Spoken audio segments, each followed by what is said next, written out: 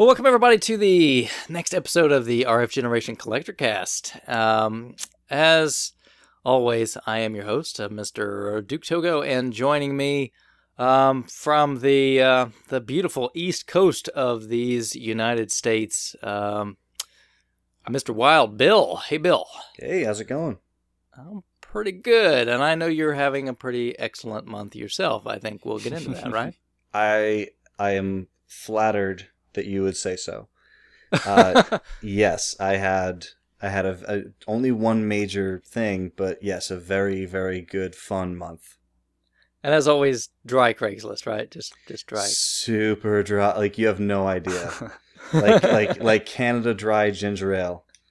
Duke, That's how dry. We're talking, and I think we've come up with the conclusion that next time you say that on air, we both get to choose a PCB from your Play Choice 10, and you can just send it to us free of charge. No, I think the thing I was going to say instead of that was we just get to pick the drought items he picks up that month. I'll send you pictures of them. But well, seriously, it has been dry. Ew. And that other voice you hear is from all the way at the other end of the continent. Mr. Crabmaster 2000. Hey, Krabby. Hey. Boy, well, it seems like it's been way too long since the last time we did one of these things, and Way probably because it too has long. been. Yeah, it's been a while due to life circumstances, both good things and bad things, but glad to be back on with both you guys. Yeah, so to our ravenous fans, we apologize, right? We'll make it up to you somehow.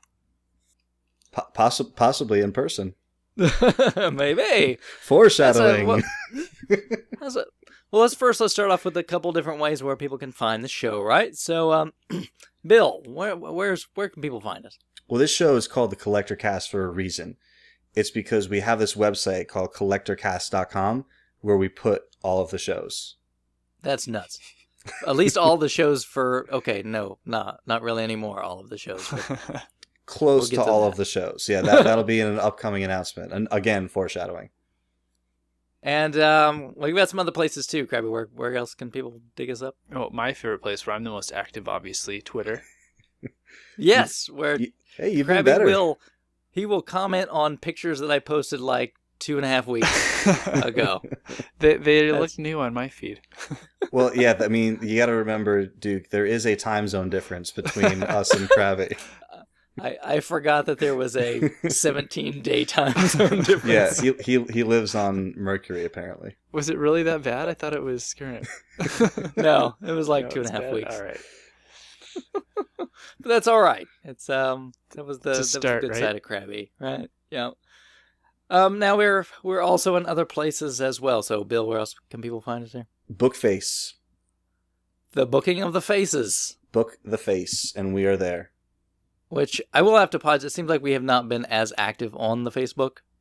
Yeah, it's So- it was really a way for. I mean, some people have Facebook, some people have Twitter, some people have both, but not everybody. So I think we have it set right now that our Twitter comments go to Facebook, but Yes. yeah, comments that happen on Facebook should be part of the conversation. So we're going to try to get a little bit better about including that in the discussion.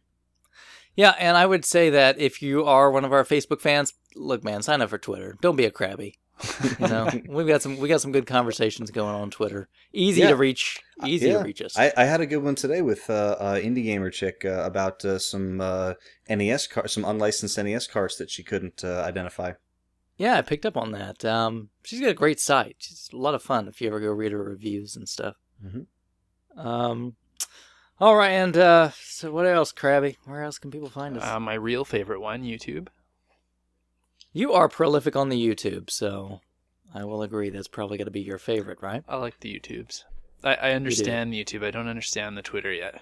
Working on it. All the tweetings is difficult for you. I get it. It is, yeah.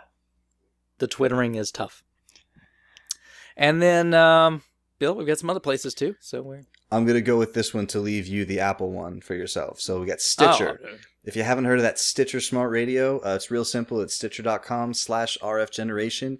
We do have a promo code, which is just simply RFGeneration, and that just helps us out if you enter that promo code in. And it's a cool way to get podcasts if you haven't tried it out yet. Yeah, it's a nice little thing. And then, as Bill foreshadowed there, we're also on iTunes. You can find us there on iTunes. And we also kind of have a website that we kind of call home, which is, you could probably guess by now, rfgeneration.com. So you want to come and interact with us, come over, join the forums. There's also a great collection tracking tool, great community of folks, and we see a few of you that have migrated over there. We're glad to see you. So welcome aboard. Now, a couple things about the show right before we get too far into it is kind of what we hinted to a little bit, and that is some of the older shows you will see dropping off of the Podomatic, the Collectorcast site, and those will also drop them off of our feeds in iTunes and whatnot. There will be some news coming about that in the future about where you can find those, but in the meantime, you can always remember, just go to YouTube, search for Collectorcast. You can find all of our episodes, even the first ones, right there on YouTube in the meantime. And then soon enough, we'll have another avenue for you guys to go and pick up some of the older shows if you're interested. So never fear, they'll be back shortly. And then, Bill, I think you alluded, we're going to be hitting a road trip or something, right? Yeah, I mean, this is going to be cool. So we've had this planned for a little bit. We just wanted to make sure we were all confirmed and ready to go. So we can now announce that 2/3 of the Collector Cast will be at the Too Many Games Retro Game Expo in Philadelphia, Pennsylvania, June 14th, 15th, 16th. There are still tickets available. There's Saturday tickets, Sunday tickets, and 3 days, so Friday, Saturday, Sunday tickets. And we're going to be doing a live show. It's going to be it's going to set the record for the shortest show we've ever had. That it will, because we only have an hour. and I believe we're tentatively scheduled for Saturday at noon, but once that's official, we'll let you know on our various sites, and you can always check toomanygames.com. So if you're in or around the Philadelphia area and you like the retro stuff, it's actually going to have a pretty good tabletop presence, which really excites me. There's Rio Grande's going to be there, Fantasy Flight Games. If you're not familiar with tabletop, those are two of the biggest publishers of tabletop games. They make some of the best ones, and I'm going to be volunteering there all weekend, hopefully teaching people tabletop games or whatever they need me doing. So, yeah, unfortunately, it's quite a distance for Krabby, so we're already planning our next show to see if we can get him to participate. Yeah, I apologize for not being able to make this one, guys, but hopefully next time around. Yeah, definitely. If you're going to the show, get a hold of us one way or the other. If we've got some people that want to do it, I think we'd love to do like a meetup in the evening, and totally. Maybe we could catch some dinner and chit chat about some games. And if you're a listener, we would love to hear from you and love to get a chance to meet you, and hopefully we'll get a chance to do that. So again, contact us if we've got enough people interested. We'll try to make something happen. Yeah. And coming along with me from Indiana all the way out there is John White, who you heard an interview several episodes ago, is the homebrew creator of Assimilates, so he'll be tagging along with us. So you might get a chance to meet him as well. Yeah, I didn't have a chance to play that before the interview happened. I picked it up shortly after, and that is a good game. It is. It's a lot of fun. Cool, yeah. So yeah, join us. Too Many Games. Yeah, we'll be looking forward to it. It's going to be my first time being out there at the show, so I've been to some other cons, and I'm sure this one will be pretty cool. If you've not listened to the show before, maybe this is the first time around. We're a show a little bit about game collecting, as you could probably tell from the title, and some of the first things we like to do is highlight some of the cool items that people have picked up over on rfgeneration.com, right? Yep. And if I might quickly add, sometimes when some of my friends who aren't game collectors, they find out that I'm part of a podcast with the site, they're like, "Oh, what's that about?" And it's like, well, we do a pretty big show, like about once a month, and for the most part, we just talk about some of the cool things that our members have picked up. And some of my more like bluntly honest friends are like, "Wow, that sounds really awfully boring," and I'm like, no, really. It's I promise it's good. That's the thing, like it's and even people on the site have said it before. Like, if someone just told me that you're going to talk about stuff people pick up for a couple hours, I'd say that doesn't sound good. But somehow it's kind of like when you hang out with your friends and you talk about, like the cool things you picked up. So hopefully it's entertaining, and if you enjoy it, let us know. If not, let us know what we can do better. But we've been having fun with it. Yeah, and it's not like we're going to sit and read you a running list for like 2 hours straight. Item 1. Dragon Warrior Cart. we always like to talk about the games people are picking up.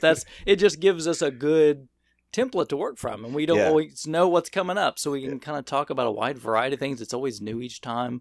Yeah, and hopefully it sparks a conversation that goes off on a crazy tangent that has nothing to do with what we're talking about. That's our show. Yes, that's exactly. Goal.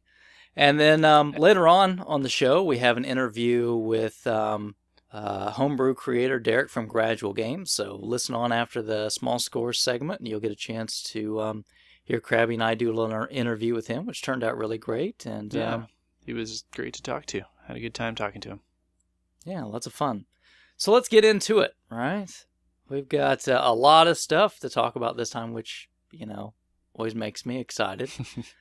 So why don't we start off right at the very tip top with Techie 413, right? I think he just went out and just like went out and said, okay, I'm just going to pick up just a garbage truck full of just some basic titles, right? Yeah, he actually does this a lot. Well, why wouldn't you, right? Yeah. Oh, yeah. I'm not saying it's a bad thing to do, but yeah, I mean, he normally is kind of like me. Like, I don't normally buy just one or two things if I can help it. I try to buy like a whole bunch of things for a good price, and he kind of seems like he's in a similar vein. Yeah, and I mean, like, did he buy every sports title that's available? I mean, yeah. It looks like. Maybe there's like a few missing, but when you talk about PlayStation 2, Xbox, and then there's a little bit of PlayStation 1 and Dreamcast thrown in, I mean, there's a ton of games in there.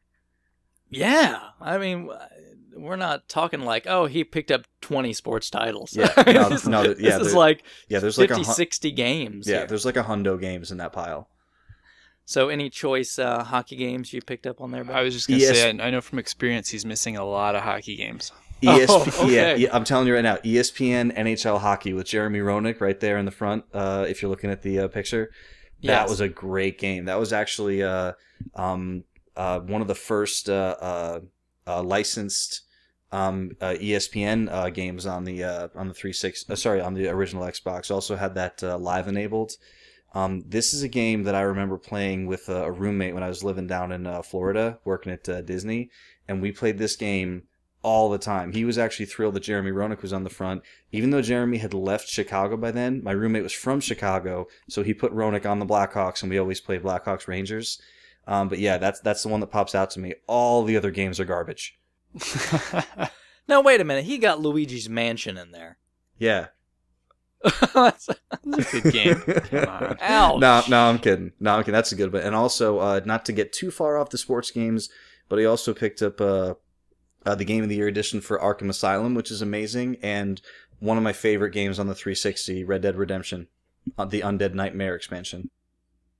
Samurai Showdown's sweet too. Yeah, and Manhunt, I've heard horrible things, but I've not played it. Yeah, I've heard good things in a horrible way. Like, it's how it's like really, kind of graphic, and didn't that cause like a big like media uproar when it came out? Like, Arr. Yeah, I think Manhunt 2 was the one that was like even like worse than that, right? Yeah. It's pretty much like, how bad can we push this? Mm-hmm. And I guess they found out, right? Because when they're like, some countries banned it, I think. Yeah, I mean, Australia bans everything though. Yeah, they're no fun. Them in Germany. They seem like they're getting better lately. Did I tell you that I recently found out Portal 2 was banned over there because of the way GLaDOS speaks to you the entire game, how she's like berating you the whole time? That's why it was kidding like, me. No, not like, you can look it up. It's not for language, not for violence. It's just like it's supposed to be funny because she's supposed to be angry with you for, spoiler alert, killing her in the first game. But like, you look up the Australian rating and it was like banned for the way that she berates you the whole game. And when you say spoiler, Bill, you have to pause for a second. No. Portal 1. So you send all your comments to Wild Bill 52. but copy NES rules because he's my moderator. He'll send me a report card at the end of the show. So I'm curious. We've got a couple. I know we get a couple downloads from Australia and kind of New Zealand area of the show usually every month, and I'm not sure exactly who those folks are. So, feel free to let us know what you think about that kind of policy there. I'd love to talk to someone from there about that. Yeah, for sure. And he also picked up a couple other items, or a couple. One of those I was kind of a little jealous about. So what else did he grab? Was that the power set? Yeah. Yeah, I'm jealous of that one too. Oh, you guys don't have a power set? No. I don't have any boxes for. Oh, really? And I don't have any. None I'll whatsoever. Have to keep that in mind. Zero. I've had more than that up here. That Would you like me. Would you like some boxes, Duke? I would like an NES box. Okay. I see control and action boxes here all the time. I didn't know you didn't have one. Oh yeah. If you want one with one of those sweet Mattel logos, I'll keep my eyes open. Oh, I would like that. I think I would like that more. All right. Oh well, fine. Yeah, I've gone through several, so I'll keep my eyes open. I had this wonderful idea that was not a wonderful. This is irony. This is irony. So there was a time in my late 20s where I thought, I'm done with some of this stuff, right? Like, Oh no. Yeah. So I had a lot of system boxes and I just pitched them. Oh, that's too bad. And I didn't get very in games. I didn't go that far because thank God something in my head snapped. But so we're getting a little glimpse into your psyche and why you have this hatred for cardboard now. No, no, it wasn't anything. It was like NES box, Genesis box, Sega CD box. It wasn't like, oh my gosh, but right. It wasn't like, oh, I'm pitching out Neo Geo boxes or something like that. But yeah, I shouldn't have done that. Because I thought, well, I'm gonna, I was looking for, I don't know, it was stupidity. That's what I was looking for. So the lesson is, if you're young, there will come this time where your brain will say, look, it's time to give it, just don't. Just tell your brain, just rent a storage space. Yep. It's like I always say, it's only money, you can always get more. Yeah, you can. No, don't. And then he also got a couple games though, right? A couple NES games.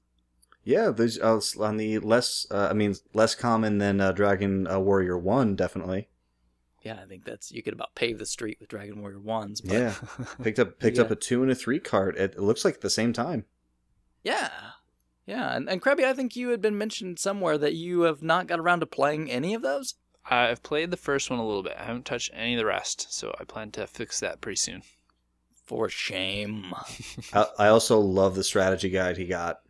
Yeah, what did he get?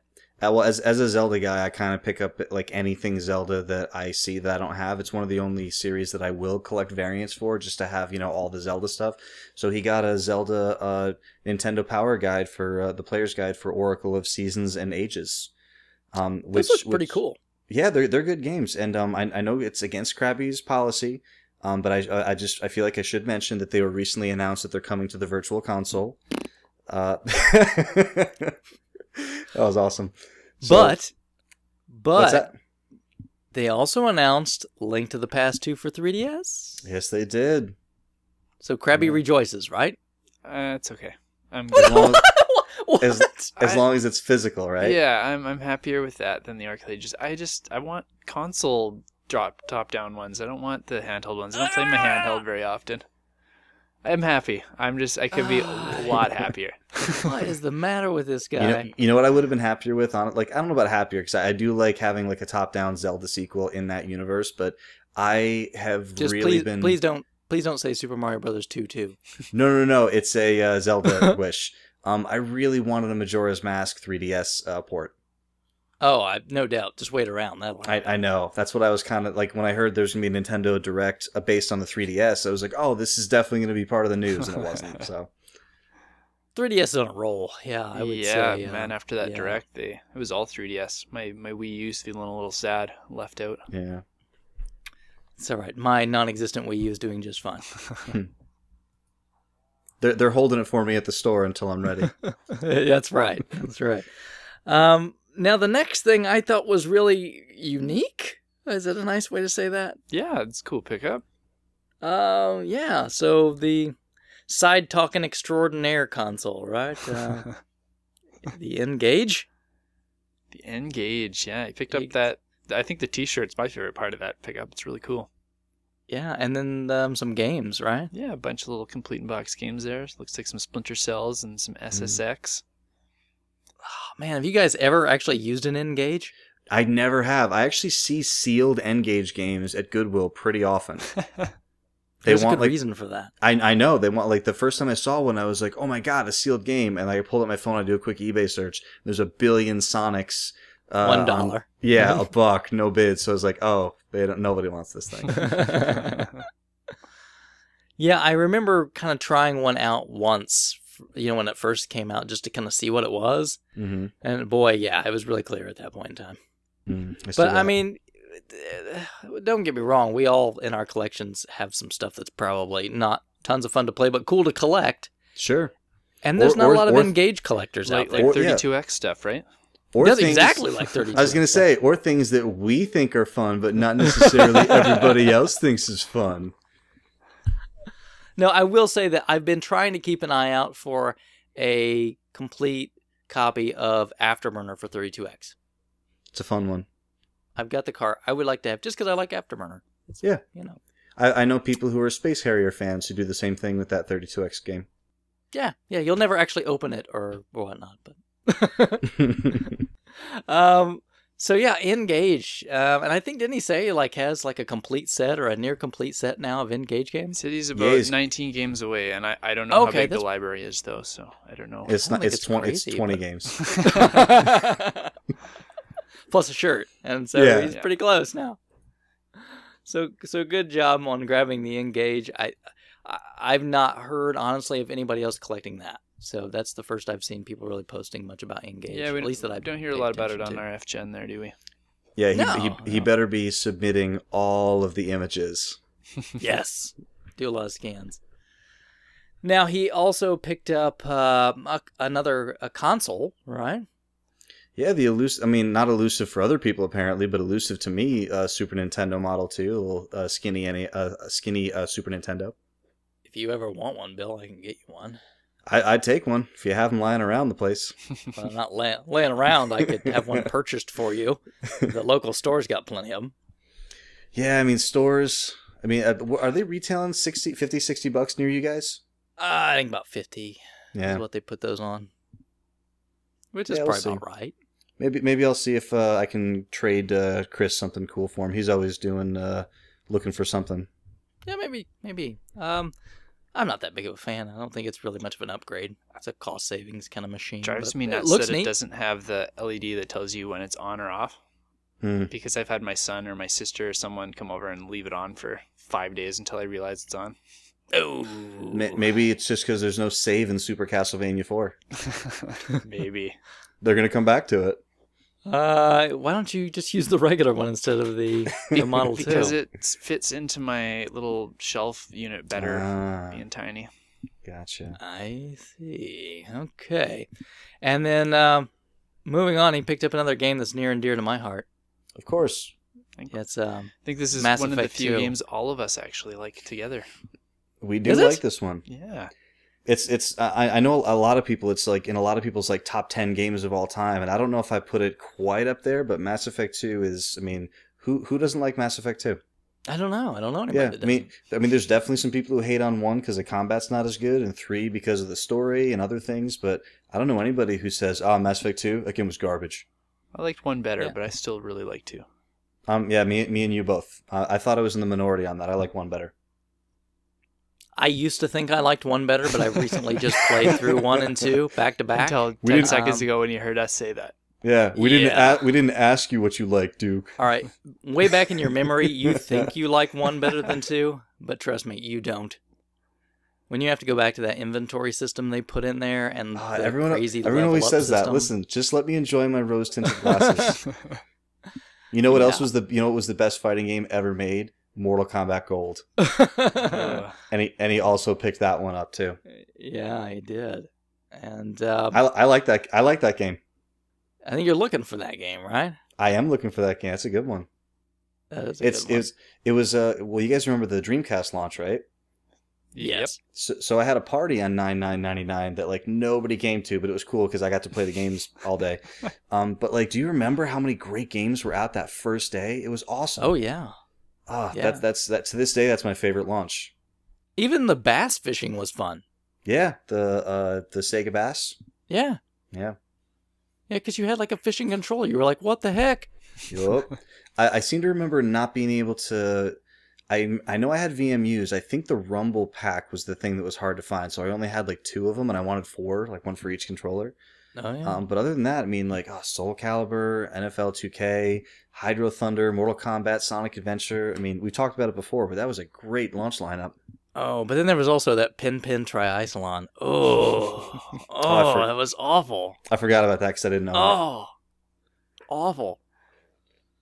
Recently played that one again. Oh man, not good.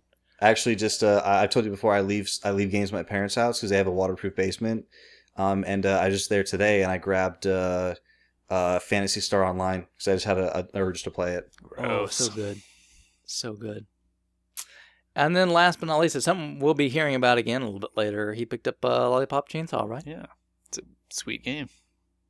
Yes, it is. Well, you know what little exposure I've had to it, but it's one I want to find that one, but I'm waiting for a cheap copy. So it's getting down there. I'm sure you can find it in the bargain bin any day now. I got mine for pretty cheap. Yeah, I don't have any money. I've got to save up for stupid Mass Effect 3 DLC. You know how expensive that stuff is? It's not bad. It's like 10 or 15 bucks.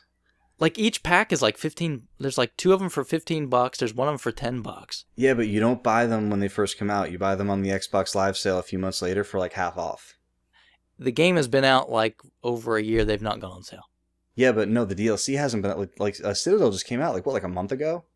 Yeah, but I mean the other ones. So by the middle of summer, you'll have an all Mass Effect. Don't calm down. It's gonna be okay. See, here's the problem. I just finished playing through 1 and 2, like 100%. Like I just did an Insanity run, all the DLC on 2, right? And I want to just jump right on and do all of 3. I got you. I understand where you're coming from, but play something in your backlog. It'll be there when it goes on sale. Irritating. All right, so good job, Techie. You gave me a chance to talk about Mass Effect 2, so congrats. And up next, we've got Mr. Moonraker Fats. Great name. It is. A lot of great names. I always think of Fats Domino. Yeah, same thing. Really? I'm always the James Bond guy then? Well, yeah, Moonraker, right? Yeah, I focus on the Fats. So he picked up a couple nice things. So one of my Persona favorites. game, right? Number 3, FES. It is. You like Persona, Crab? Oh, I love it. I was kind of getting out of RPGs, and then I played that game, and it just like totally sucked me in. It was just unbelievable. Okay. 3 and 4 are amazing. Do you need to play earlier ones, or can you jump into 3? No, 3 was the first one I ever played, and cool. Yeah, it's unbelievable. I had such a blast with that. I'll have to add it to the list. What's the difference between just 3 and the FES? It's got the DLC attached to it there. Oh, okay. It's got some like extra prologue missions with one of the characters and a little bit of extra content added in there. I think I've got both copies, but I think I've only ever plugged in just 3. So you're not missing anything important to the story, but if you're going to start one from scratch, you should probably start FES. Oh, okay. And that was also on the PSP, right? Yeah, I think they ported it over there, and same thing, added a bunch of more stuff onto it even. I think I might even have the PSP version. I don't know. I have to go look. So very good. And boy, there's some guy on the show that really likes silver box Konami games, right? I really do. And Castlevania 2, probably the best Castlevania game ever made. Oh, but come on, man. I only said that for your come on man reaction. Every time. All right, yes. I mean, Konami silver box games, yeah, they're kind of my jam. And I do have one coming up. I can't remember if I made the cutoff for last month or not, but I'll mention it again later on my stuff. But yeah, very nice Castlevania 2. We'll just all go back and talk about our coolest pickups every episode from now on. Yeah, it's That's just better than what I got this month. It's just going to be a reminder about why you don't like me.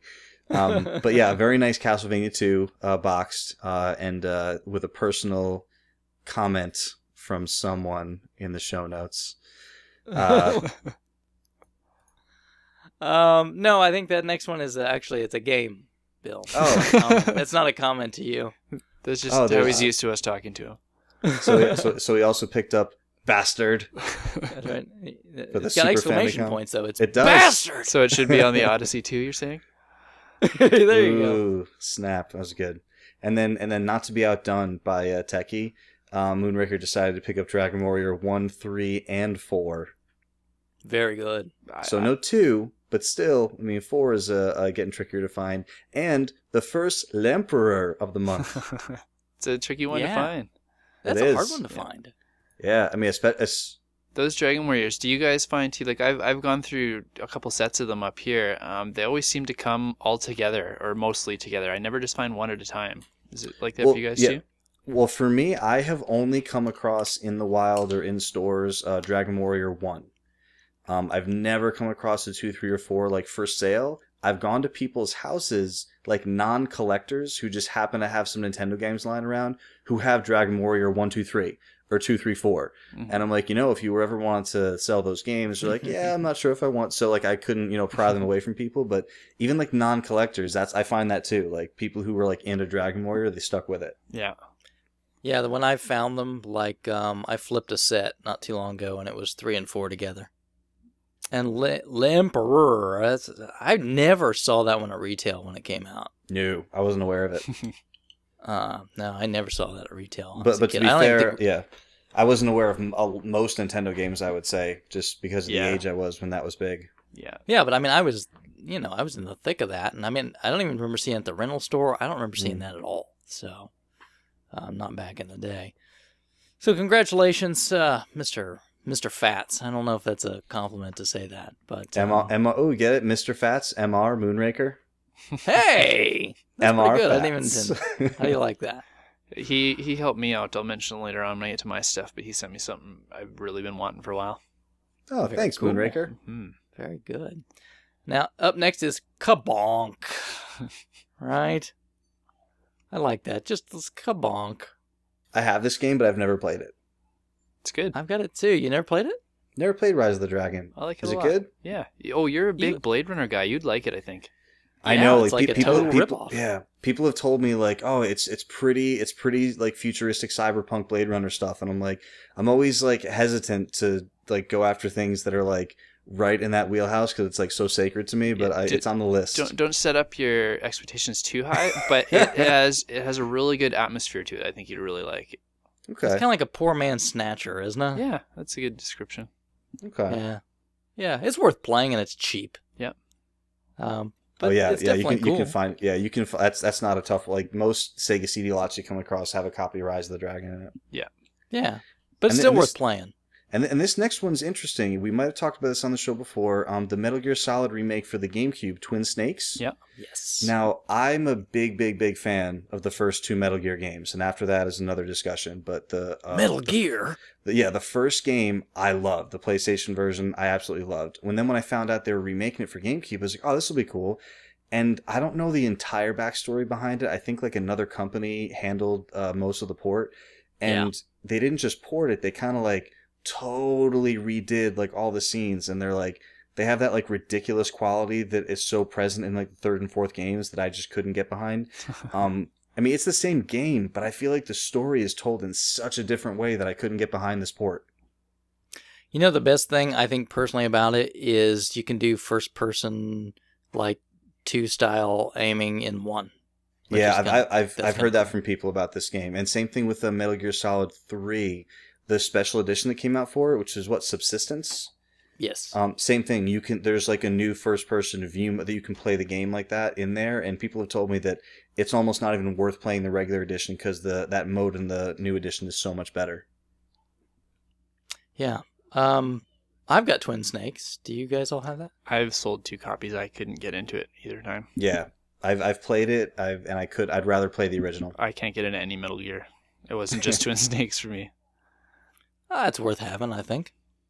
It definitely has the it's just Metal Gear Solid 2 graphics sewn on to Metal Gear Solid 1, right? I mean, that's just it. And there's a rumor that Konami just registered like a domain for like Metal Gear Legacy Collection, which is supposedly the first 4 games on a disc. So and the PSP one also, I think. Oh yeah, Peacemaker, yeah.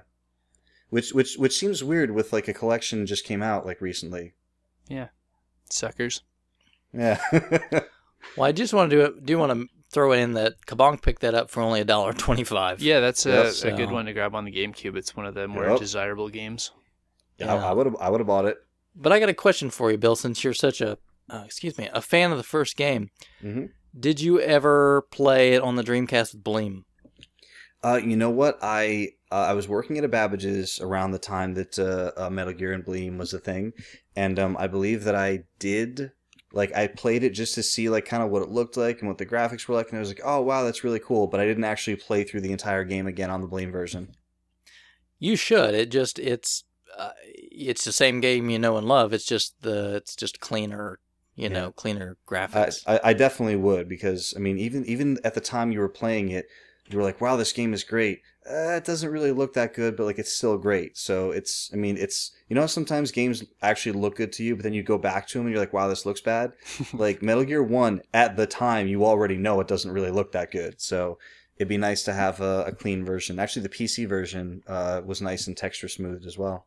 Oh, okay. There you go. But I would recommend, Bill, if you can find that Bleem disc and try it out. I think you'd like it. I will list it. And he also got, which I think has been kind of a thing. Nintendo just released the Pikachu 3DS. Yeah, dude, my favorite model. Awesome. Good for you for finding this, because apparently, like from what I hear from my people at retail who like still have retail jobs, this thing's impossible to find. Really? Hot item. Yeah, I heard at PAX, which I think somebody went to, that there were some that were there as well. Is that what? Did you see some? I saw I didn't see any at the Nintendo booth. I saw people just walking around with them, but PAX is where I street pass once a year. I can walk around like my town or city or drive around for days and get 2 or 3 street passes, but you have 10 street passes within a couple minutes at PAX, and you get hundreds a day. So that's where where I saw most were just people like walking around with 3DSs. But I have a friend who was looking for a 3DS, and she really wanted to find one of these, and her boyfriend works at Best Buy, and he's like, nope, you cannot find them. Yeah, they're really popular, for whatever reason. Yeah. What do you mean for whatever reason? Because they're awesome. You see them? Do you have one, Crab? No. We've got a regular sized. Whenever we upgrade to the XL, I'd love to get the Pikachu one. I was not a Pokemon person, so. No, I wasn't a Pokemaniac. It's still sweet yellow color. It's awesome. Electric Rats didn't do it for me. So Duke, you're probably the expert on this next batch here. Anything awesome in this lot? Actually, I need to mention that this is part of Moonraker Fat's pickups for the month, not Kabong's. This big lot that we're talking about. Oh, okay, because it was slightly off on my list here. Yeah. Oh, so this is the top-notch prep work that we do before the show. Yes. You're hearing it right here. I couldn't ninja edit this in, but I'm just not gonna. Yeah, so Kabonk totally helped Moonraker Fats pick this lot out. Somehow it's magically connected, we can just assume. No, Moonraker Fats, then, yeah, he picked up a big lot of Super Fammy carts, and just he did an excellent job.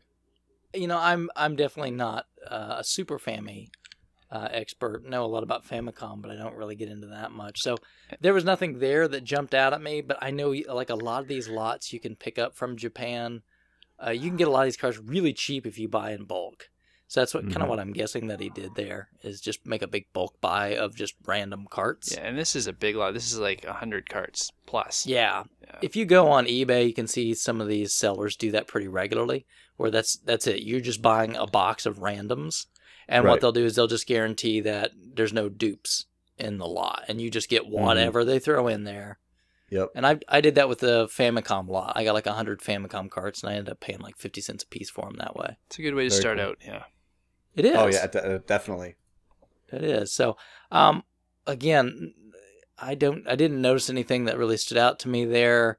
But that's a good way to get. I mean, things like here that you would say, oh man, like Chrono Triggers and Final Fantasy V, Final Fantasy VI. I mean, over there, like $5-6 or something. You know what I mean? They're dirt common. Yeah, I've actually got a contact in Japan right now. Some of you may know that I have with a short list looking out for some things for me. So, crossing my fingers. There you go. Gimmick should be at the top of your list. But yeah, well, good, very good. Now moving on, we have gamer Nick, right? Yeah, good month. Yeah, he had a really good month, I think. So we're definitely going to just hit some of the highlights, but he picked up a lot of NES stuff, and he picked up a loose cart that stood out to me, and that was Ninja Kid. That's a little harder to pick up in terms like the early NES titles, right?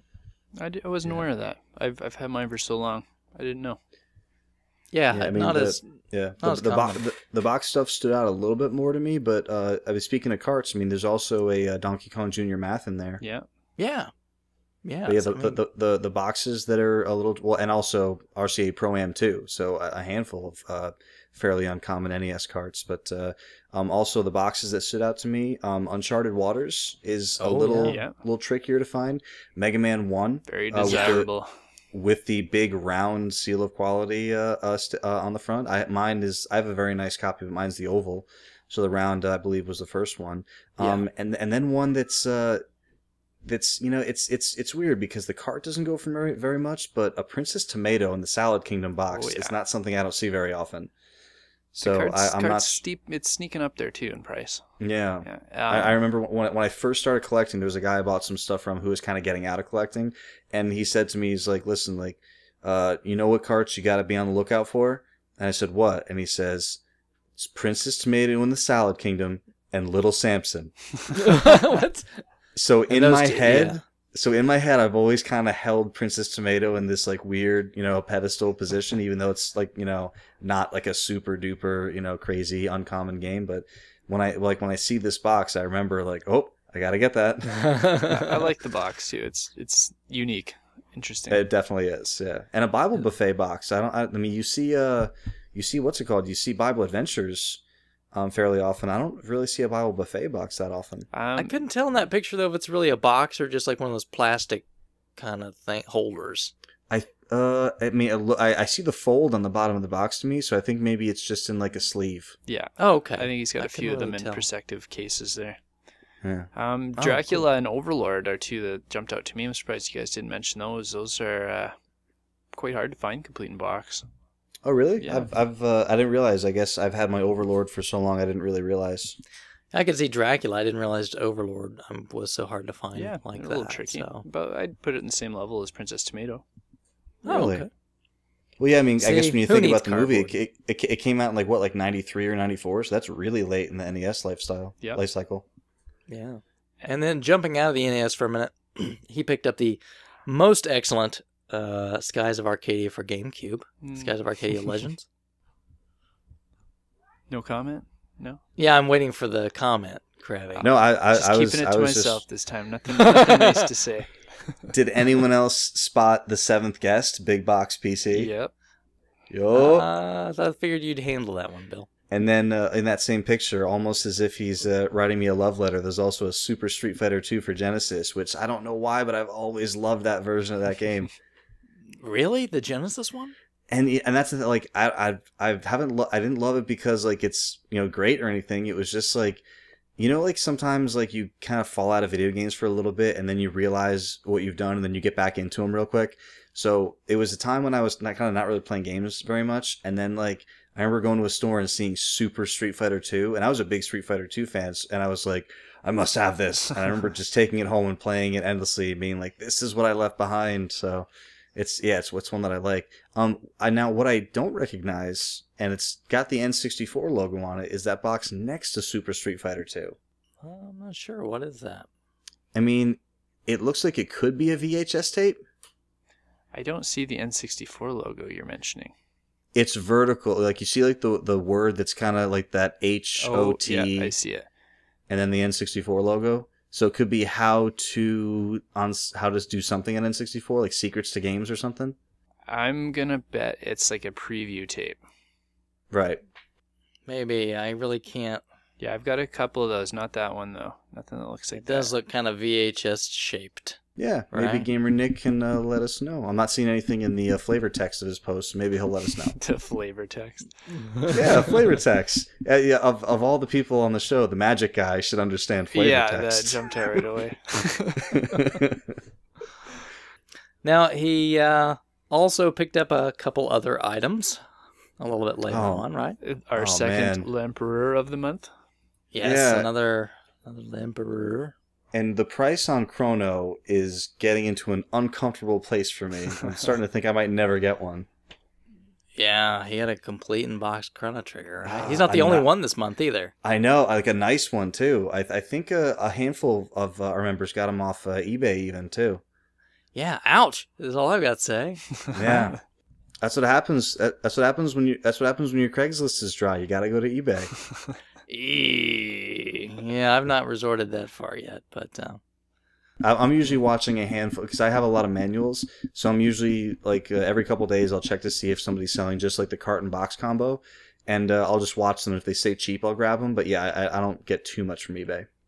yeah, I'm scanning through, and maybe I was thinking somebody else got a copy, and I don't know if somebody else got a complete copy, but there was another person I think that picked up a Chrono Trigger. So anyway, very good, very good.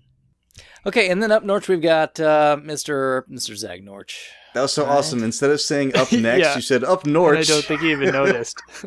Okay, up Norch, we got Norch. Oh, that was awesome. One of my favorite books. Yeah. If you want to know how to win a Nintendo, what book do you need, Crab? You need to check out the prolific writer Jeff Roven's books. How to Win at Nintendo. How many were there? 3? There was a sports one on top of that bunch. too, and yeah, there's a bunch. Yeah, there's a bunch. So I think this month he picked up like 2 copies of the How to Win at Super Nintendo or something like that, and then one of the regular one. I mean, I've got several of those books, and I keep telling myself I'm gonna go track the other ones down just to make sure I got a full set. But if anyone anywhere could ever help us find Mr. Jeff Roven, I think we would love to interview him. Oh gosh, search him out on Facebook there. I've looked on the internet to try to see. He's written a lot of books, even like some Tom Clancy series novels. Wow. But I really couldn't track down like a contact. Maybe it's like a pen name. That's not his real name. I don't know. It was Howard Phillips all along. But no, super prolific writer. If you look at his list. Exactly. Yeah, I mean, it's not just Nintendo books. Like he's tons. Yeah, tons of books, and he's been in like what is it? It was the New Yorker, or was it the New York Times? I can't remember. But yeah, but then on top of that, he's like, oh, and on top of that, there's Nintendo, Super Nintendo, Sega, Conquering, Genesis, like all of these other books, and yeah, he's been around for a while. He's about 60 years old now. Yeah, we got to track this guy down. Yeah, he's got to be around. Yeah. Now he did have another pen. Do you say you didn't know his pen name? No, I didn't. No, he has another pen. I didn't know that. He has another name. He's written books under. It's Jim Grand. Oh, interesting. So that's also Jeff Roven. But Mr. Jeff Roven, find us, please. Gotta find him. Yeah, if anybody knows Jeff Roven, like a listener to the show has to know. Like 7 Degrees to Kevin Bacon, right? Someone's got to know Jeff Roven. I thought it was 6 degrees. No, well, it's 7 to Jeff Roven though. He needs because of the time zone difference between Canada and East United States. It's 7 now. Gotcha. Now this next one, Krabby, I hear you lament about this next one a lot. A Dreamcast keyboard. Yeah, I still can't type any zombies away. You got a nice boxed one. I did. I haven't mentioned that yet. I was trying to foreshadow. Oh. You ruined it. Oh. Sorry. So you do have one or you don't have one? Yeah, I was mentioning I got something in the mail from Moonraker. He snap. sent me it, and it looks like it's never been used. Like it's still in the plastic wrap inside and everything. It is awesome. So I wouldn't be able to use it.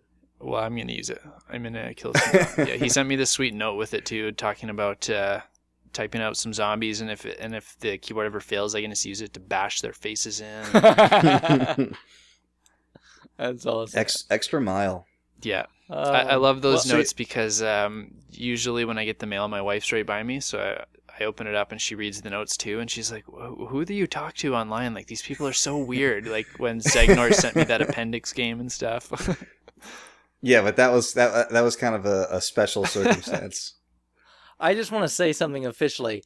I wasn't trying to ruin your thing. I was trying to say that he got a boxed Dreamcast keyboard. I thought you were talking about my boxed one. No. He got one. Mine's nicer than his. Edit this whole thing out. So technically speaking, you ruined your own thing. Idiot. What else did Zag get? He got big Nintendo. He always gets what? He's like the biggest honey hole game of Goodwills ever. Yeah, well, that's why he has a business named after himself. Well, yeah, because he finds everything. Oh. What did he get? Did he get like Turtles in Time for Super Nintendo? Yeah, and got some, like a bunch of other Mario games, right? Kart, some Super Mario World, some Donkey Kong Country, and then for like the N64, you got both the Zeldas and some awesome Quest 64. Yeah. And as far as somebody who's like going to resell, like not like a ton of things that are like $1 billion worth, but like quick flipping items. Yeah. Those are what you want. Those are what people are looking for, right? They want Zelda, they want Mario, they want Donkey Kong. Exactly. Yeah. Yep, they want GoldenEye, they want Lion King, they want like, all the games, like everything he has is quick flip. Yeah. Yeah. And then he also came across a couple PlayStation games really nice for like $250 each, and I know Bill probably one of these is going to burn your bacon, but he picked up Saga Frontier 2. Yes, he did. And then Black Label Final Fantasy 7 and 8, $250 a piece. Man, quick flips again, yeah. Yeah, seriously, especially if Final Fantasy 7 has the typo. Oh yeah, I wonder if you checked for that. Mine copy doesn't. I got mine at launch and it doesn't have that. That's not right. I've never bothered to check mine. I don't know. Yeah, I pre-ordered mine. For a while, they weren't really people the typo wasn't really getting any attention, but now that it's trickier to come across the game at all, the typo seems to be going for a bit more. So they must have caught it pretty early. Yeah, there's apparently, it's weird because I feel like I've seen or heard about a bunch of them, but there are copies at launch. I guess it depends on what area of the country you were in, because one entire shipment or a few entire shipments had it. Yeah, because I had pre-ordered mine, the whole thing, and I didn't have that. So there you go. Yeah, That's what I did for pre-ordering. Yeah, totally.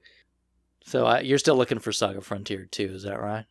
Yes. Yeah, the Saga Frontier still need Legend of that's one of the other subsets I'm going after is all the Square PlayStation games. So a handful of the higher profile ones like Einhander, Legend of Mana, a couple more on the list, but and I have a buddy of mine who's telling me, who's not a collector, but he's telling me, you're never going to find Suikoden 2.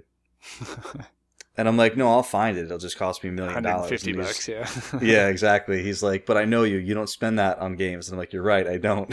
So that's one of those games though that, because of the obscure name to it and stuff, it's not something people know, so you can find it under the radar at a garage sale or pawn shop or something. Exactly, yeah. He's like, I don't feel like you're looking for PlayStation games, so you probably won't come across it. And I'm like, yeah, but I'm in the ballpark.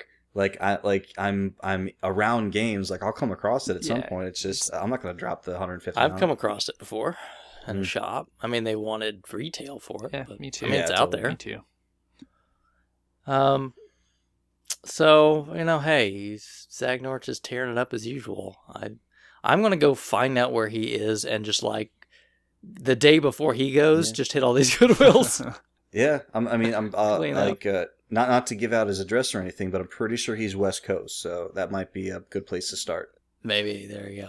I don't know. So good luck. I have to say, man, don't get me wrong, if that's me, I'm doing the same thing. Yeah. You know what I mean? I'd be raking it in and flipping them like there's no tomorrow. So more power to you, man. I got you. Yep. Yeah, and if you need to hire someone part-time just to help you moon rake all that stuff in, I'll give you a hand. We'll work for games, right? Yep. I would. Now, Bill, I'm going to let you take pretty much this whole next thank you so much. Raise your knuckles. Raise your knuckles. I wanted to do the first one. You can do the first one. Well, the first one, it's weird. It's a game about very quiet mouthwash. Is service a mouthwash? Oh, I'm That's sorry. over my I think head. you're thinking Silent Scope. I was thinking Silent Scope. I'm sorry. There we go. That has nothing to do with our podcast whatsoever. Nope. I could have actually bought a Silent Scope machine up here. Oh, Really? that's on my list of someday. It needed some work, so I passed on it, but it was interesting. I've never seen one before. So Razor Knuckles joined the Cool Kids Club, right? So he Sure is now a did. proud owner of Silent Service. Yeah. The #1 sub-simulation game on the NES. With graphics. It does have graphics, yes. I always love games that said like great graphics or ultra graphics. Like I just want a game with just graphics, just regular graphics. Well, let me put this out there. If anybody has any copies of Silent Service that you don't want, and you want to contact one of us, it would be fun if you just want to give them away and, you just want to get them out of your house. We would love to have some to take to this next con so we can just maybe during Build our a throne panel for Bill just to sit on stage with. we could just like toss them out to the members in the audience, right? Just wing out some Silent Services or something. That was one of our ideas for giveaways was copies of Silent Service. So if anyone has like a local store with like 80 copies that just wants to get rid of them for like 20 cents each, we'll buy them from you. Yeah. It'd have to be dirt cheap, but Yeah. it would be a lot of fun. But I think the rest of it definitely, Bill, is up your alley. All right, so I know that Shadow is still fuming at this. Fuming. Yeah, oh, yeah, a little jealous. Fuming. No, not jealous. Fuming. So Pitfall for the 32X, for those of you who aren't, for the uninitiated who don't know how awesome the 32X is. Which is everybody. Yeah, for everybody. No one out knows. So when I first got into seriously collecting again, I remember chatting up with Shadow and Tinstar and a couple of the guys who were kind of Sega guys. And like everyone else, I thought that Spider-Man was the hardest one to find, and they all told me no, it's not the hardest to find. It's actually pretty common. It's just really expensive. But one of the hardest games, probably the hardest game to find for the 32X, complete in box, is Pitfall for 32X. Including the poster. Now, the poster is the same as a couple other versions of the game that came out, because it came out for like every platform in the world. But the poster says 32X on it instead of like Genesis or Super Nintendo or whatever. So when I got my copy, I emailed, like, someone put it up on Sega Age for like $40. Which I kind of thought was like, I was like, that doesn't seem right. That sounds like way too low. At least I thought. So I emailed Shadow and I sent the link and I was like, hey, is this a good price for Pitfall with the poster and everything? And he sent me back like all caps, like, holy shit, yes, buy it right now. And so I got it, and he was very nice. Congratulations, but he said, but like ever since then, he's like not been able to find it. So he's like, I should have just bought that copy in the link. Undercut you like, no, it's a horrible deal. No, that's Stay terrible. away. And then like 6 months later, post like, oh, I just found this recently. But yeah, so Razor Knuckles was lucky enough to find it complete with the manual, with the poster, everything for $3. That's a fantastic price. That's close to what Tinstar got his for. I think Tinstar bought his for like $5 or $10 too. Yeah, he didn't get the game though in it.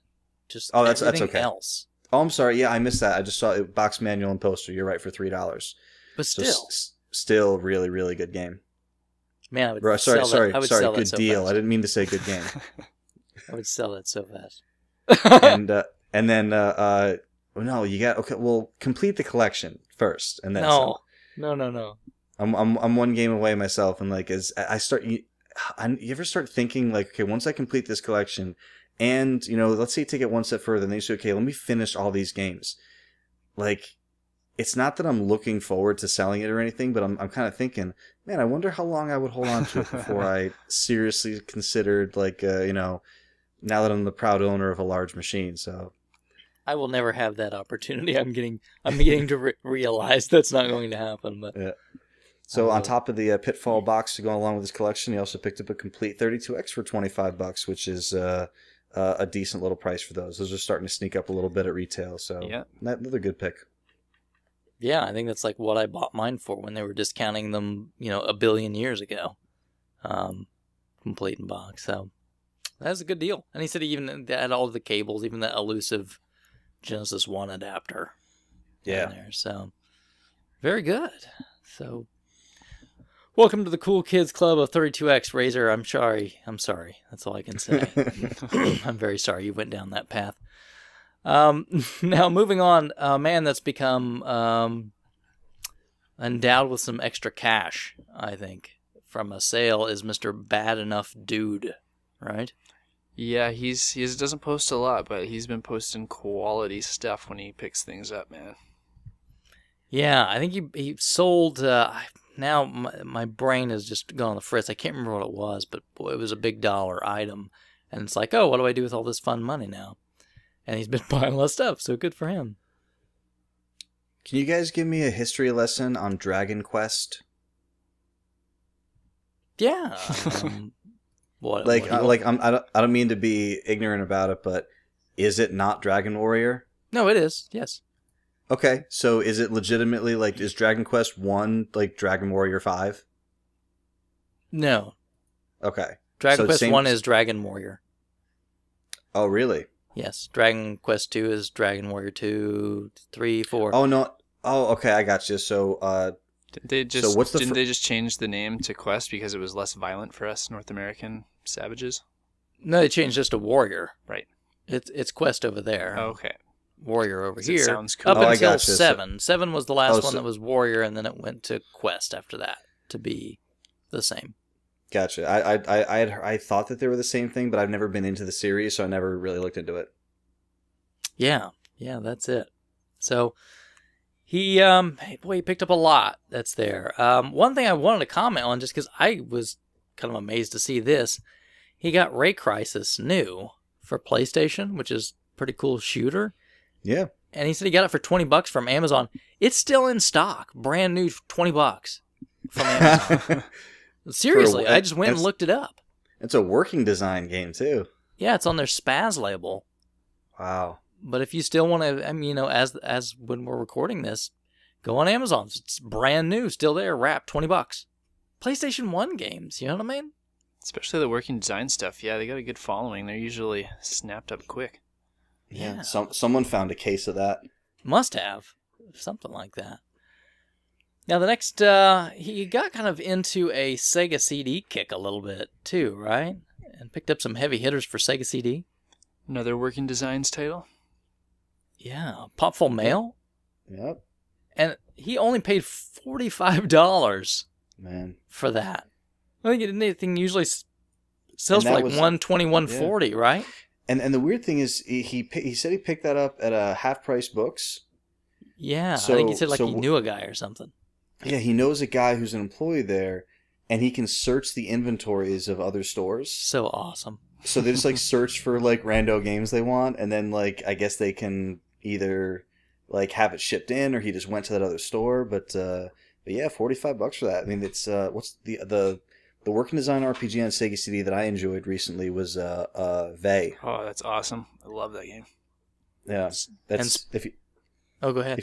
I was just gonna say, if you're going after if you're a Sega CD / RPG guy, it's a really, really good one to grab, and it's not terribly expensive. Well, and speaking of Vey, he picked that up as well, right? He got that one. He also got Lunar for the Sega CD along with the strategy guide. Another awesome working designs game. Yeah. Now, he also picked up Soul Blazer for the Super Nintendo. I've never played that one. Are you guys familiar with that one? I am not. Haven't played it either, nope. Oh, he got that one. Looked really nice, complete in box. Yeah. It does, yeah. It's like baggies and everything. It looks like everything's in there. Yeah. He picked up one NES game, right? And a good one. I'm ashamed to tell you that I haven't played through this one to the end. Oh, you've not played Mega Man 6, huh? Not the 6th one, no. I played through all the other ones.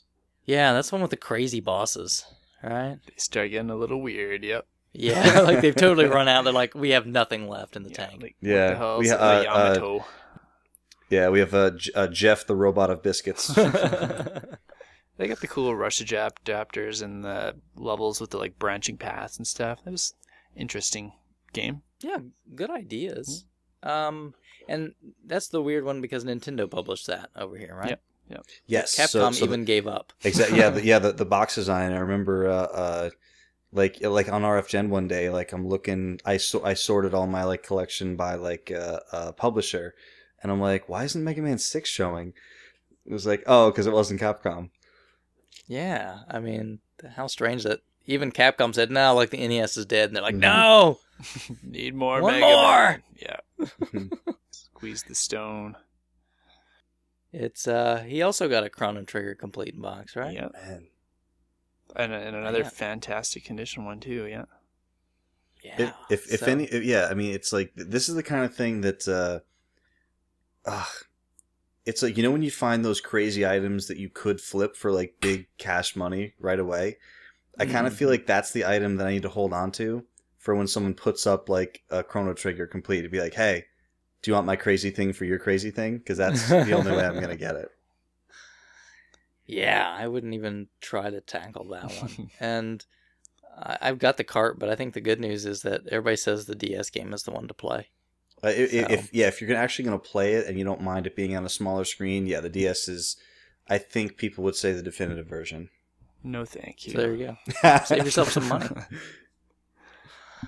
Now, he didn't stop there, though, right? No, he's been picking up lots of handheld role-playing stuff, too. Like Duke mentioned, he got some Dragon Quest games for the DS. He got the Etrian Odyssey for the 3DS. And then later on in the month, he picked up some Fire Emblem, Tactics Ogre, and Golden Sun, all complete in box for the GBA. Yeah, ouch, man. You know, Yeah. hey. And complete Dragon Warrior 2, those NES Dragon Warriors were complete, right? Yeah, 2 and 3 he picked up for the NES. Yeah, he said he snuck them good deals off eBay, and now he's got the full set all complete in box, 1, 2, 3, and 4.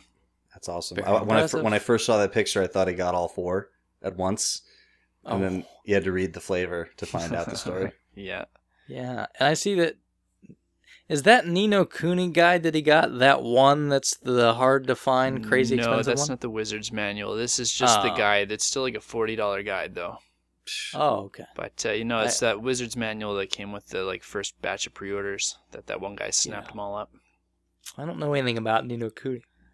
Grabbed a couple other guides, too. The Fire Emblem guide for his GBA game that he picked up, and also for the Wii game Radiant Dawn Fire Emblem. Now, I think we were just talking before the show a little bit. You really like Fire Emblem, right, Kraven? Yeah, I love it. Great series. Yeah, that's for some reason I've just never been able to quite get into it. I haven't played. So what am I missing? I haven't played all the handheld ones, but I love the GameCube and the Wii ones. They're among my favorite games. So you haven't played the GBA one at all? No, I haven't played the GBA ones. I've played the DS one and the 3DS one very briefly.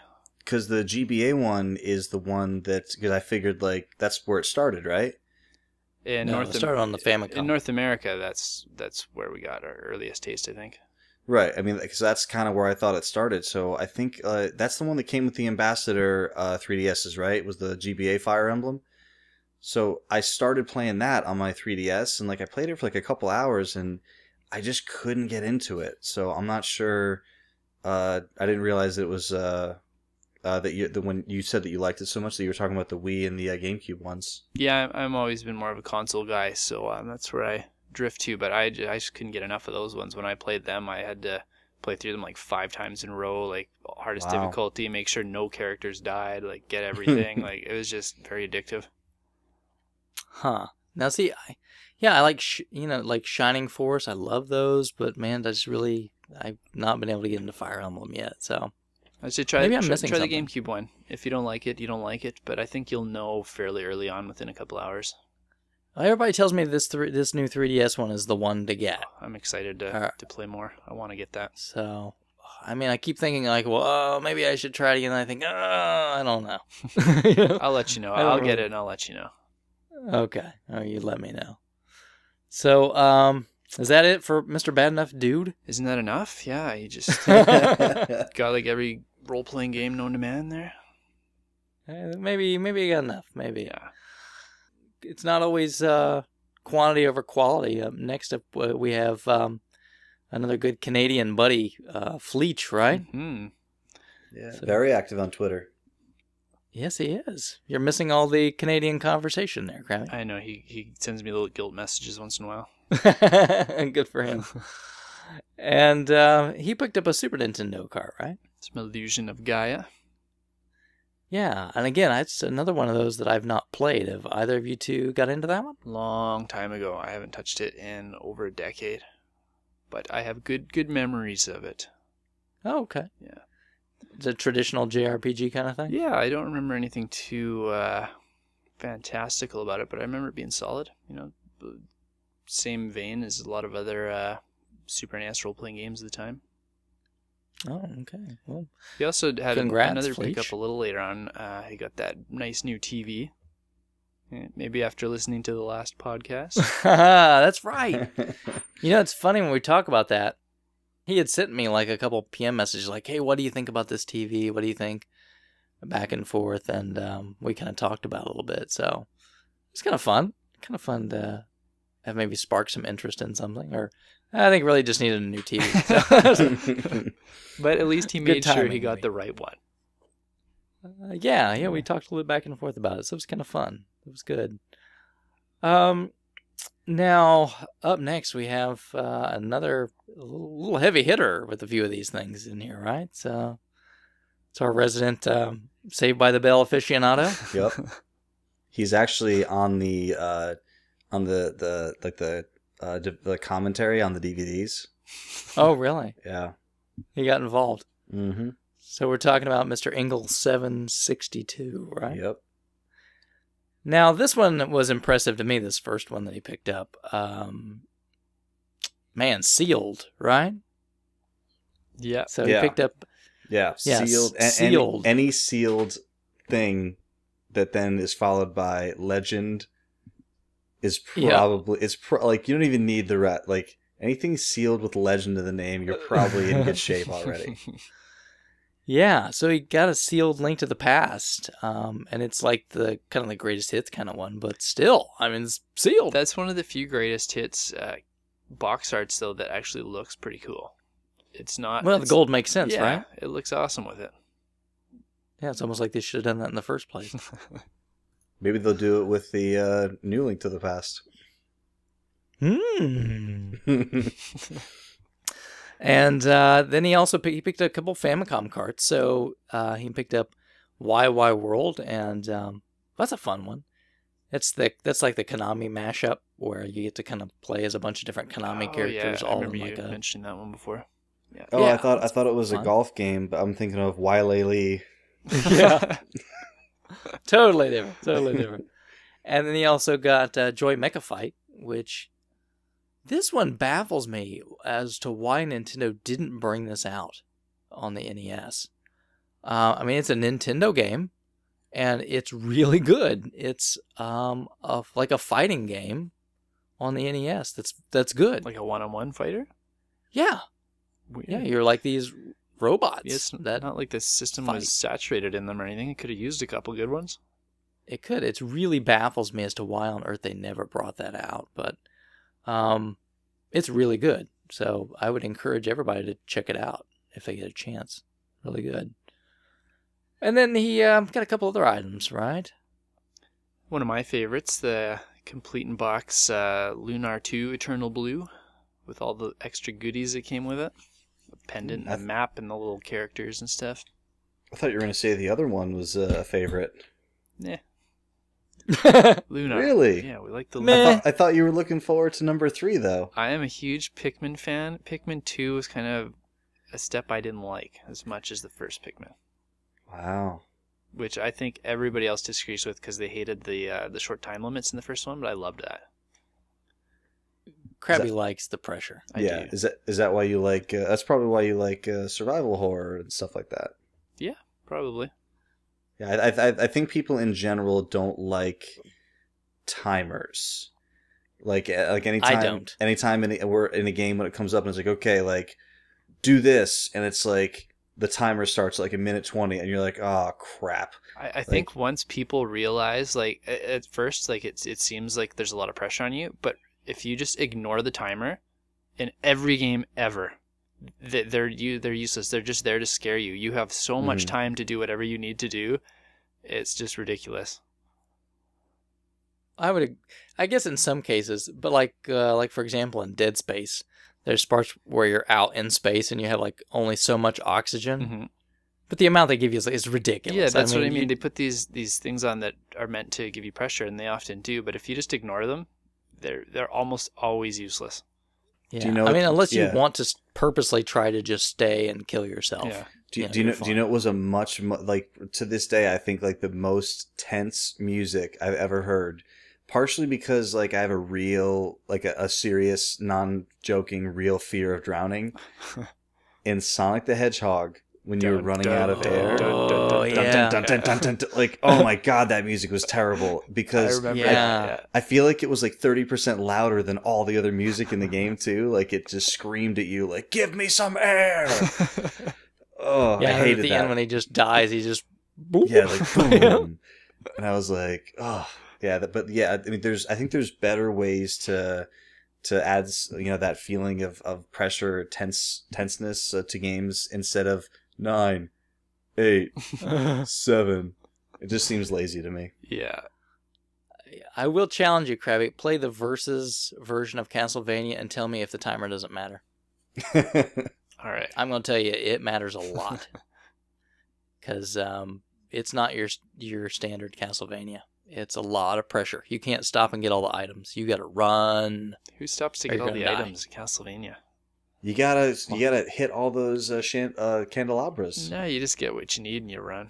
But moving on. Souza. Souza. I say Souza. He says Souza. Souza. I don't know, whatever it is. I don't drink.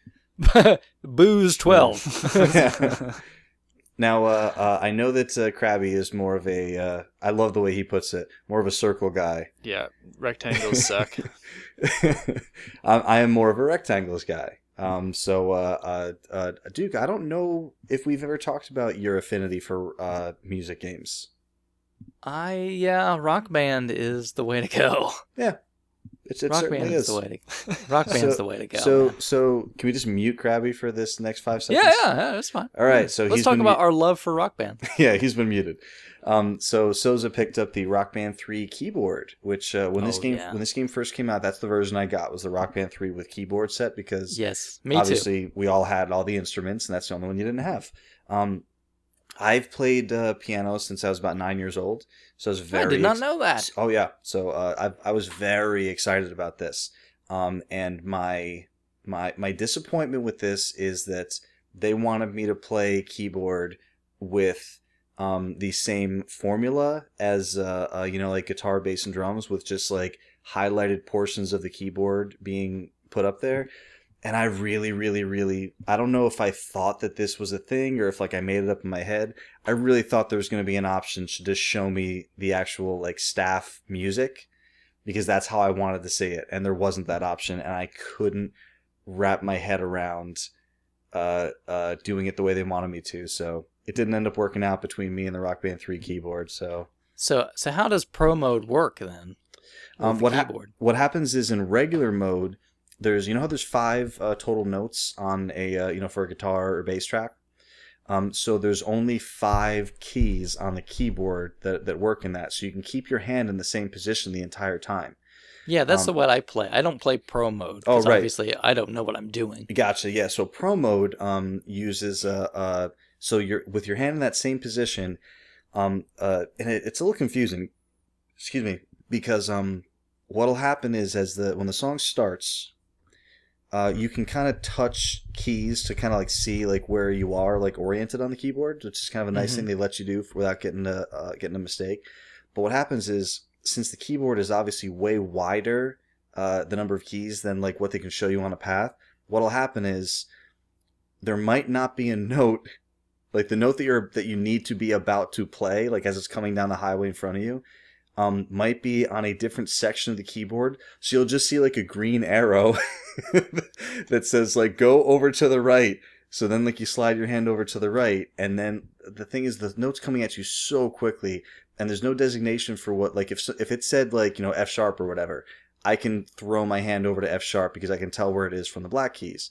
But it really was, for me, nearly impossible to like see the notes as they were coming and play them. You really had to know what the notes were ahead of time, especially since so much of the things on keyboards are chords.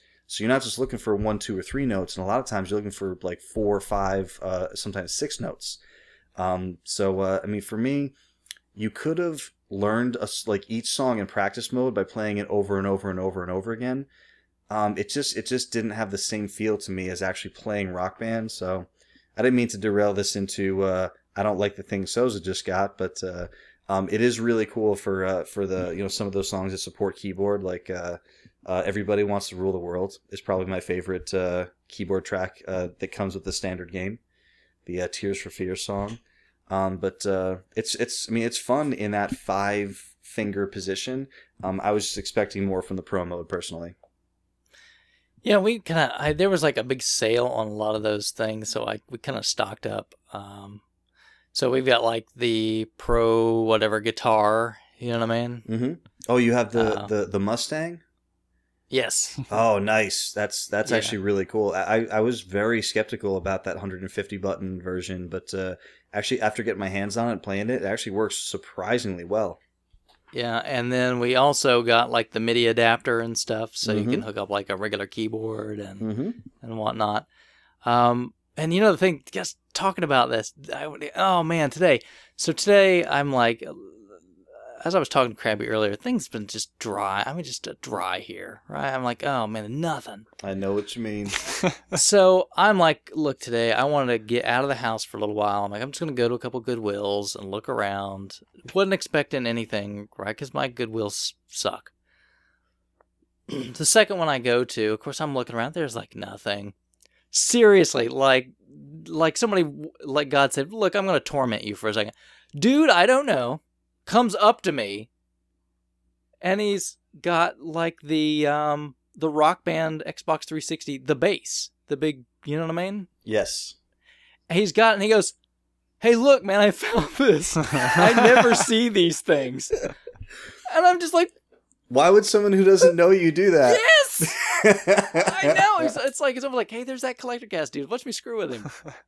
I was like, and he just comes up, he says that, and then he just leaves. At the flea market about a week ago, I saw the Ion drum set.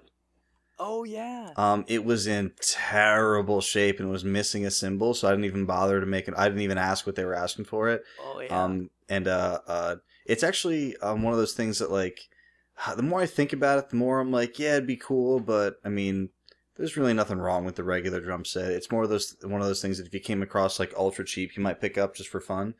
But I've actually played one a couple times, and I mean, for the amount of money and for the amount of extra space it takes, I don't think it's 100% necessary, but it's still a cool piece.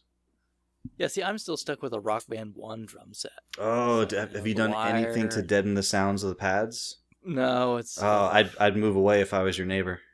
Honestly, what happens is we just don't usually play drums unless we go to my mom's, because over at my mom's, they've got a Rock Band 2 drum set. Yeah, I mean, the 2 drum set's great. I actually have the 2 drum set with the, I have like sound deadening pads on them, and it's glorious. Very nice. I need to do something with mine. Yeah, it works great. The sticks rebound great. It's just great. Yeah, because my brother actually plays drums, so he's he always hogs that, And then your cousin's in Soundgarden, right? Jerry Cantrell, you're talking about. Or no, sorry, Alice in Chains. Yeah, I keep messing up my references.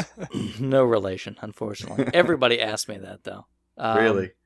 Well, no, because you get Chris Cantrell who sings in Soundgarden, so I still win. No, he doesn't. Really? Yeah, there's a. No, is there? You're crazy.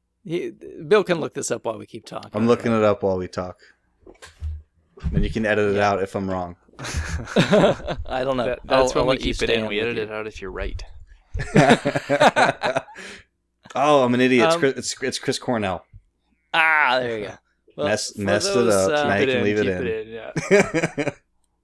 Yeah, well, so for those that obviously, we're giving a little bit away behind the curtain a little bit, but my last name is Cantrell, so everybody says, as soon as they hear that, like, oh, so are you related to Jerry Cantrell? And, no, I'm not. No, I am not. I'm like, do you think I would be here? What if you are? Maybe you should like Facebook him or something and say, hey. Because I'm sure those guys don't get that all the time. Hey, a fan wants to talk, guys. Oh, boy. Oh man. But I guess kind of wrapping back around to that. Have some fun playing Rock Band. Make Rock Band's great. Krabby, what are you doing? Why are you not playing Rock Band? Told you, rectangles just can't deal with them. Oh, I've man, played dude. it several times. I'm quite good at Guitar Hero. Like I can play an expert. I can gold star over half the set list on some of those games. It's the same thing. No, I go to play Rock Band. I fail on medium. I cannot play that game. It's the same thing. Oh, that's so awesome. It hurts me. Well, no. To be super like serious, like no jokes about Krabby's skill or anything. There is a much bigger hitbox on Guitar Hero than Rock Band. Rock Band demands like not just precision, but like if your setup isn't calibrated properly, it makes a huge difference. So I've actually heard that from a lot of people. They're like, why am I so good at Guitar Hero, so bad at Rock Band? And it's like, well, it's either you're not as precise as you thought you were, which I doubt with Krabby because he's a musician, or it's your setup just isn't calibrated to the level that Rock Band kind of demands. But I mean, like Guitar Hero was the first one out, and I picked up on it right off the bat. And I bought the first one, I bought the second one, and I bought Rocks the 80s and everything, and I played the crap out of them. So I have a hard time moving over to Rock Band because it just doesn't feel like the same game, and I kind of expect it to be, I guess. Yeah, I hear you. One thing that bugged me a lot about the Guitar Hero games is like when I bought I played Guitar Hero 2 was the first one I played, and then I bought Guitar Hero 3, and it's like, oh, this game's really cool. I wish all the songs from 2 worked in it. And then kind of like Rock Band kind of hit shortly after that. I remember like when Rock Band 2 came out, it's like, oh, all the songs except for like 2 or 3 work in 2 now, and I'm like, oh wow, it's just like my library expands. And then 3 came out, and it's same deal. Like almost all those songs come over for like, they'll just come over. And I feel like Guitar Hero really missed the boat on that. Like if they had the licensing agreements in place that the songs from Guitar Hero 1, 2, 3 World Tour just moved on to 5, and you had this enormous library. But I mean, I guess you could always put your old discs in. Yeah. But they did eventually. Like once they got past 3, then you could start bringing the stuff in with Guitar Hero, right? I don't know. I never tried. Mine's on the PS2, so I couldn't tell you. I'm pretty sure once you got to World Tour and up, everything could come along. Because we've got World Tour and Band Hero, and you can take the World Tour stuff into Band Hero. Band Hero. That's the one with like Taylor Swift and all the pop tunes. I've got a 13-year-old daughter. So hey, I'm not judging. I was just confirming which one Band Tour was. Yes, that's Band Hero. Yeah, and it has like sunshine on the cover and like rainbows and stuff. Not quite, but about that. So I'm curious, Bill. So do you play Rock Band on the 360? I do. Man, and you don't have Xbox Live anymore, do you? I do currently through August. I don't have any particular plans to extend it beyond that, but who knows? Maybe a Xbox Live sale can extend that. I think at least once we need to get online and play some Rock Band 3. Not opposed to the idea at all. Oh, and also public service announcement. Rock Band 3 DLC is going to start, if it hasn't already started, disappearing very soon. A lot of I guess you hear about this? A lot of the licensing agreements are expiring. Yep. No, I didn't hear. I know they stopped producing more, but... Yeah, they stopped producing more, but on top of that, so let's say if you want to go on the Xbox Live, or like go on the Rock Band Music Store and like buy a song or whatever, those songs that when they were first released apparently had like limited time licensing agreements that they can only be sold until a certain date. And I guess those dates are starting to come up. So if you purchase the thing, like whatever it is, it'll still be on the server if you ever need to re-download it to a new system or to your existing system or whatever. But a lot of them are starting to be taken down from the Rock Band Music Store. So if there's any Rock Band DLC that you wanted, it might be a good idea to jump on there and pick up what you want to get before it goes away. So my recommendations are Boston. That album is so awesome. I'm sorry. It is great. Ridiculously awesome. And then the 2 Megadeth albums. Yeah, that's my brother's. My brother's not a Rock Band guy, but when I told him that, was it Rust in Peace? Rust in Peace and Peace Sells. Rust in Peace is his favorite album. I told him, hey, best 2 albums, It is. I was like, hey, I just heard that Rust in Peace is being released for Rock Band, and he was like, I'm buying it. And I was Oh, like, yeah. oh, I didn't know you had a 360. He's like, I don't. I'm coming to your house and I'm buying it and we're playing it. I'm sure everybody. So I'm okay. I know we could spend forever. Obviously, we already are. So just tell me one. So favorite rock band song, Bill. Oh man. What's your go-to every time? Oh god. I've can I do like a few? Okay, a couple. It's not a terribly challenging song, but it's one of those songs that is just so much fun to play, especially on drums. Is Stone Temple Pilots Plush. Oh yeah, that's a good song. It's a great drums. I mean, it's not fast, it's not difficult, but it's just got a lot of great drum things going on. I love playing that on drums. Same thing with Foo Fighters' The Pretender. That's a great song on drums. And one of my other go-tos, and the Canadians will approve of this one, is Limelight Rush. Interesting. Yeah, it's a really good one too. I mean, that's the thing. Like, I have like a couple of hundred songs DLC. So Yeah, I mean, there's a ton. So it depends on the group, but those are kind of ones that are always in the back of my mind. Like, I hope we get to play these. Gotcha. Man, I swear to God, every single time I play, I'm going to go play Boston. More Than a Feeling? No, Foreplay Long Time. Oh, yeah, that's great. Because it's got such an awesome guitar, like, solo beginning piece. That was fun. That was the one that when you played as a group, you're like, all right, everyone's got to focus so we can get through Foreplay. Yep, because it's just, man, you're going, right? Mm-hmm. And then, it was like from Rock Band 2 or whatever, but that Rolling Stones song that's on there, man, I can't remember the name of it right now. Gimme Shelter? Yes. Great song. Gosh, that did come with that was stock on the disc. So yeah, I think the songs I mentioned were DLC. So I mostly play DLC because I played the base game to death. But yeah, Gimme Shelter was, my sister sings, so I brought her over and I handed her a microphone. She's like, "Wait, what am I doing?" And like on like no warm up, we played Gimme Shelter. It was great. That's great. And then I still go back to. I mean, I've got a lot of DLC, but I still always go back to two that just to Rob the President. I don't know. That's such a fun song to play. The President. That's right. It's such a fun song just to play that thing. And then there's another one. Man, okay, I gotta stop. Yeah, it's not gonna be the Rock Band cast. The Rock Cast. Oh man, there's probably gonna be some Rock Band going on at Too Many Games. Maybe we can get a game going. Oh, don't get me wrong. I'm not an expert. I play like medium. You know what I mean? But a lot of fun. Man, I love doing it. It's a lot of fun. Yeah, me too. So yeah, definitely down with that. All right, Beck, we're doing a show, right? Sorry. So Bickman. Bickman. He picked up a couple of items, right? He did. He got some video games. So what did he get? I've never seen this game. No? Adventures of Dr. Franken? No? No, I've never seen this game. Not familiar with it either.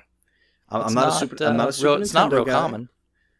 Yeah, I'm not a Super Nintendo guy. Never heard of it. Never seen it. Don't know anything about it. Congratulations to Bickman. But I have no idea what this is.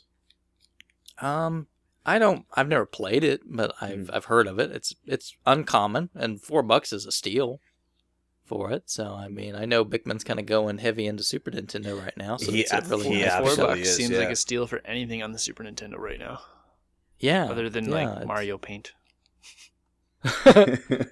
Yeah, that's got to be like $30-$40 for a loose Mario. I saw Paint, a complete in-box Mario Paint today. Thank you very much. Yeah, I've got one.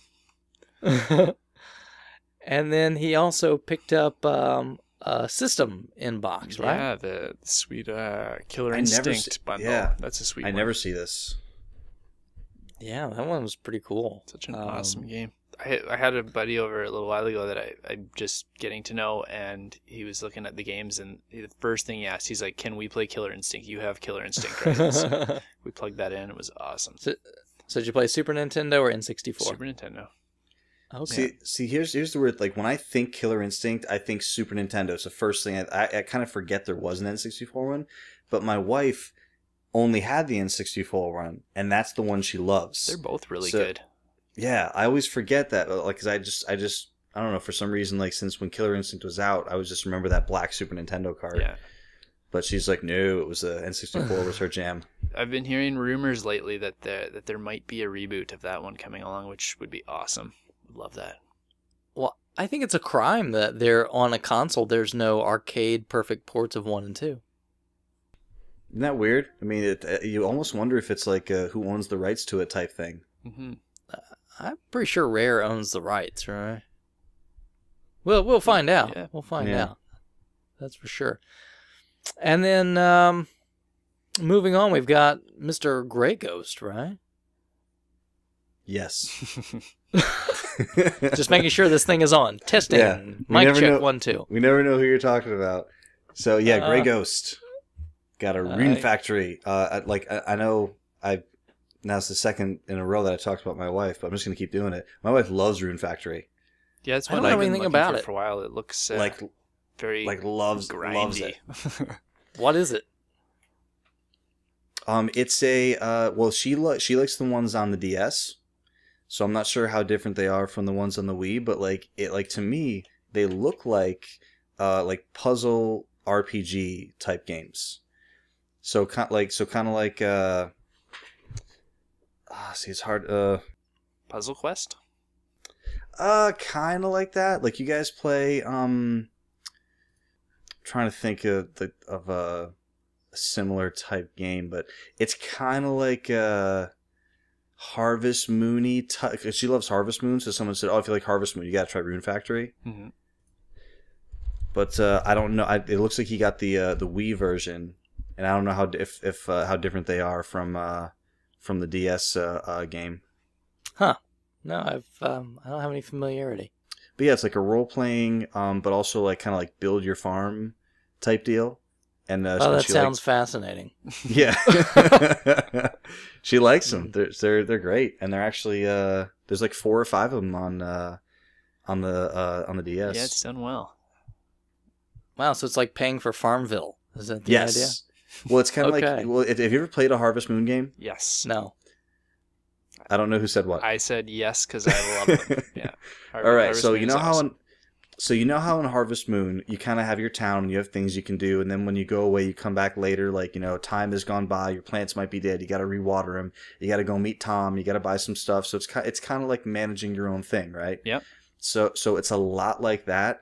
Only there's like an exploration element and like other towns and like missions and I think combat in certain versions. So it's really like an expanded Harvest Moon type game. Huh.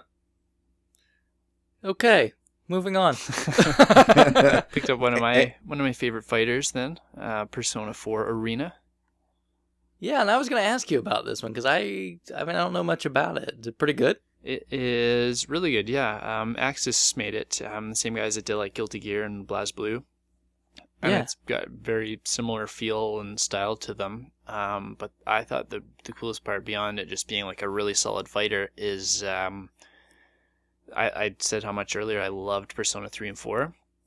And it adds more to the story. Like they've got this really complex story into it that every single character you play through, you get different pieces of it. So it encourages you to beat the game with everybody. Oh, cool. Yeah, and so the Persona 3 game happened earlier in the timeline than Persona 4, but they're not really connected stories. So they find a way to connect them with the story in this fighting game, and then you get to find out what happened directly after Persona 4 and like 3 or 4 months after Persona 3. So it's kind of cool to get a little bit of closure and meet these characters again. And yeah. Well, that's interesting. Kind of what a weird franchise to go, fighting game. Yeah. It's Right? definitely an odd pairing up, but it worked really well. It was awesome. Well, good. And then this next one is the Record of Agrest War. Is that Zero limited edition? now? Is that the one with the bumpy mouse pad? I'm not sure. I don't think it is. I'm just gonna leave it at that. Bumpy mouse pad. And then boy, what's this last game that I got? That's one of my favorite PS3 games, Valkyria Chronicles. Oh, I was trying to figure out what Valkyria Chronicles is. If you make a spelling error, we're gonna get you. So Valkyria Chronicles is the prequel to Valkyria Chronicles, where vacuum cleaners are extremely rare and expensive. See, that's no fair, because when it's a word like Valkyria, it's going to come up with a squiggly anyway, so you know it's a spelling error whether you got it right or wrong. You know what's funny is when I right-click on that, it says, "Did you mean Valkyria?" No way.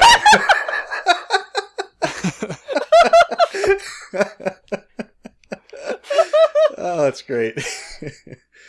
Oh, and this is a game that we just recently had a conversation, Duke and I, with I'm not sure if she's a listener. She's on our Twitter feed because she's a game collector, but this one of our fans, I guess, on the Twitter feed was asking for cool games to play, and was looking for RPGs, and I think Duke recommended Dragon Age 2, and I recommended Valkyria Chronicles. I think this game's great. Yeah, I've got it. I've not played all the way through it, but I've got it. Oh, I did. It was addictive. Yeah, I couldn't put it down when I started it. Yeah, it's a pretty good pickup. So I don't think it's really too hard to find. I know the second one is a little tougher to find on PSP, but not crazy. I mean, like that has a lot to do with the fact that you have to find a game on the PSP, though. Yeah, yeah, that's true. So I think also, did you guys get a chance to see Grey Ghost's kind of video tour of his room? No, I saw you posted them. I haven't watched them yet. Yeah, I saw it was great.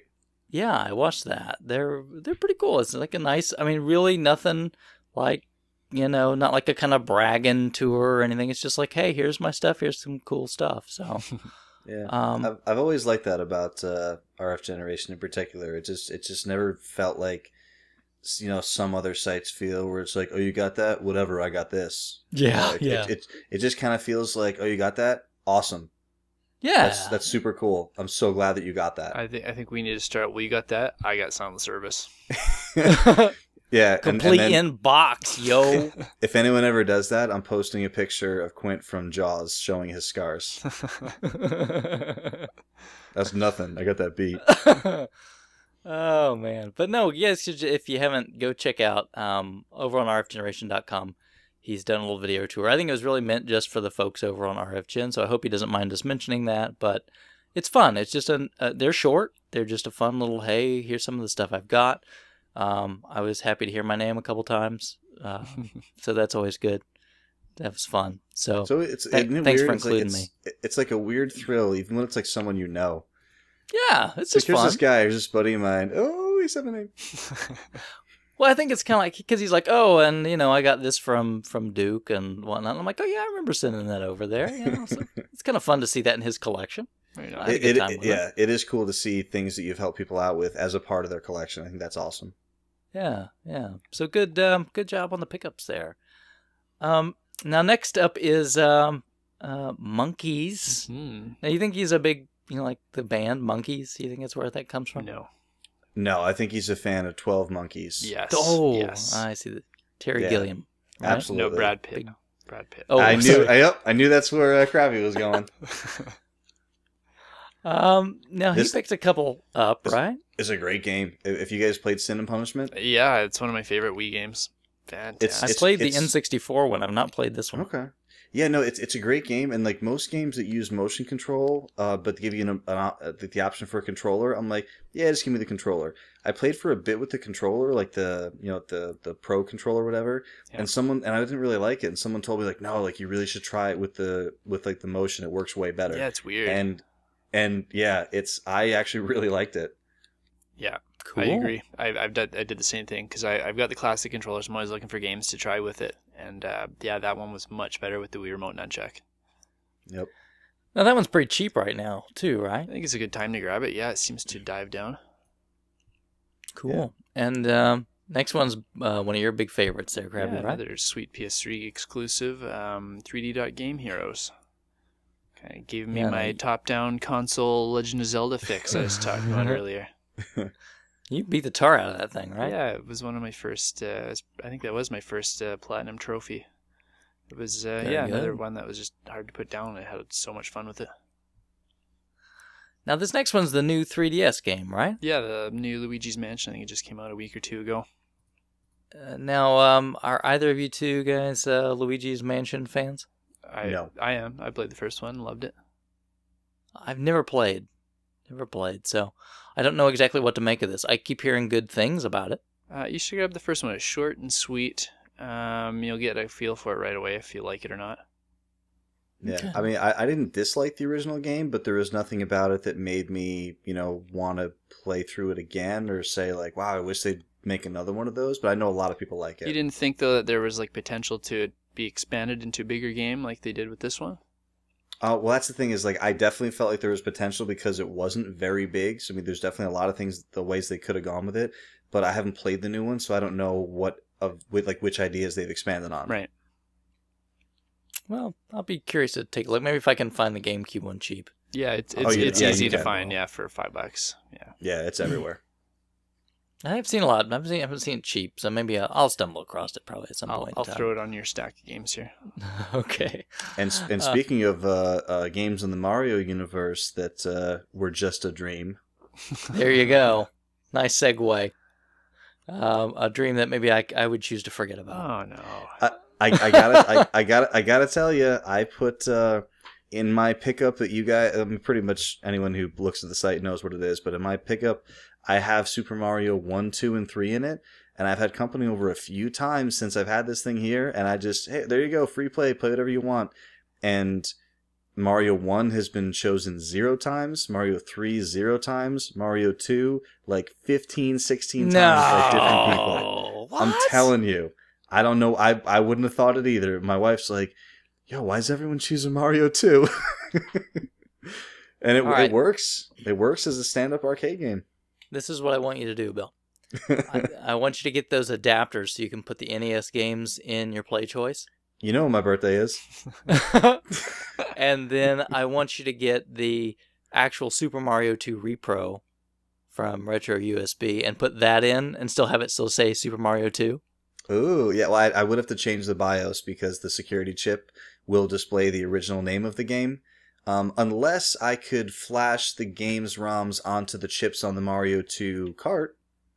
I don't know how that adapter board works, but the adapter board, it lets you, like, you put the NES cart onto it and then you still slide it on the Play Choice 10. But the thing is, you need to change the BIOS of the Play Choice because it's looking for a security chip that isn't there. So you need to change the BIOS chip, and then you can load a custom BIOS, and then you can manually tell the machine what you want, what name you want to display on that spot. See, that would be great. And then, like, everybody goes, yes, Super Mario 2. And they're like, what? Hey! And you're like, yes, this? Super Mario 2. and then the kid's like, oh, this isn't 2, this is Lost Levels. You're like, loser! Out of my house! Yeah, why don't you go play some more Mario 3? You jerk. Speaking of Mario, right? You got another Mario complete in box game. The old Doctor, Yeah. Yeah, Dr. Mario. Did you guys see the Dr. Mario prototype? No, I missed that. not a proto follower, but I didn't hear about it. Yeah, it's released. It got dumped. And it's just like an earlier version of Dr. Mario. So it's like got some different graphics and things. It's pretty cool. You guys should look at it. I mean, I wouldn't say necessarily, download and play it, but you should at least kind of look at some of the differences and stuff. It's kind of neat. Yeah, I love Dr. Mario, so I'm going to check that out. Thanks. Yeah. And I think you got a little bit more. That doesn't wrap him up quite yet. He got one I like, which is Gianna Sisters on the DS. I've heard good things. Never had a chance to try it out. I've never heard of that game. Gianna Sisters originally was a computer game. I think it was I want to say Commodore 64. It came out in Europe, and it was basically a Super Mario Brothers ripoff on the Commodore. Okay. And it was very good, but obviously, had issues because it like blatantly ripped off Super Mario, but like horribly, to the point of like lawsuits. That cover looks kind of racy. So eventually now, I guess it's gotten to the point where, they're licensed now and you can play it. And it's very Super Mario Brothers, except Gianna Sisters. Get it? Get it. I get it because they're sisters and this instead of brothers. And Gianna, which is kind of Italian like Mario, kind of. Common girl name, yeah. Gotcha. And her sister... Luigiana. I don't know. But no, you guys check it out. It's pretty cheap. I think you can find it around. I would recommend picking a copy up. It's fun. And then he didn't get anything else after that. No, Exactly. now wait a minute. He got one very important title to wrap things up for the month. Well, he actually got a huge lot right after that. If you guys would scroll. That's down. not important.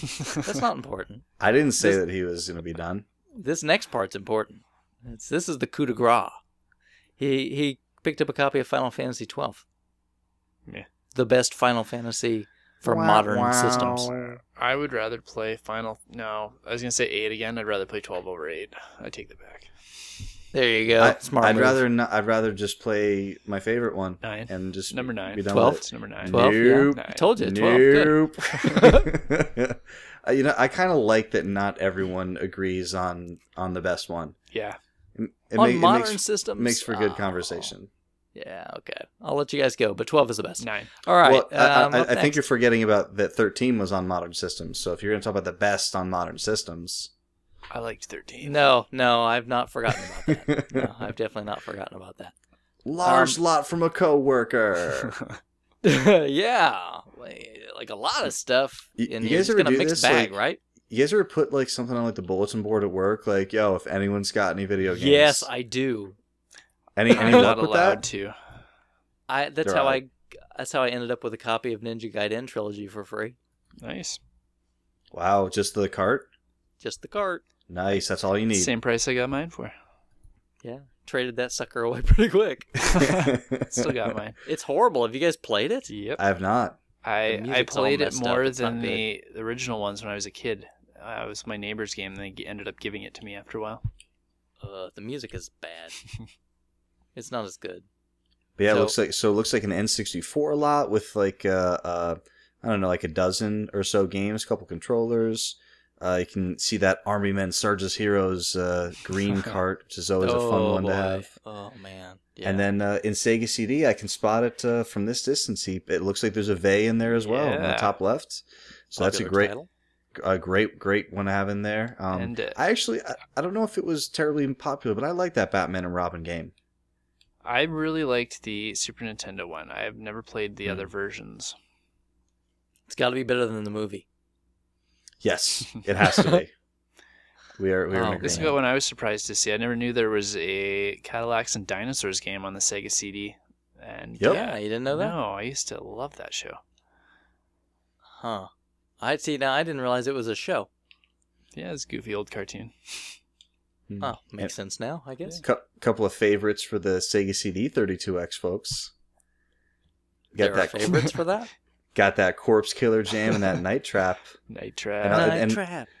Now, when I was before I back when I was a kid and like the 32X was still around, I remember seeing this Sega CD 32X thing and thinking, wow, it's gonna have a 32X cart and a Sega CD thing in there, so it's like the most ultra powerful thing. And I remember like getting one of these like later in life and being like, wait, it's just a disc. So then it was like, oh, it just used the processing power of the 32X. That's not fun. To run them both simultaneously. Yeah. Now I'm curious, being the 32X expert, Bill, I'm going to ask you, out of those Yeah. games, I remember like some of them would come with both versions and some of them were just like the 32X version. So can you help me Yes. out with which or which? The only one that comes to mind that came with both was Fahrenheit. Okay. Because that one actually has like the slash where it's like half the spine is blue for Sega CD and half the spine is yellow for the 32X. Right. So it came with one disc for each. That's the only one that I know of that's like springing right into my head now that came with both. Okay. And I know there's a couple, like obviously like Night Trap and Corpse Killer are available for other platforms. And Right. God, wasn't there one of those games like? That's the Fahrenheit's the only one I can think of that had both in the same package, but I think there were maybe one or two of those games that were just released separately on Sega CD. Okay. I know Corpse Killer made it to Saturn, Right. and obviously Night And Trap that was was also the- Sega CD. And that was the Corpse Killer was the Graveyard Edition, I think was the Saturn one. Yeah. Oh boy, they saw that. I saw that in the game store the other day, and just went, "Yeah, no, it's okay." Yeah. I'll pass. Both versions. They had the 32X version and the Saturn version. So Oh, and then one shot down looks like Shadow Squadron, Star Trek Bridge Simulator. Oh, I tried playing that. It's got a copy of Star Wars Arcade, which I still think is a fun game. That is a fun game. And Colibri, if you're into hummingbirds and simulating their lives. Now, is that a simulator or a shooter or what is it? No, it's like a platformer type game. It's a platformer? Yeah. Oh, interesting. Yeah, you never played that one? No, I've not. I Being remember, the big 32X aficionado that I am.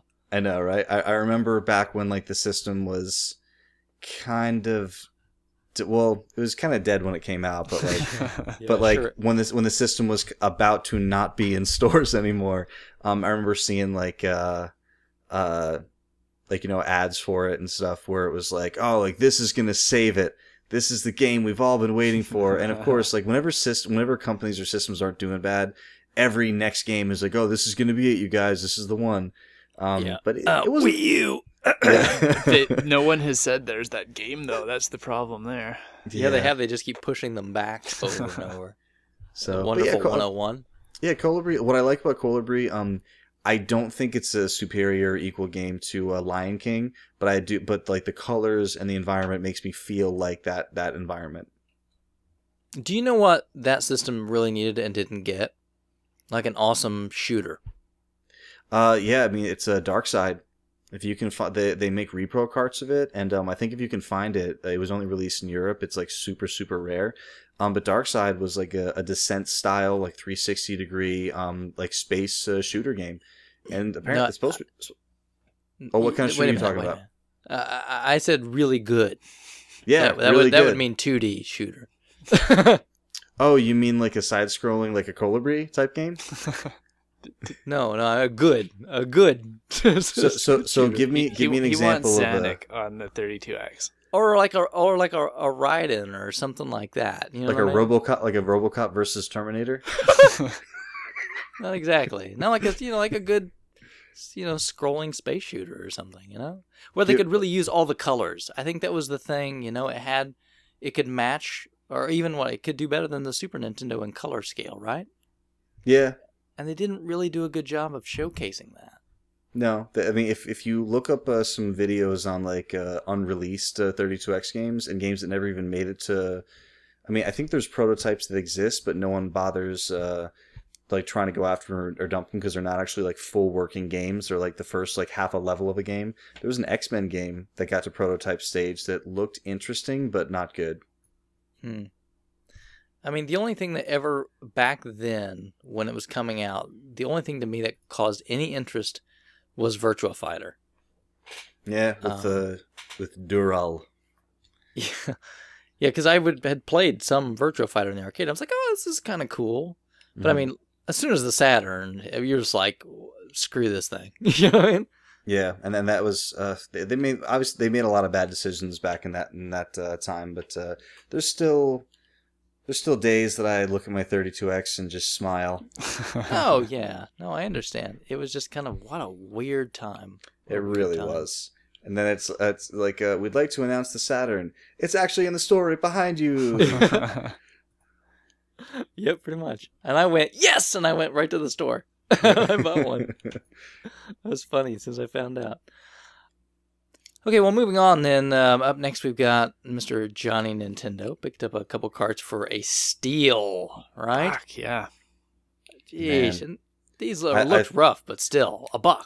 I thought I did well when I picked up Mario RPG for like $2 or $3. He's showing us all up. Someone always does it better, eh? Yep. Yeah, Mario RPG and Link to the Past for $1 a piece. No brainer. Yeah. Have you guys? It seems like a silly question, but I just figure I'd ask. Have you guys played through both of those games? Yep. I've played through Link to the Past. I've not played all the way through Super Mario RPG because I just got that one not too long ago. Actually beaten Mario that's right. RPG I forgot that you just got it. More times than Link to the Past. Interesting. Are there multiple endings, or you just like it so much? I just like it so much. It's a lot of fun. Isn't it, when I was younger, I got up to the point where you're on the ship and you have to put the password in. Yeah. And that stumped me for the longest time, and there was no internet back then, so I couldn't just find out what it was, and I couldn't afford to call the hotline. I had the same problem, but by the time I had figured it out, it was so much grinding because those little dry bones keep respawning that I just whizzed through the rest of the game like nothing. Yeah, I still like that game's great, and it's one of those games that like every time I think I'm gonna fire that up and play it again, but then I get like 5 hours into it, and I'm like, I don't know if I want to like play. I have so many other games I want to play, so it's hard for me to play longer games. I like Malo. He's fun. Oh yeah, he's great. The music gets me too. That like da da Yeah, da there's da some da good tunes in da. Good stuff. Good job, I always Johnny. spend way too much time racing Yoshis too. Yeah. Now I don't know if he said if he's planning on if he already had those, if he's flipping them, or if he's keeping those. But either way, great games. Yeah, if he's planning sure. on keeping them, I'm sure he could pry them out of his hands. He's just had twins, right? So I'm sure he needs some cash. I doubt it. I'd keep one of those for $1. And then Retro Rage picked up a nice couple odds and ends, right? Yeah, a little Game Boy lot, a bunch of loose games, but they're all solid titles. Got the Zelda Oracle of Ages. Sorry? Solid titles. I thought you weren't into the handheld systems. But I still recognize a decent game. Not Will like you play you it two on- guys will and you your pl- Rock Band keyboards and your Super Metroids. Will you play it on your Game Boy player? Yes, I would. Well, does that make it a better game? It does make it a better game somehow. I feel I really have some sort of psychological block there where it does feel more awesome playing it on the TV.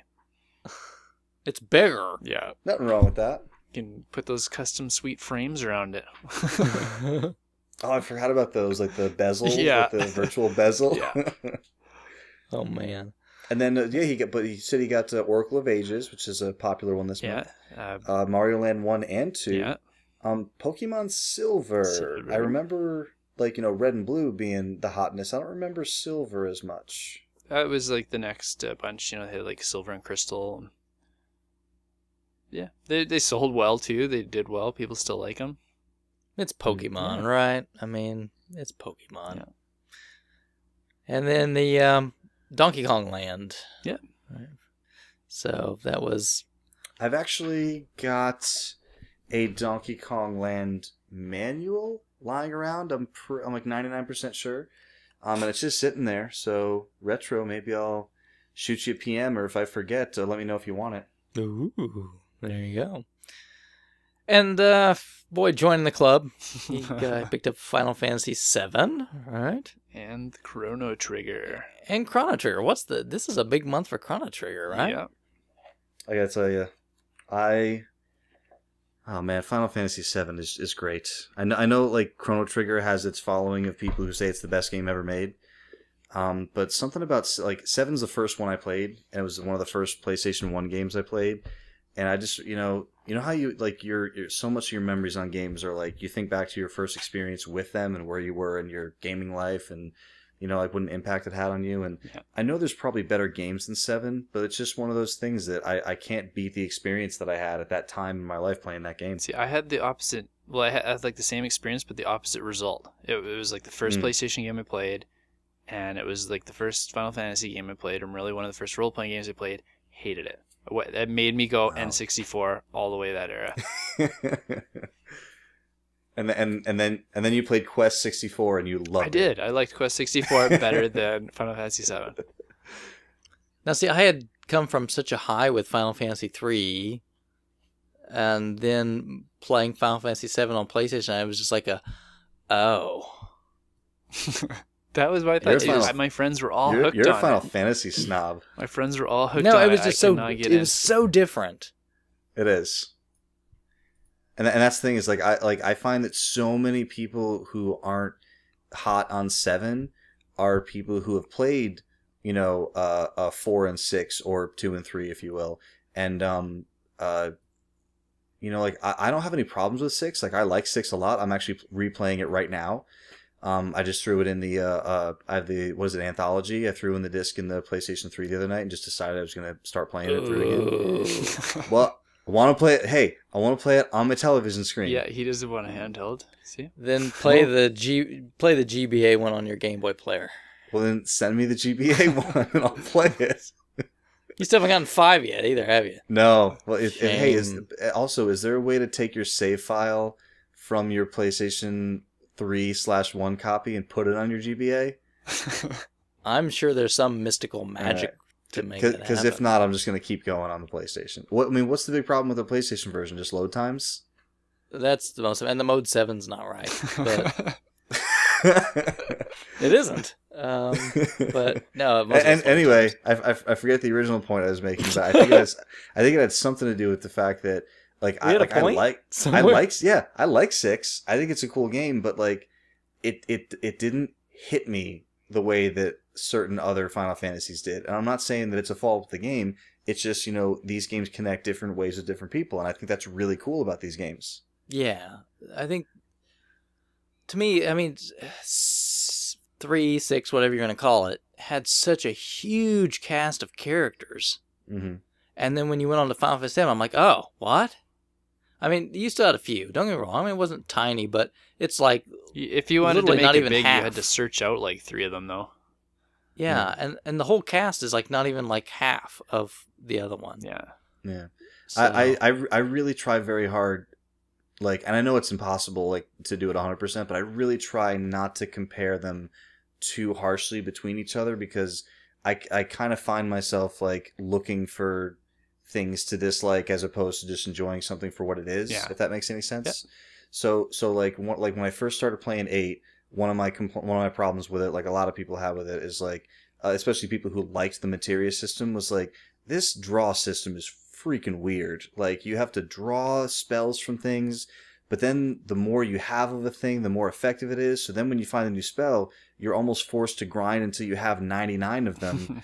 So it was just really weird. And then the boost system for the Guardians, and I just remember comparing it to 7 so much when I started. And then a few hours in, I was like, okay, I'm going to stop doing this because I'm driving myself crazy. And I just tried to play the game the way the game wanted me to play it, and I had more fun with it that way. So I couldn't get past 8.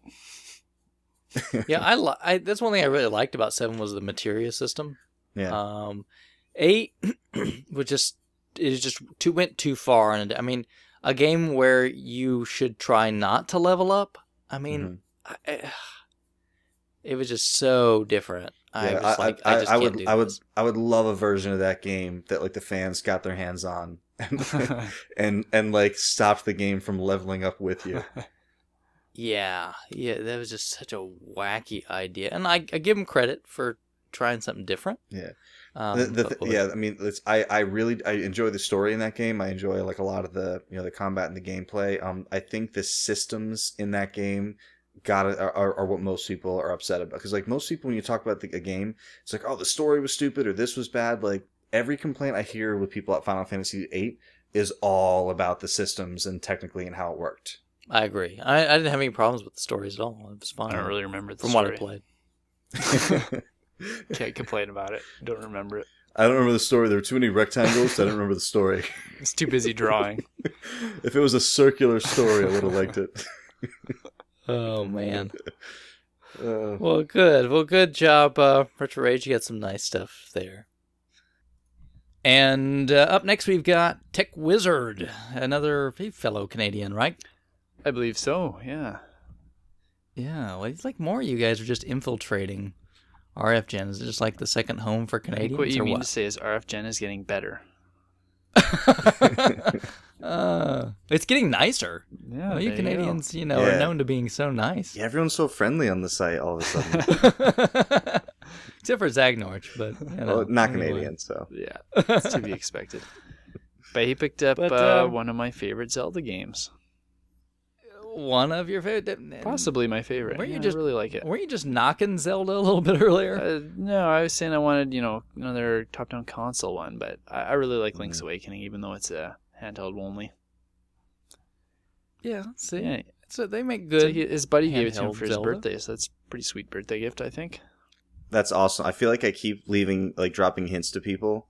They just don't get them, do they? Yeah, well, it's people who aren't in the hobby. I'll say things and they probably either don't remember, or then it gets a week before someone's birthday and you're I can't get something on eBay. So it's a very good friend who eBays you a game. Oh yeah. Yeah. John White actually got me a Famicom, a really nice box when back on Christmas that way. So it is nice when you got friends that'll do something like that for you. Totally. And moving on to Silver 80. Now, Silver, I have no idea if he's American or Canadian or whatever. I have no idea. I would imagine San Francisco, right? Is it a sports is Silver reference? 80 a reference to something? I'm not getting it there. Well, it's it was the Silver Town. Wasn't it? Oh, okay. Wasn't there, I have no idea what you're talking about. Wasn't there silver found like back in the Tombstone days? I thought that was like the gold rush. No, there was. Am I wrong? There's definitely silver going on too. Well, silver can probably clear all this up. Oh, okay. Yeah, that's maybe. And I'm gonna guess maybe he was born in 80. Maybe. It's very possible. But remember your Xbox Live number on your name, so it's not always. Yeah, you know. And that you said like everyone thinks you're like 14 because you have, like... I did recently change it though. Oh, okay. So now he's 24. It does not reflect me being old as dirt. But he picked up a couple fun things. It's debatable. One thing I think is really cool. Skies of Arcadia Legends, complete in box for $5. Good deal. Not even Krabby could pass that up. No, I'd buy it at that price. Yeah, $5. It's a good deal. Could you even make yourself play it? I've played through it. I don't like it. Beat it. I didn't beat the Legends one, sir. I beat the Dreamcast one. You're banned, sir. Now, didn't we just say Canadians were nice? Moving on. Well, he was and we have because great taste. Because if it was an American, he would have been like, that game sucks. but he was like, and you suck for liking it. But no, I played that and it just wasn't for me. But if you like it, I really think that's great. I support you. Would you care for some syrup? It does go on everything. And some of our bacon. That's not really bacon. It's bacon. Come on. I'm curious. Okay, so here we call it Canadian bacon. Up there, do you just call it? No, we still call it that. Bacon. Yeah. we don't. Yeah. It's gonna be confusing. Yeah. Instead of calling it American bacon, it's just bacon and Canadian bacon still. It doesn't make any sense. But it right. tastes We'll great. It does. And he also picked up a Zelda Ocarina of Time complete in box. Yeah, a lot of Zelda love this month. Oh yeah, it is. Yeah, he picked up Majora's Mask later on too, didn't he? Yes, you're right. He did. Yeah. I've got a friend who gives me so much, like, those friends who just give you crap for the sake of giving you crap. He does that with me with Zelda. He's never played Ocarina. And every time it comes up in any kind of conversation, he's like, "Oh, that game's terrible. Like, you haven't played it." Yeah, I played like till you get to the tree. Oh, it was stupid. So. Oh yes, I know. It's like somebody in Super Metroid. But anyway, yeah. He also picked up a JVC. Again, I say XI. I say Cross-eye? Yeah, I've always said XI. I say XI. I want to say cross-eye because I just like that better. That makes it sound so much worse. But yeah, it looked like it was just the bare console. I didn't see that he got like the JVC branded controller or anything with it. I just saw the machine, right? So you sold one like a year ago, right? I traded one. Oh, okay. Yes. Did it have the JVC controller? It did not. It was just a bare console. Is that usually how they come? Is just like a bare box? No, I mean they were originally packed with a 3-button Genesis controller, just a JVC on it. Ah. So those are a little harder to find. If you can happen to locate one of those, you'll probably find some happy collectors that would like to pick that up. Is it on par with the Sharp NES Black controller? No, nobody loves Sega that much. Well, it might change I'm with kidding, this Sega Pluto people. thing. I'm kidding. Might change. I'm kidding. You notice I traded my XI away, though. Yes, you did. Yeah, that's why I traded for that nice complete in box Hyperboy. So that was a good trade. I was happy about that. Good trade for the other guy. Whatever. And yeah, I think I bought my XI for like $3. What a deal. Psh. And then Pikmin 2. Yep, another Pikmin 2. Lots of Pikmin this month too, yeah. Yeah, and I've never played Pikmin 2, but obviously worth a little bucks. So very good. And up next, Mr. Black Label Skate. Right? Blisked.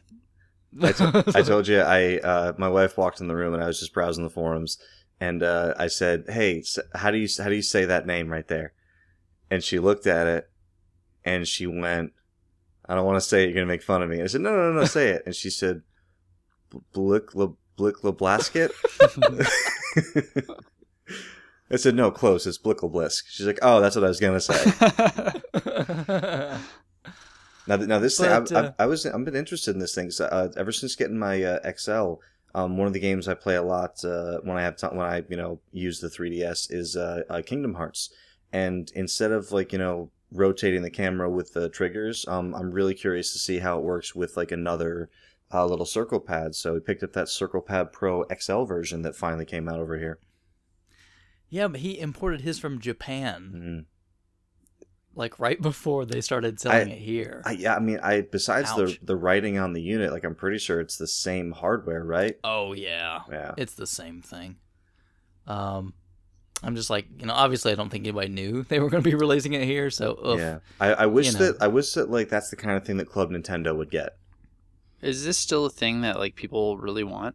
I've never felt like I need that other control stick when I'm playing my 3DS. Yeah, I think it depends. Like I said, I think it depends on the game. The only game that I've ever been I wish I had dual analog sticks with this game is Kingdom Hearts, just to control the camera, because there's a billion things going on. I'm so used to controlling the camera with the DualShock. Sure. So that's the only reason that I would get it, but I don't think it's something that people are screaming for. I don't think there's that many games that actually use it. Yeah, there's really only a handful. I think it's wireless too, right? Even though it claps onto it, I don't think there's a physical connection. I think it's a wireless deal. Maybe. I don't know. Yeah, maybe we'll find that out.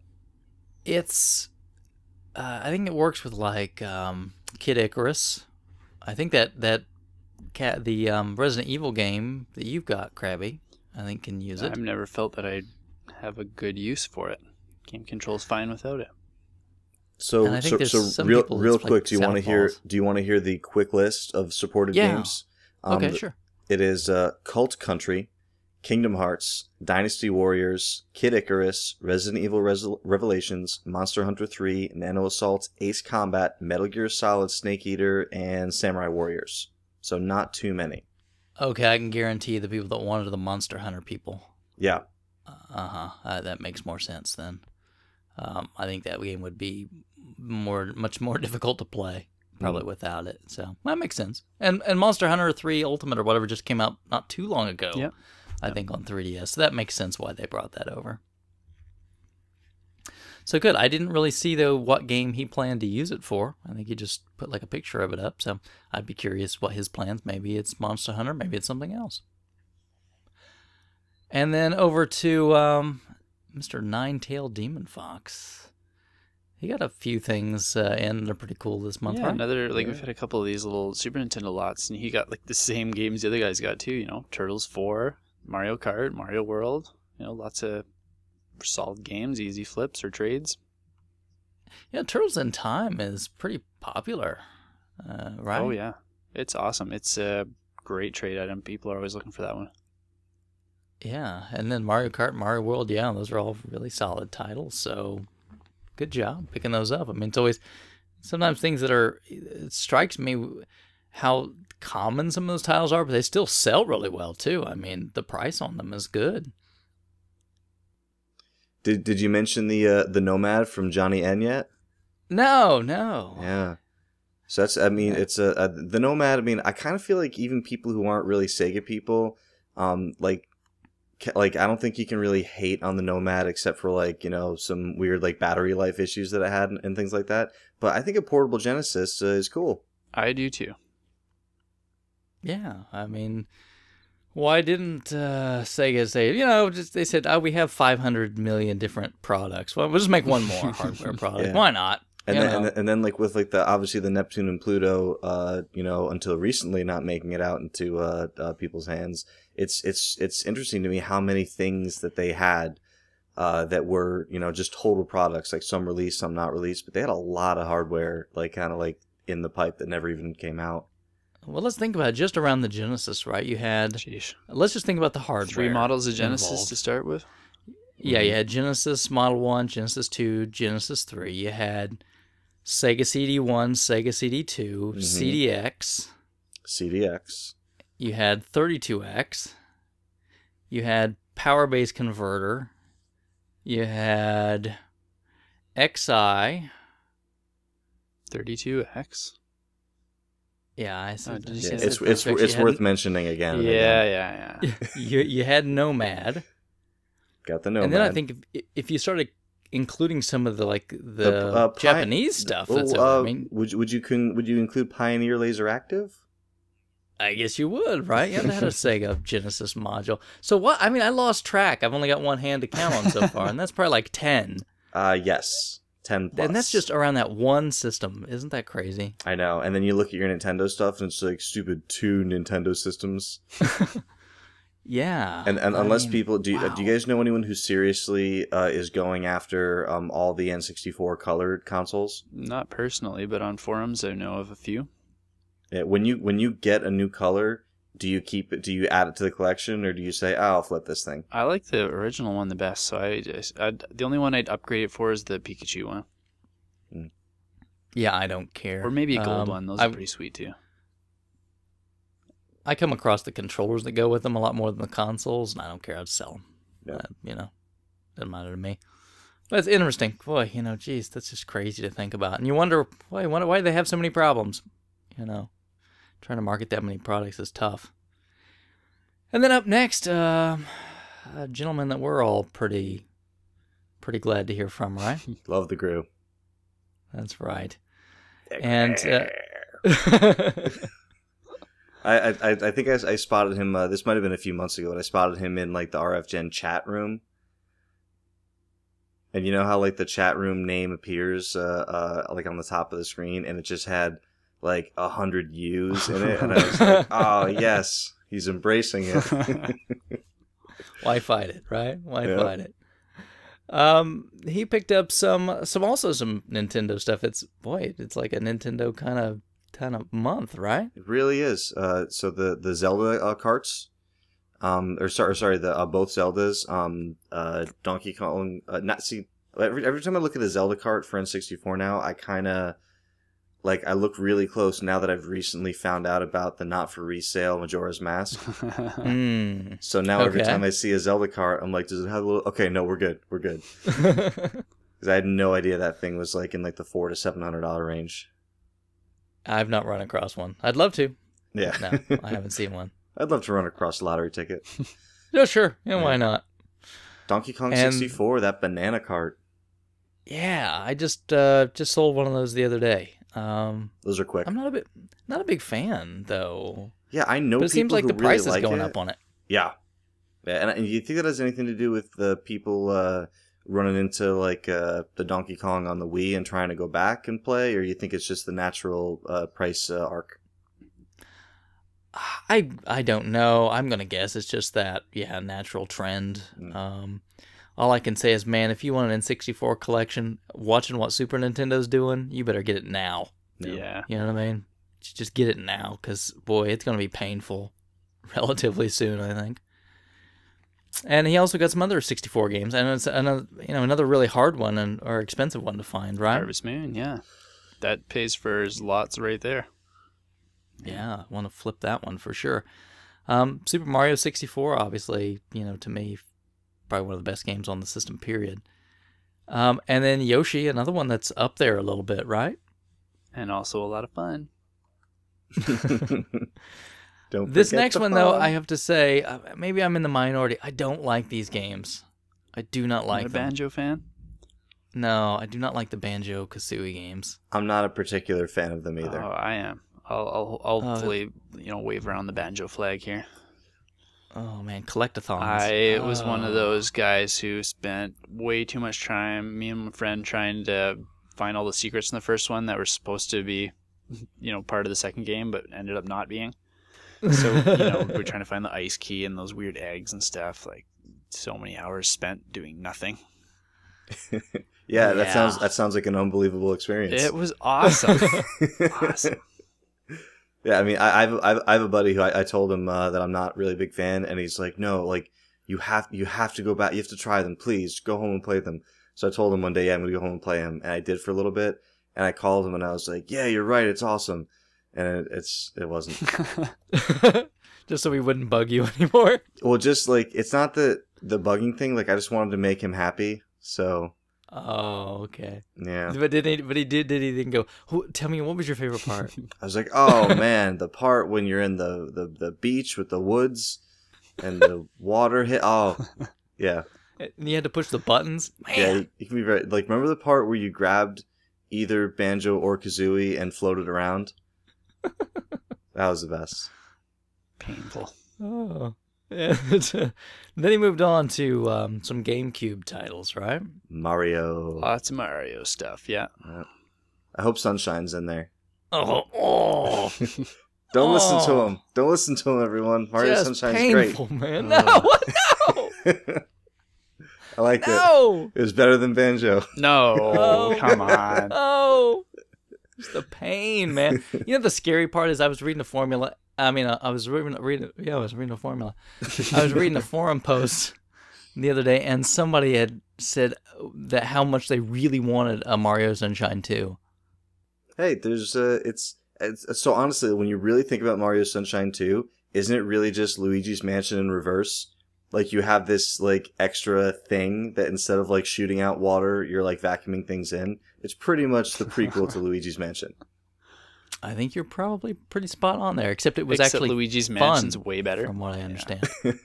Yeah, I was going to say there was actually some entertainment value packaged in there somehow. Hey, you're allowed not to like it, and I'm allowed to enjoy my experience with it. You savor those memories, Bill. That's all I can tell you. Savor those memories. I had some great music in it, too.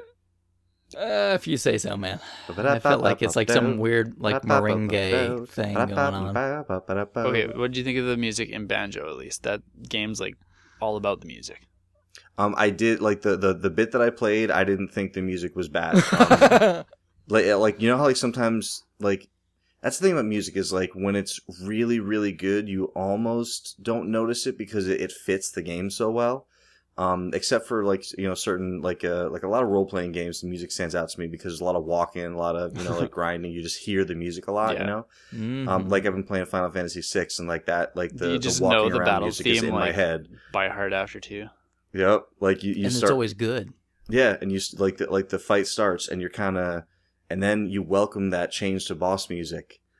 And it's like, da-da-da-da-da-da-da-da-da. Oh, yeah. It's on now. Oh, yeah. See, well, you know, anything from Nobu Matsu is going to be wonderful. And then whoever did Banjo-Kazooie, I don't know their name, and there's probably a good reason for that. So, another good Nobuo. Lost Odyssey is another great Nobuo soundtrack. But yeah, moving on. And he did Last Story, too. Yes. So, yeah, they have a lot of fun with Miss Walker. Did we mention Kickmaster also from the group picked up? No, he snuck that in at the end of the month here. Taito, Yes. right? Sneaky. Probably one of the more affordable ladder Taito games, right? Kind of uncommon, but, you know, not crazy price like a lot of those other Taito ones. I remember you telling me all about that one when you beat it. Had that wonderful storyline. Yeah, if you ever get a chance, just watch like the opening cutscene. It's so freaking funny. One of the best on the NES.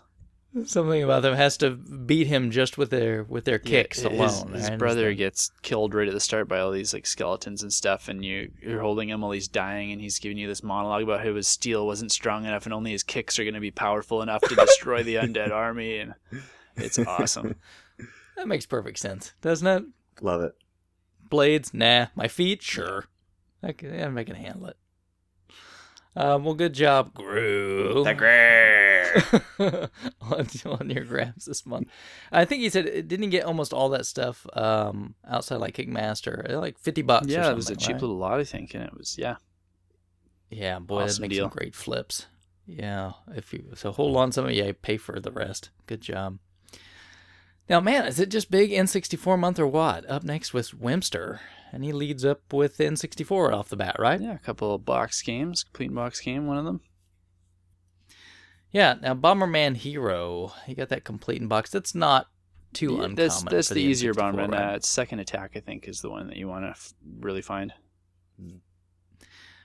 Still that box looked just beautiful, They right? always do. You need some more cardboard, Duke. That's I okay. heard the desire in your voice there just a second ago. Not exactly.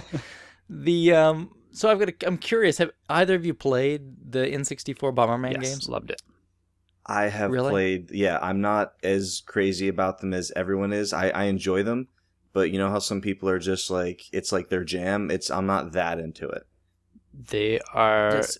great multiplayer games, I should restate. Exactly. Yeah. Like if there's like a group of people over, absolutely. Like there's like we'll play for as long as people want to play, but I mean obviously like just one or two people, you're not gonna have that same experience. Yeah, I've like played a smattering of some of the newer ones, but really all my real Bomberman exposure is like Bomberman 1 and 2 on the NES. I've not really I've played like a tad of like Bomberman Saturn. I still want to But try that's that one about out. With like the whole It's fun. setup. Like, what, 8 people? Oh, yeah, with the multi-taps Yeah. and all that. That'd be pretty cool, but yeah, no. I think that one even had like a widescreen mode or something that you could do, which was kind of cool, but anyway. So he picked up one other, you were mentioning boxed games, so what else did he grab? A little Zelda 2. Now this one's actually getting a little bit trickier to find in a box. Really? Yeah, like I didn't even realize it because I've had like this happened with a handful of games with me. I've had mine for so long that like since I'm not on the lookout for it, I don't really know what the current market is on it. I saw one go I think on Nintendo Age Complete, I don't know, like $45, $55, something like that. Wow. And I didn't know that it was kind of creeping up there. It's just I guess not as common a box to find as Zelda is. Was that gold or the re-release? Ooh, you know what? I'm not sure. That I probably has wonder which something one to do goes with for more. it. Yeah. I don't know. I mean, I remember being a kid. I was a kid and they had put out, in the all these ads and everything about Zelda 2 coming out and teased all these screenshots and everything. And then there was all this, that's when they kept talking about these chip shortage. You know what I mean? Like, oh, we can't get enough copies made. We can't release it. And they kept like pushing the release date back. So you're like this young kid. You're just, you see all these pictures and then you have to wait like a year or something for this thing to come out. Oh man, I remember just like, oh my gosh, I gotta get this game. When's it coming out? And you didn't know back then, right? I mean, it wasn't like you went somewhere and there was like, oh, here's a release list. You couldn't go to GameStop.com or something. You know what I mean? So you just had to keep going in a store and looking. Yeah, And you I just tell you, asked the like, person behind the counter, right? Did you get like I wasn't driving at that point because I was like 5, but like I'm telling you, like I would be sitting at home with a phone book, and that's a book full of phone numbers if you're born in the last like 10 or 15 years. So you would open it up and alphabetically it would list like people and businesses. I would call Toys R Us like every day, asking them if they had like Super Mario 3 or Metroid, and I remember like we had a system all planned one day for like if they did have Mario 3 because you couldn't find it. Like my brother was standing like in the front yard, and he had like a whistle or like a kazoo or something, and like when he saw my mom like coming home from work, he would like blow that thing. And then my sister standing at the front door would like bang like a spoon on a pan or something. And then I would like collect all the coats and like bring them to the front door. Why we didn't just go collect all the coats and wait at the front door? Like we just wanted to have an operation to do. So you guys watched too many kids movies in the 80s, you're saying? Yes. So like Home Alone was the flick that was on all the time or something? Saw that in the And theater. then mom got hit in the face with a paint can. Gong! Oh, those are fun times. Yeah, I think kids these days have no idea Nope. the information blackout. You know what I mean?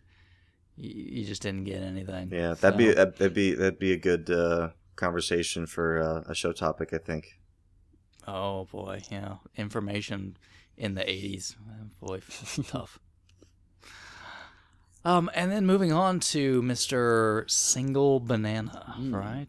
Man, he got a few good ones this time. Yeah. Another NES cart for his closing in on his collection. Yeah, there. he's getting down to, what, 20 now or so? Yeah, welcome to the pain. That's all I Yeah, can he say. picked up- Just welcome to Picked Pain up Land. Kid Clown, and I still need that one, so I was a little jealous. But the good news is, if he finds another one, he'll send it to me. There you go. That's the plan, right? Yeah, that's one of the latter ones I picked up. But yeah, like I said, welcome to pain. Gear up and get ready. Now I know he's a big Atari guy. This Zeller's carts, these are not something I'm familiar with. Yeah, he sent me a message because he worked out a deal for a few of them. But apparently Zeller's had these, exclusive carts. And I was like, all right, I'll keep an eye out for them. What do they look like? And he sent me these links to some pictures of them. They have the best label art ever. It's so awesome. It doesn't say the name of the game at all. It's just these awesome pictures over the whole label. They're really cool.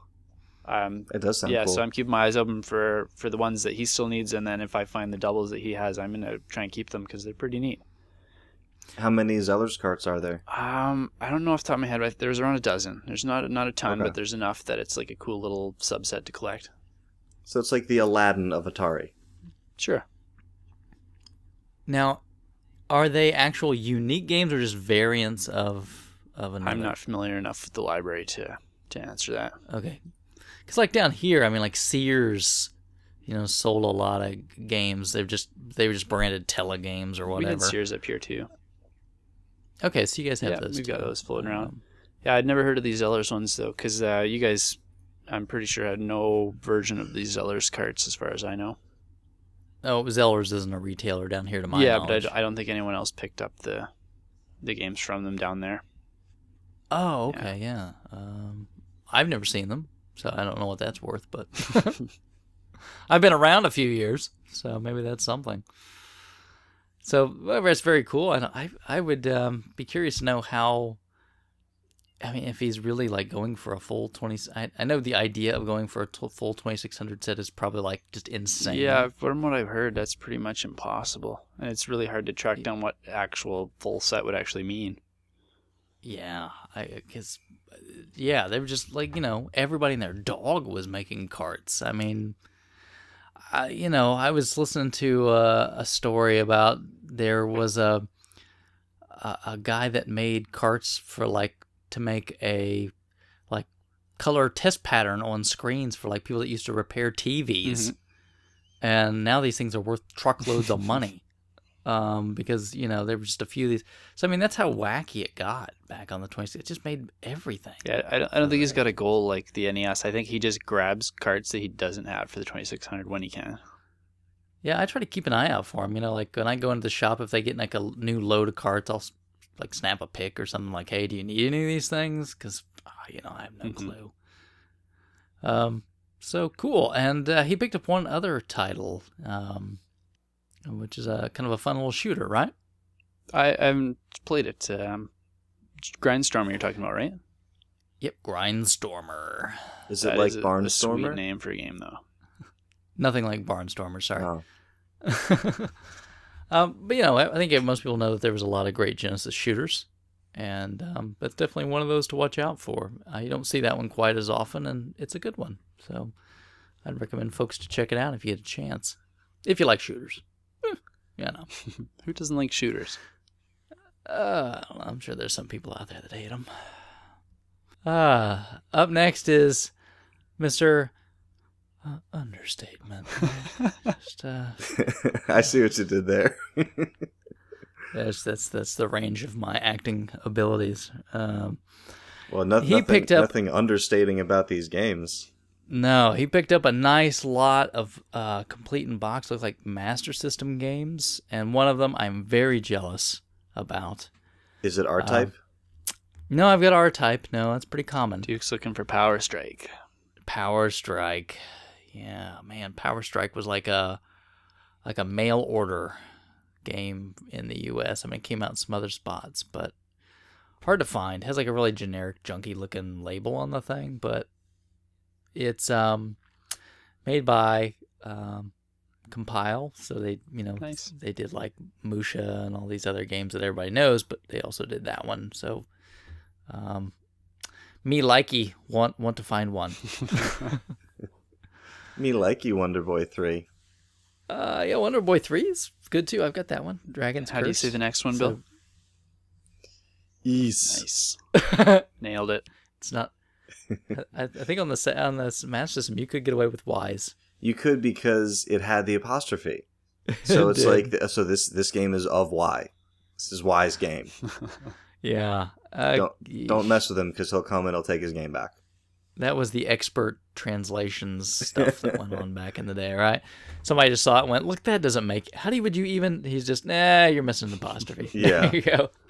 Oh, there's actually, in playing Final Fantasy VI, there's an apostrophe where there doesn't need to be one.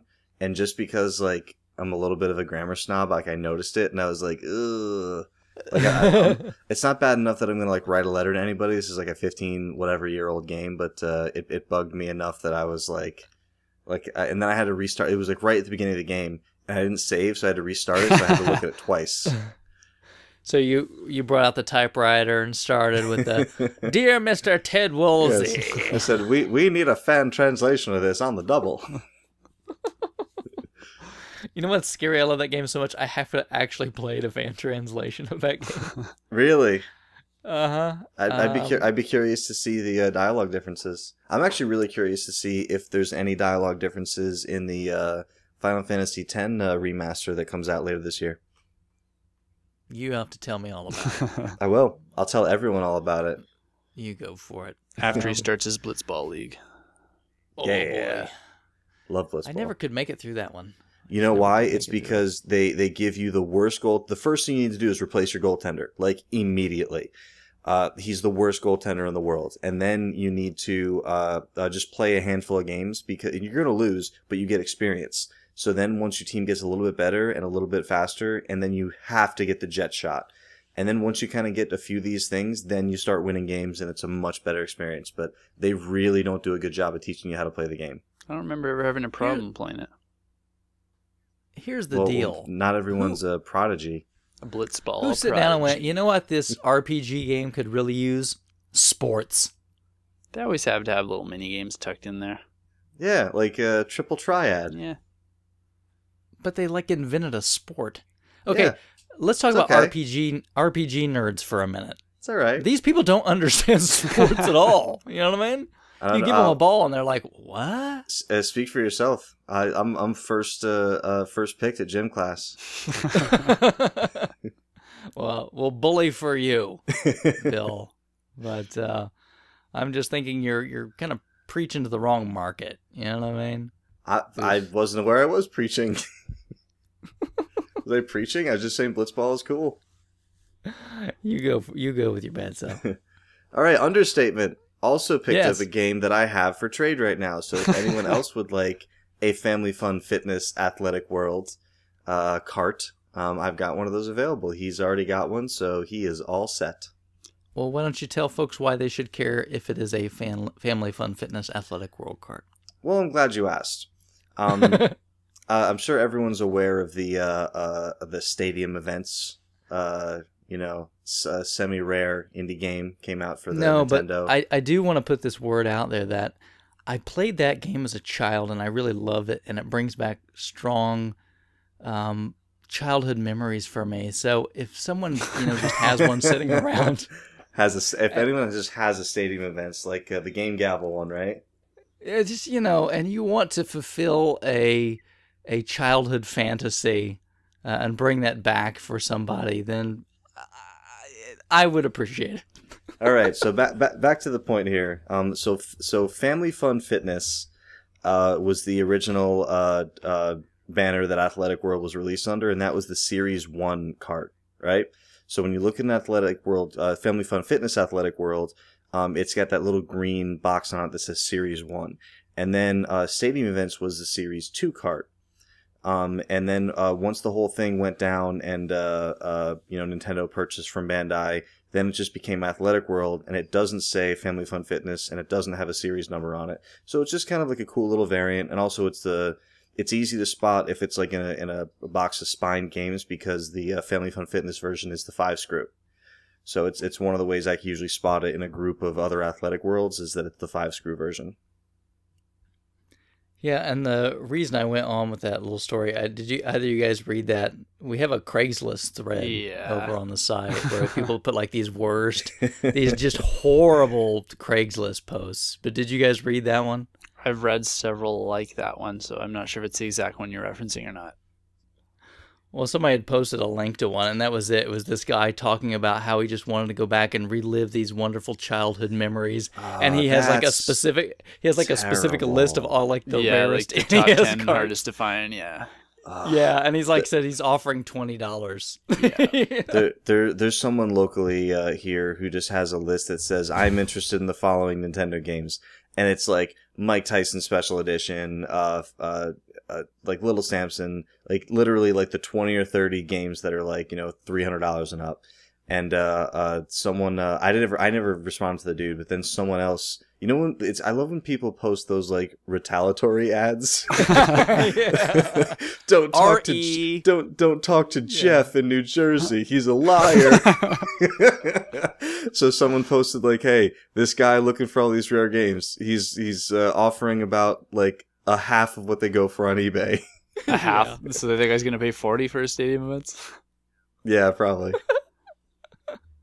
I just, man, when I read that, I just went, man, there are some people that just don't care. They would just rob you blind and not care at all. Yep. And do it right to your face. So, I mean, hey, if you run across the stadium events in a yard sale or at a Goodwill, more power to you. If you're trying to blatantly rip somebody off, man, that's cold. That's all I can say.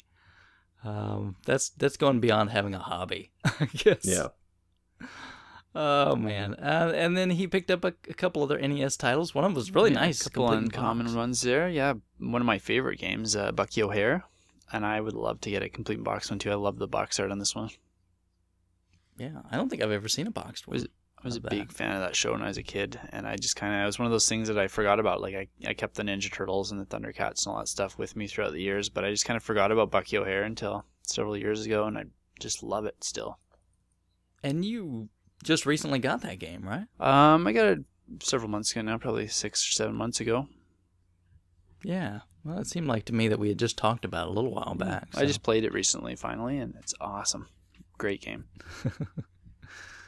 And then another one that was a lot hard to find as well. Yeah, kind of like Kickmaster, one of those late Taito games. Doesn't go for crazy prices yet, but it's still a little hard to find. Is Kiwi Craze.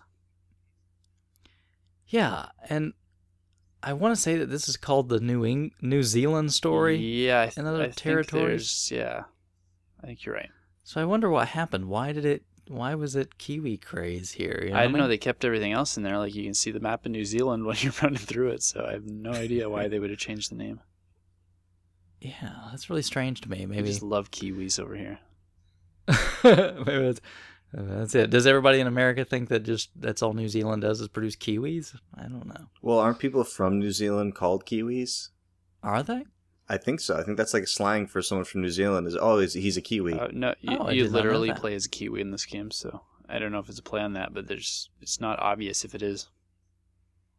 Interesting. So I wonder why, or maybe they had to change it in other places. Maybe they couldn't call it Kiwi Craze somewhere else, and they changed. I don't know. The things like that always make me think, why? You know what I mean? Maybe it's a term they don't like a racial slur, and they could only get away with it over here. Maybe.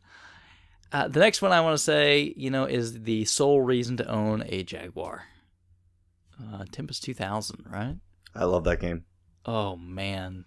Tempest 2000 is so good. Do you have that one? I haven't had the pleasure. I had Tempest 2000 when I had my Jaguar. This was like a while ago, and like before I was collecting, years before I started collecting, I just like picked it up for like $30 at like a KB Toys or whatever, with Tempest 2000, and I played it for a while, and it was really good, and I ended up getting rid of it, but it's one of those things that I haven't come across a good deal on a Jaguar lot yet, but Tempest is a great game.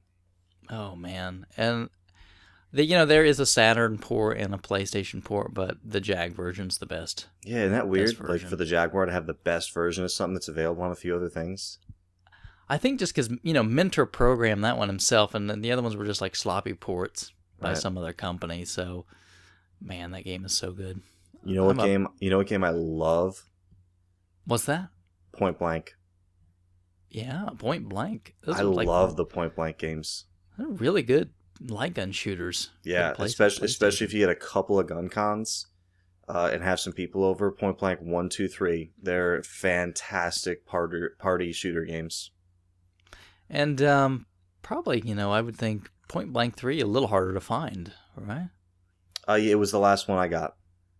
Yeah, So. I always know that they were always regarded as excellent, but I don't think they sold huge numbers. So. Oh no, yeah, not at all. And I think like at the time I was working at Babbage's, and I feel like more people were coming in because the only way you could get the gun con that I remember, I think you could get it by itself, but most people got it with Time Crisis. Time Crisis, and yeah. and then Point Blank was like the other game that was there. So I don't think it. You're right. I don't think it sold as well as some other games, but. I like now looking back, like Time Crisis is a pretty decent arcade experience, but Point Blank is, I'd rather fire up Point Blank than Time Crisis. Yeah. I honestly have never run across one out and about in the shop, so people that have them must hold on to them pretty well, and they're great games. I don't blame them. Yeah, my copy of 2 is sealed, and I didn't ask for it sealed. Just the guy, it was like a trade on Goozex or something back when I was using that site, and it showed up sealed. And whenever that happens, it's like, well, I can't open this thing up. So it's kind of been sitting on the trade shelf for a while. I should take some pictures of it and post it. Yeah, Krabby, you played Point Blank? I have not had the pleasure. No, you should check it out. Never really a light gun guy. They're kind of fun. They're a lot of fun, especially if you like dexterity type shooting. Like a lot of shooting games, they just like put you in an area and like guys pop up and you shoot them. But Point Blank is all these mini games where like there'll be like 15 or 20 tiles on the board that are like numbers, and like a math equation will come up top like 8 times 2, and you have to shoot the 16.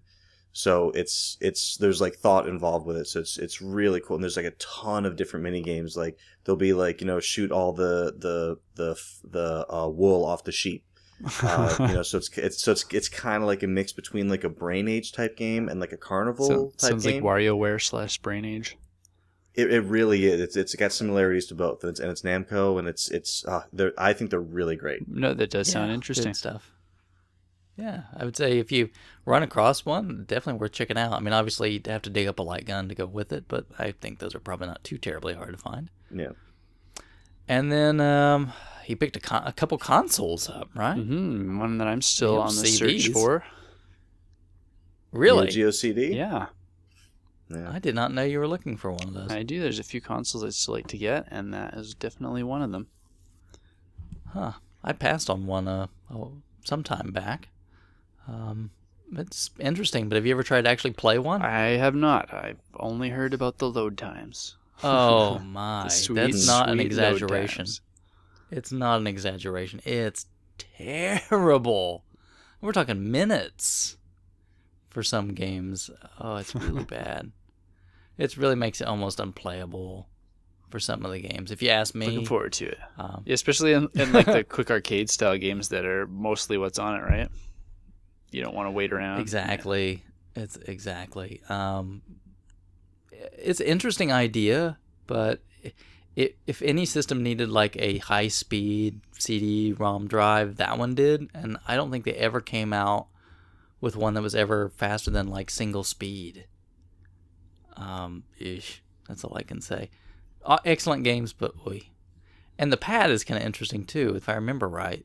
I think it's got the like odd kind of D-pad that's almost kind of like the NES Max kind of D-pad. Interesting. Yeah, it's a little different. Didn't come with the sticks like the regular AES did. And then this one I've never seen. I mean, this is the only picture I've seen of one of these things. Have you guys seen a Memorex Viz before? Nope.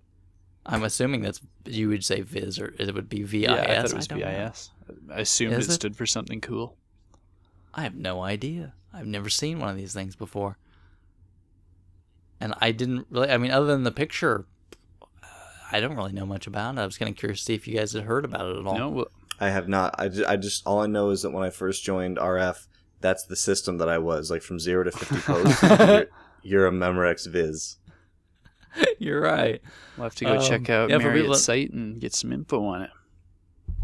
Yeah, for people that aren't familiar on RFGen, like the more posts you get, you get like nickname, different systems based on, isn't it like units sold all time, something like that?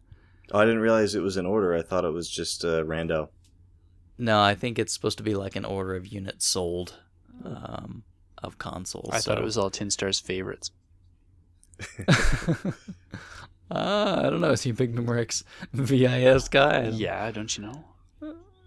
No, I don't. But interesting. That was an interesting find. I honestly would, if I could pass one on a Goodwill, I probably wouldn't even know it.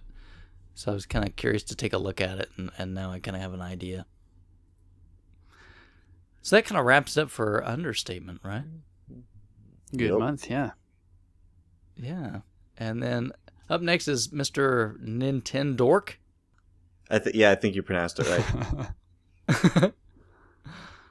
Oh, and then he lives up to his name. Well, but, partially, right? I actually really like that Hannah Montana PSP that he grabbed. That is a good looking PSP. I'm not being sarcastic. That is my PSP of choice eventually. Yeah, it's you're like a Vulcan. I think you're incapable of sarcasm or being mean. So tell me more. Tell me, why should someone look for the Hannah Montana PSP? It's just mesmerizing. It's like this weird, like kind of sparkly purple coat over it. I don't know. It seems very feminine, but also very cool at the same time. Well, Nintendork, you know who to shop your. Yeah, I just got an ugly PSP black one. I'll trade across. Maybe he would like to have more of the manly black can't PSP. Get more manly than black, other than, I don't know, brown, wood grain. Well, like, or no, the that like God of War blood soaked one. There you go. And then he picked up a rarity, also, right? And a great game too. Yeah, Cubivore. I don't see that one that often. No, and it is so much fun, and it's so weird. Never played it. Oh, keep your eyes open because it is worth the effort to track one down. It's one of my favorite games. So tell me about it. Well, it's Atlas, so it's right up your alley. That's true. So obviously, are you a cube that eats everything? Is that, or you eat all cubes? You eat the other animals who are also made of cubes, and by eating certain ones, you evolve in different ways, and you try and become like king of the jungle eventually by evolving into like the perfect beast that can kill everything.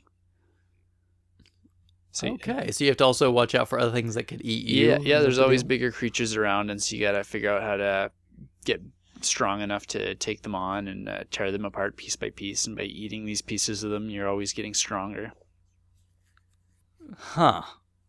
I can't say as I've had the opportunity to play it, but it sounds pretty interesting. It is interesting. It's really quirky, weird. It's not too long, but it is a lot of fun.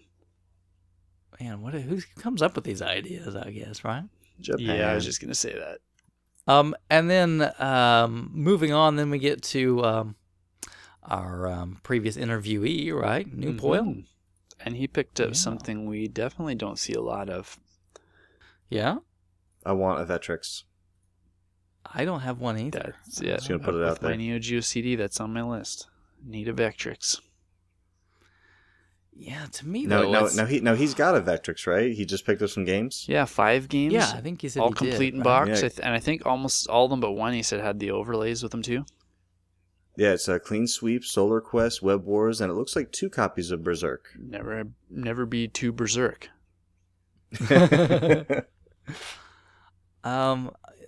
I've played one. I don't. Part of me wants to own one. Part of me doesn't. You can send it here when you get bored with it then.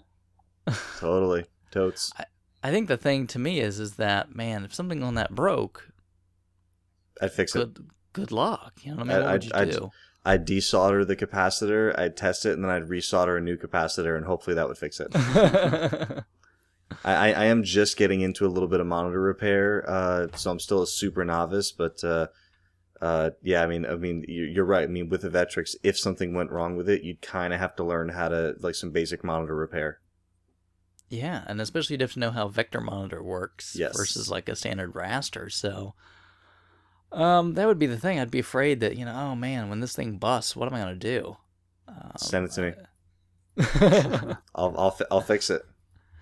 I think if I ran across one locally, I would do it, but I would not trust shipping one. You know what I mean? Yeah. I agree. Interesting grabs, though. That's pretty cool. I would think Berserk, I know, obviously would be a ton of fun. I'm not familiar with the rest of them, but cool thing. And then up next is Mr. Kid A, right? Kid A. Yeah, taking New Poil's thunder a little bit.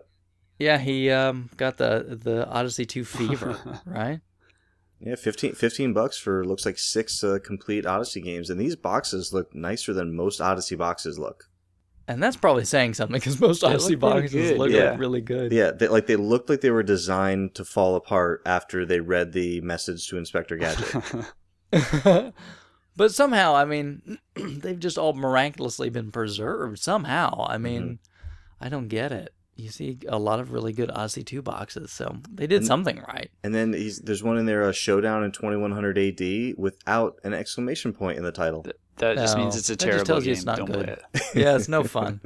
They're letting you know right on the cover. It's not exciting enough. Fun. It's I like the cover art for KC Munchkin. KC Munchkin. Like they're not trying to be Pac-Man. Yeah. Of course they're not, right?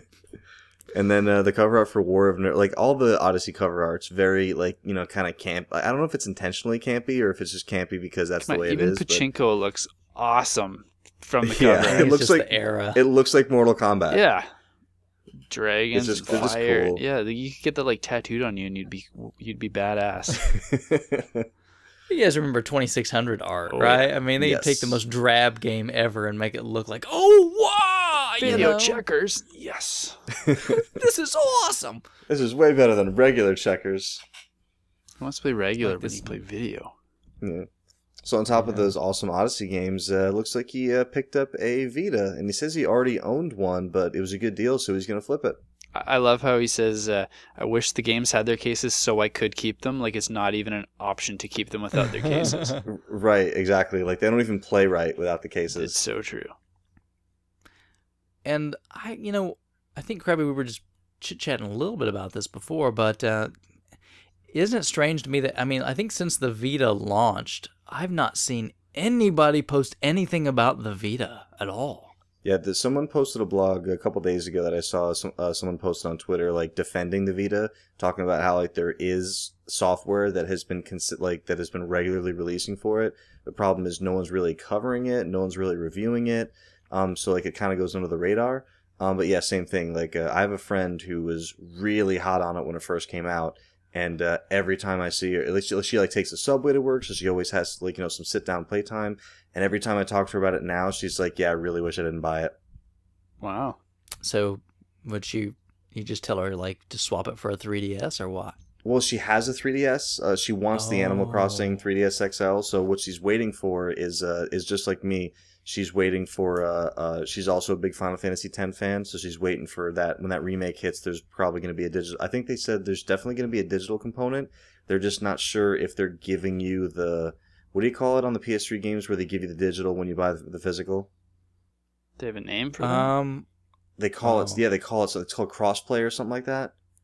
I think there's cross-buy, and that's where if you buy it on one, you get it on the other system. Right. So they've confirmed that it's coming out on a physical collection disc for PS3, and they will be selling it on the PSN store.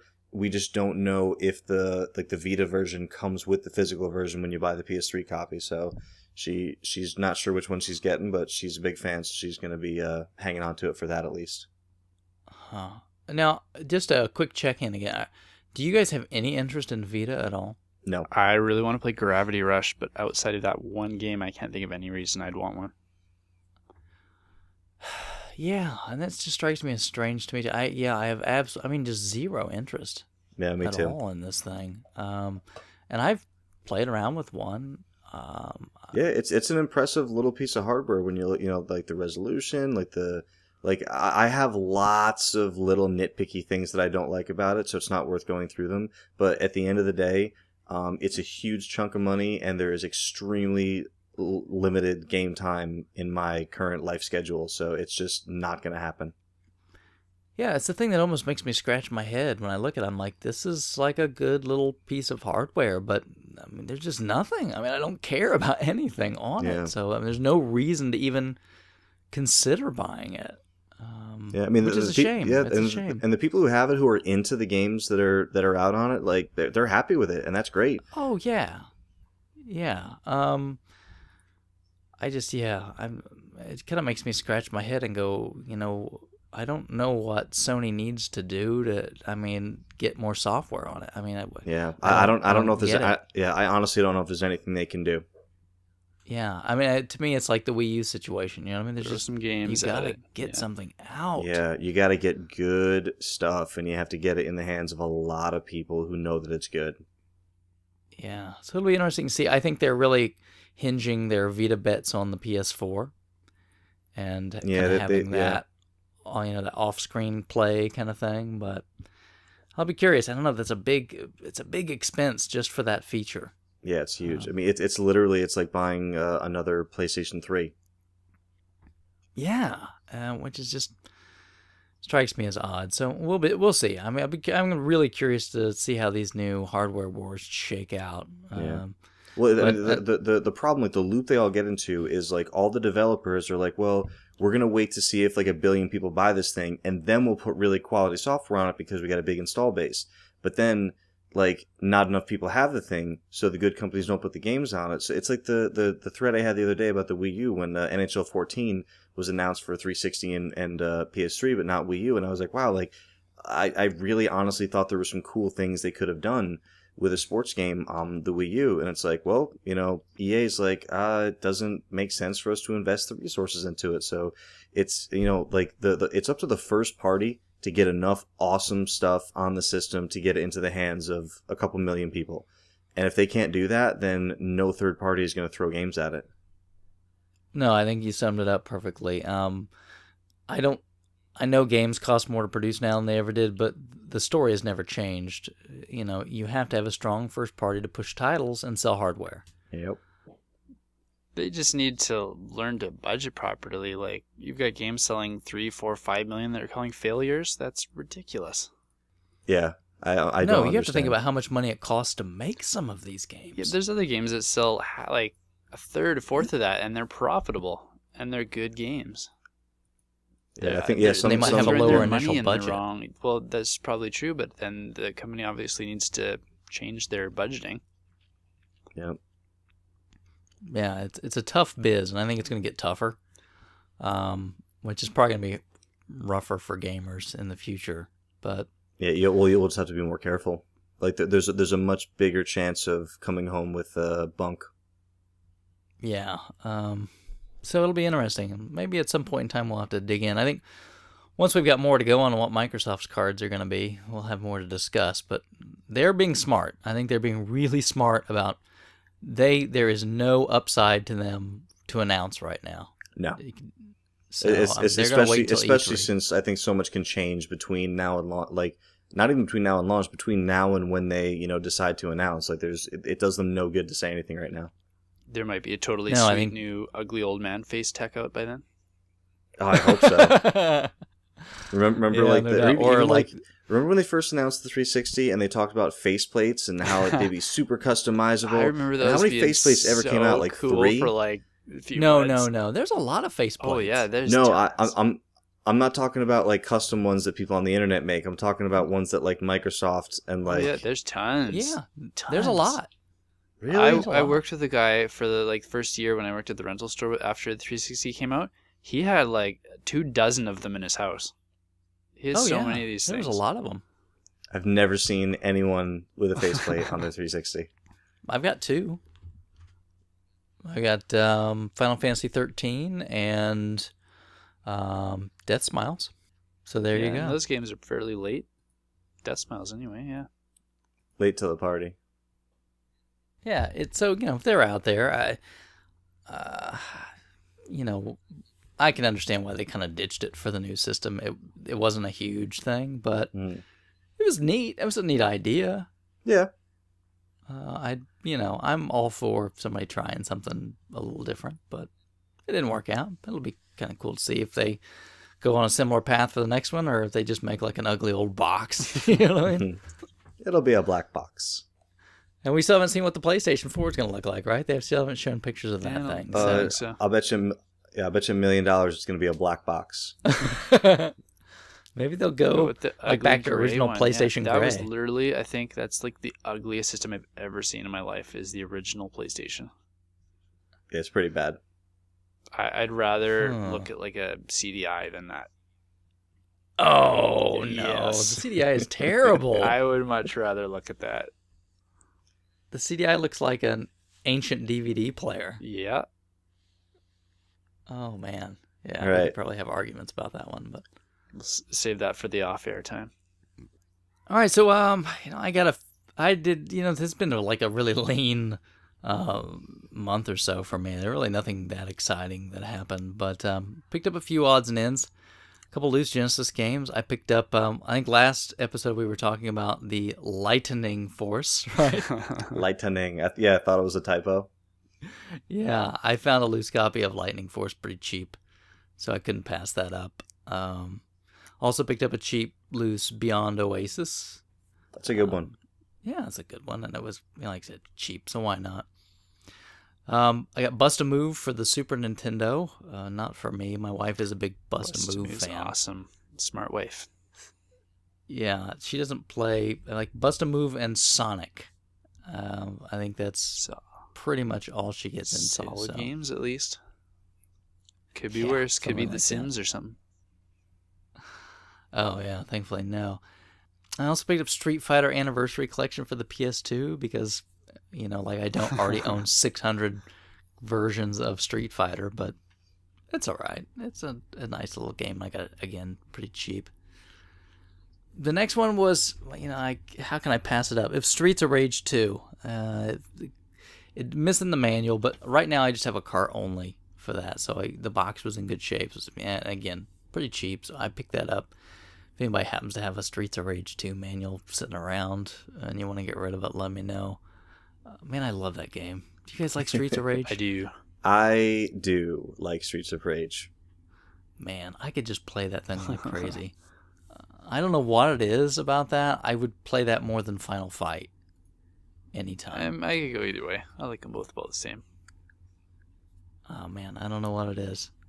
First one's fun, but Streets of Rage 2 is like perfect. They nailed it. You don't like Streets of 3? Rage 3 was crazy.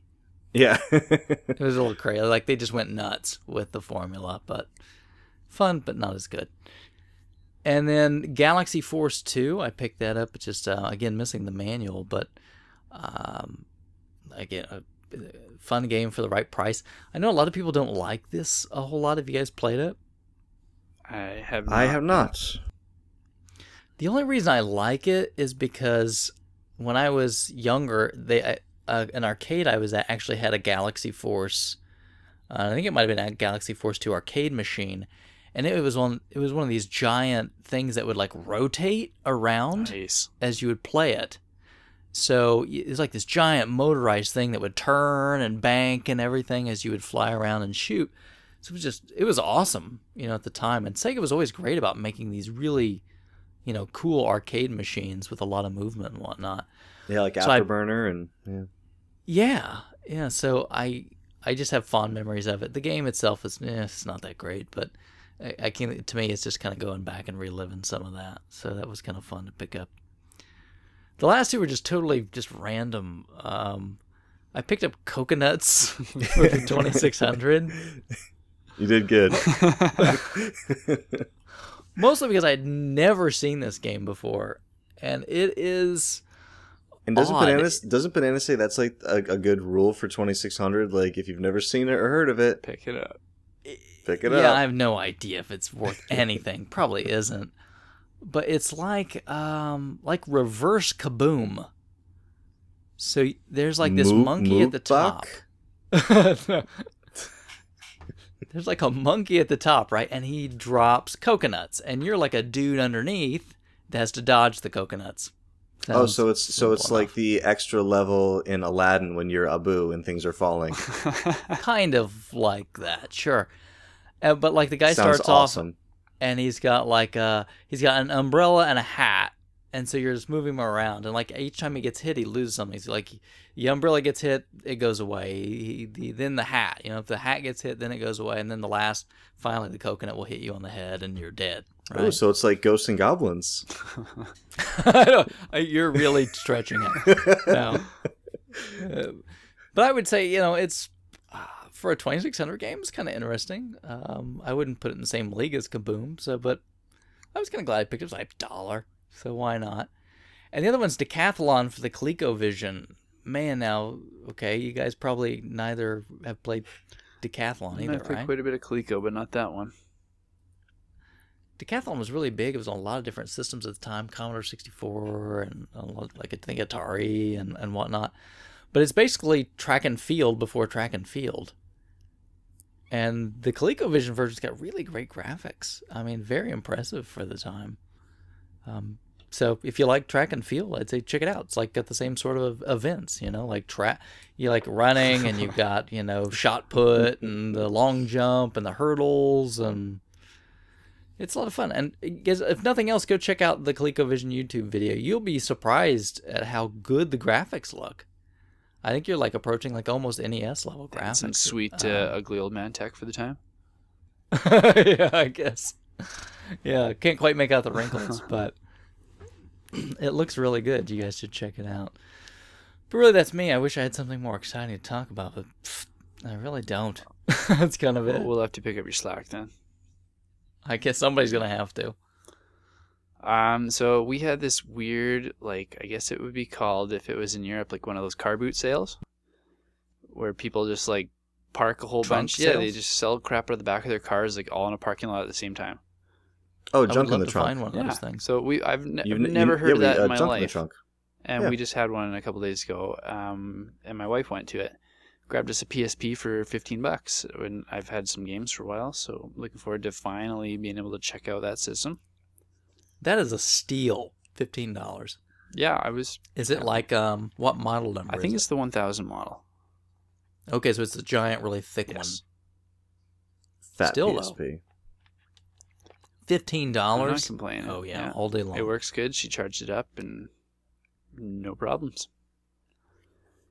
Yeah. Excellent. And then sticking with the PlayStation stuff, it's just been tons of big PlayStation lots here lately. So I picked up a couple of the better priced ones I've seen. So I got one lot that had a couple of systems, one of the fat ones, one of the slim ones, and 70 games with it. And then Wow. and then like 4 or 5 days later, I picked up another lot that had one system and all of the Guitar Hero World Tour equipment, and then 80 games with that one. That's crazy. Yeah, and there wasn't even a lot of like crossover with the games. It was pretty much all unique games between the two lots. No dupes. That's amazing. Nothing super exciting, but there's a few that I'm going to keep and lots that I will do something else with. So are they most of them all complete? Yeah, nearly all of them. There's, I'd say probably 10% are missing manuals. I found one wrong game in the box, so I've got one box that has no game and one disc-only game now. But other than that, it was awesome. There's even a couple little sealed ones still stuck in there. That's nuts. I mean, man, I don't see lots that big around here of that stuff. Yeah, So and one of the guys was awesome because I forgot to pick up the foot pedal for the drum kit on Guitar Hero. And so he sent us a message that, hey, you forgot the drum kit. I think I have another box of games. I'll try and dig it out for you. And we went there, and he had another like half a dozen games. He's like, here, just take them. You got all my other stuff already anyway. Wow. Yeah, I would imagine because now is probably prime time PS2 collecting because GameStops and places aren't taking them. Mm-hmm. And people want to dump them. Yeah, right? like I'm pretty sure some of the PlayStation stuff I picked up lately, they've called GameStop and said, what can I get for this? They've said, 30 cents, $1. And so they're like, I'm just going to sell it on Craigslist for the same price. At least I can get the cash for it instead of credit. Right, yeah. Because both of those lots, everything I got was less than $1 a game by far. That's awesome. Good job. So you can actually play any of that, though? Like I said, I'm keeping about 5 of them out of like 150 games. So I'm curious, can you tell me a couple that you are I'm keeping? going to try Raw Danger. I've heard that one's kind of interesting. I'm keeping a couple Resident Evils because I've played them on other systems, but I just like to have them. A game called Oni. That's my dog's name, and it's got a really really cool cover, so I thought I'd try it out. And Oni's Bungie, right? I think it's Rockstar. I've seen the cover. I don't know. Doesn't it have like a silvery Yeah, color? it's like this whole silver background and like this anime chick with guns and stuff on the front. You're right. It is Rockstar. Yeah, I'm not a huge Rockstar fan, but I just kept it for fun. Cheap game. Awesome. Good job. And the rest I'll try and move. Yeah. Nothing else I was too excited to play. I made another huge lot later on of more modern stuff. I got some Wii games, some more PS2 stuff, some 360, a whole bunch of DS games. Our EB Games was having like this. They had this bin that was like spring clearance, and everything was like 99 cents or less in it. Wow. And almost all of it was still sealed.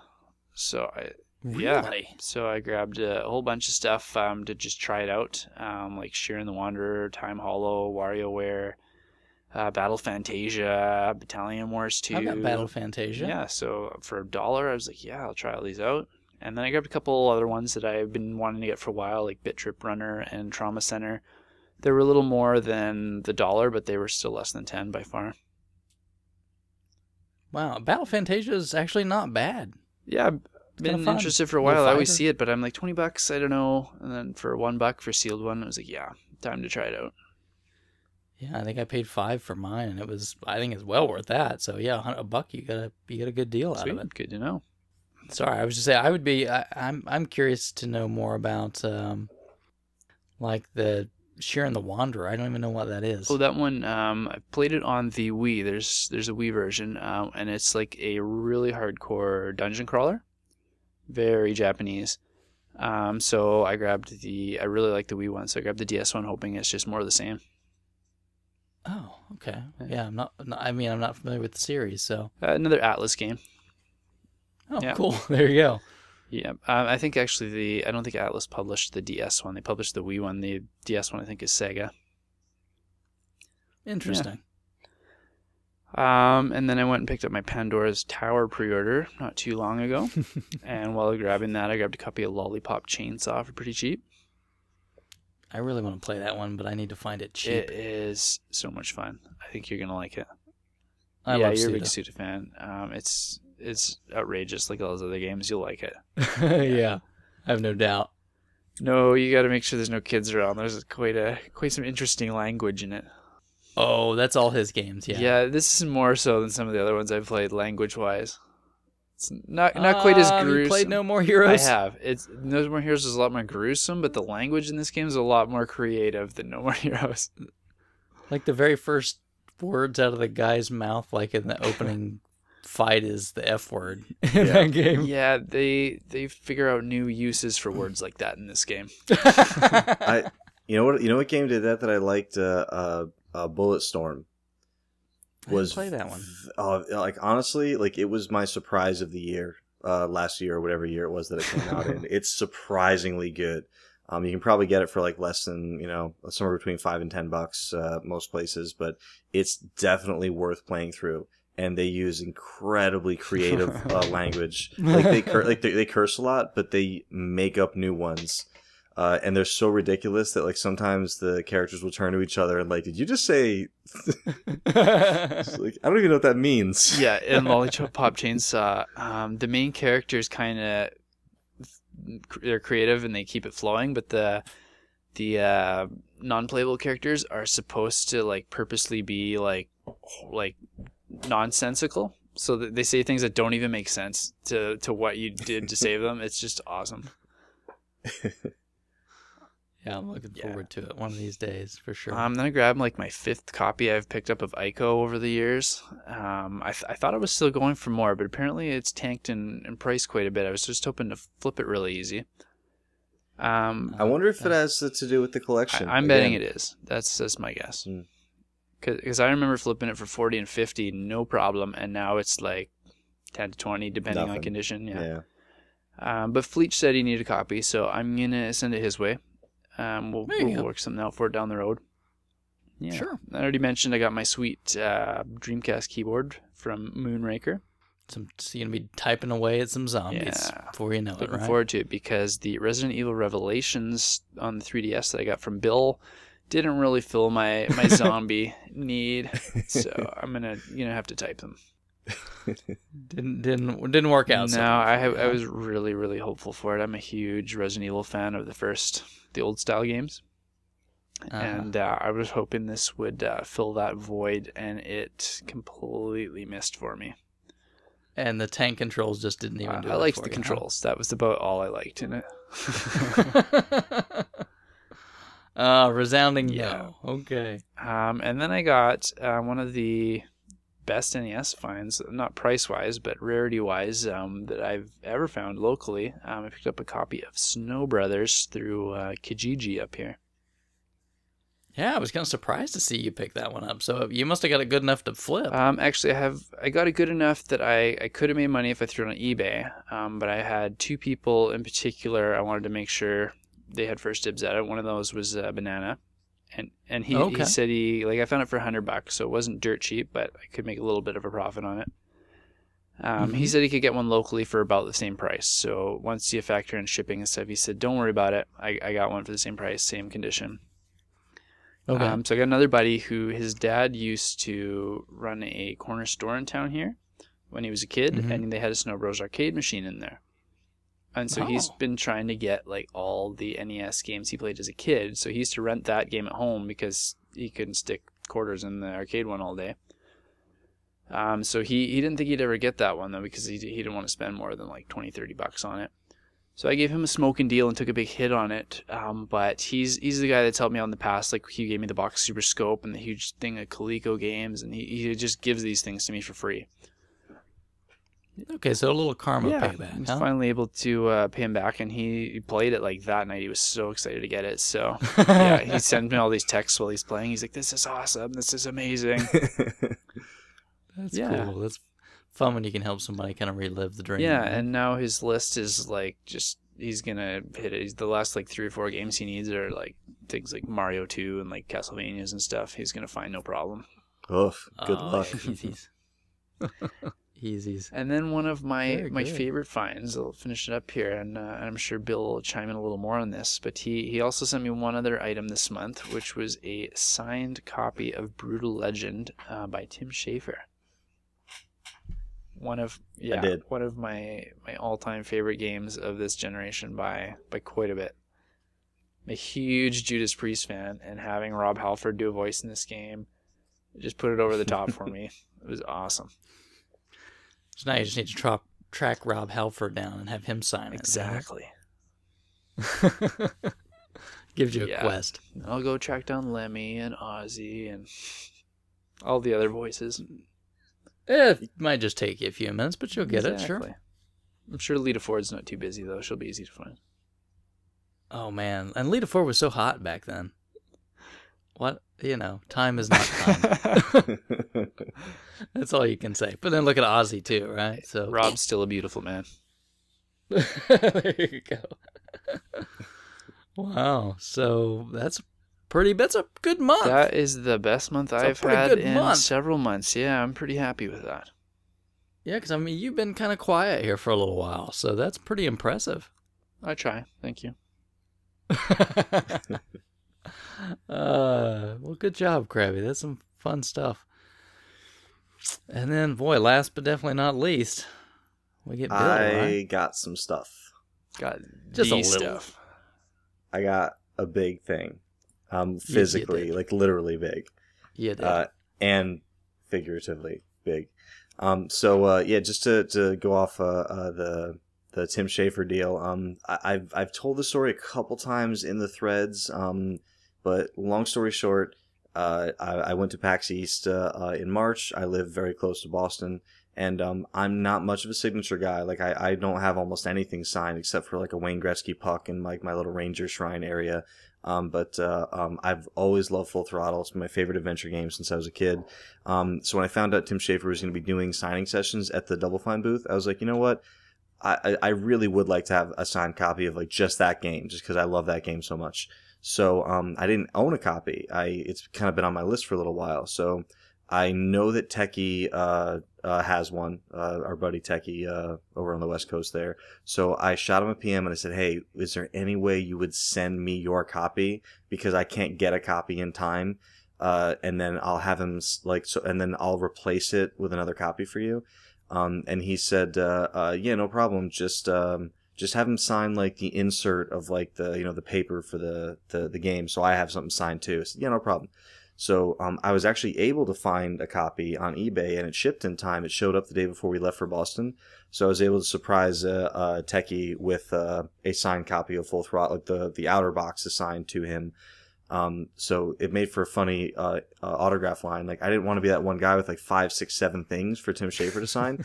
So I gave one to my buddy Kaylee. I gave one to my buddy Lee, and I gave one to my wife. And I'm the last one to go, of course. So, and we're in line. We're like rehearsing before we go. I'm okay. Like, I had checked with both Techie and Krabby. I said, "Do you want it personalized?" And they both said, "Yeah, first name's fine." So, like, we're rehearsing what our names are in the autograph line. So, but the thing is, I gave, I think it was Krabby's. I gave Krabby's copy to my wife. So when my wife tells Tim Schafer the name to put it on there, he's like, "Wait, like, is that your name?" She's like, no, and she's like, "No." And then he's like, "Yeah, it sounds like someone's making you do this." And then I had to talk to Tim, and then it was cool. It wasn't a huge long line, so he didn't care about signing a bunch of things. But it was really funny because like I had to tell him. He's like, "Well," it's like, what is this guy? We're talking about Krabby. He's like, "What's this guy all about?" And I was like, "Well, this is one of his favorite games ever, and it's mostly I mean, a lot of it's gameplay, but he's also this music is like his jam." And then he's like, "Okay, say no more." And then he just wrote "metal" on the on like the cover. 3 exclamation marks. Yeah, it's awesome. Yeah. And then I told him about. I said, "Oh yeah, and I'm Bill, but it's with one L." And then I love yours, he asked the question, and then he asked the question that everyone asks. He's like, "Why is it with one L?" And my wife just starts laughing. She's like, because I explain this to everyone that I meet, and then just to explain it to Tim Schafer was funny. So I said, "Well, it's kind of it's a weird, stupid, not funny story, but my dad is Bill also." And my mom kind of joked when we were kids, like, it's like, he's Bill with 2 L's. You should be Bill with 1 L because you're like junior, but you want to be junior.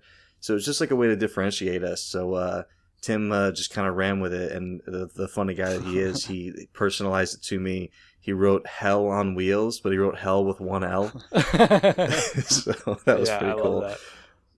So yeah, so that was my my Tim Schafer. And actually, the one more thing, I love the Full Throttle energy drinks. Whenever I decide to have one, which is hopefully not as often as I have been having them because they're not good for you.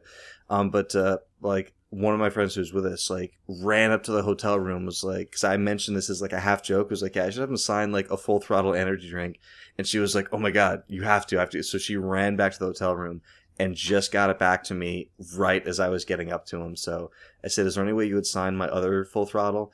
And he laughed, and he just like signed like "Made by Tim Schafer" on my Full Throttle. So that was a really cool experience. Like I've met celebrities before. Like it's not like really like a big deal to me, but like something about meeting this dude, like I was really like I was fluttery, like starstruck.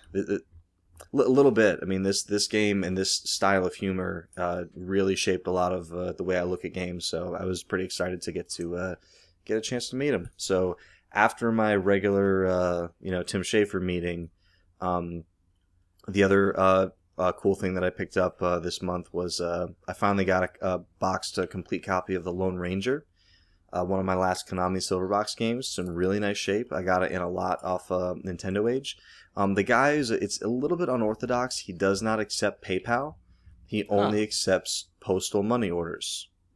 Okay. So normally this is kind of like a little bit of a red flag because you have no recourse if you send a money order. Like, there's nothing attaching that, person's, responsibility to you. But he had decent feedback. The people who had, decided to, go the extra mile and, do the money order with him had all been happy. So I took a chance and everything worked out fine. I got a bunch of common games, but that Lone Ranger complete means that I'm back down to, because I had totally overlooked Lone Ranger, so now I'm back down to 2 Konami Silverbox games to finish the collection, Laser Invasion and Gradius.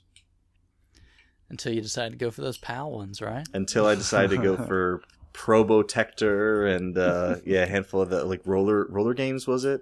Yeah, handful of the Konami ones that saw silver boxes in Europe. Oh, Metal Gear 1 and 2, I think, were silver boxes over there. Yeah, Probotector 2, and I've never looked at silent service over there. I don't Ruh-roh. know. I hope. We can only hope. But yeah, so also Batman Returns was one of the other ones I got.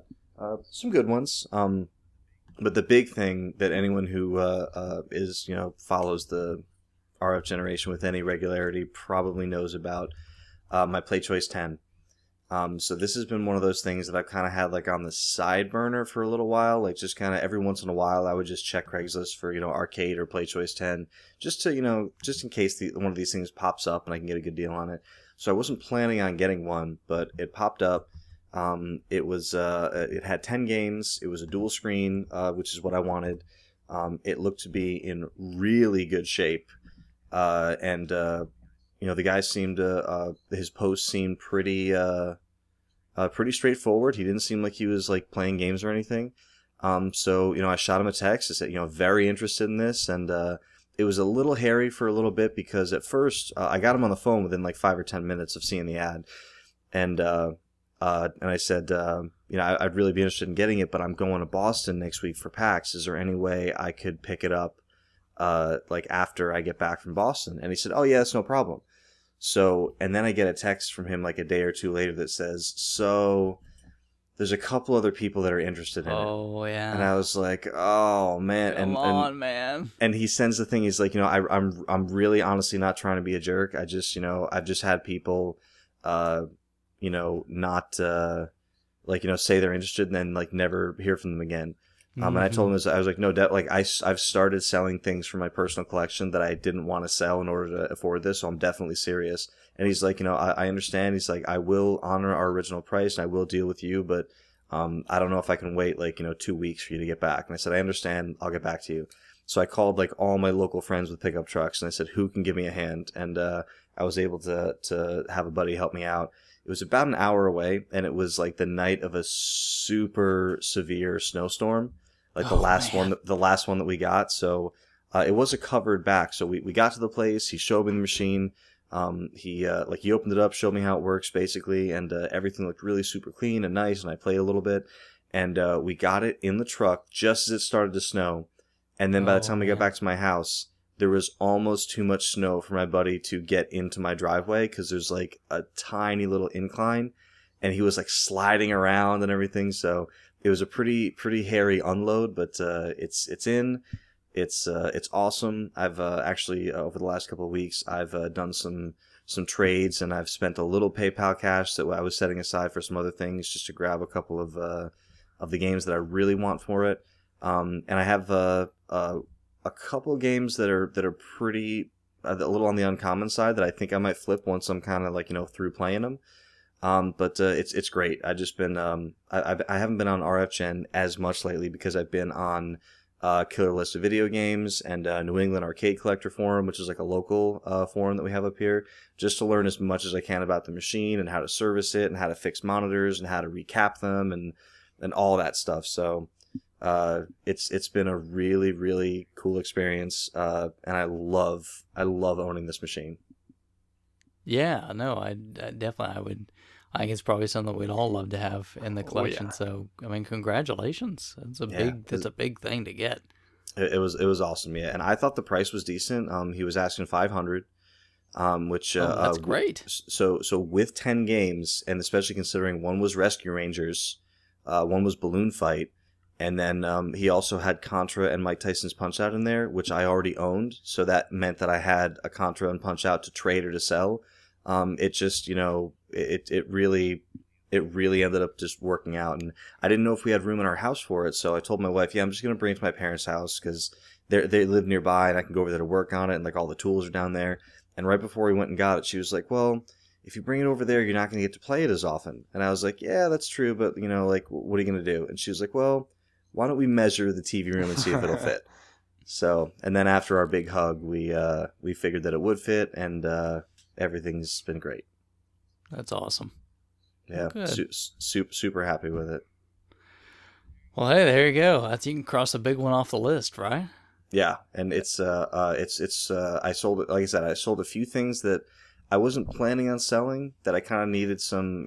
I needed a few of my friends to tell me, hey, is it okay that this is what I'm doing? And they're like, listen, and the only person who can know that is you. So I'm happy to say that I almost forgot that I had sold the things that I had sold, like, just because I'm so thrilled with this machine. So it ended up working out. Yeah. Because that's really something you're just not going to come. And that one is in beautiful condition, right? It really is. It doesn't have the original team molding, which the original team molding was white, and a lot of people replaced it because it shows dirt very easily.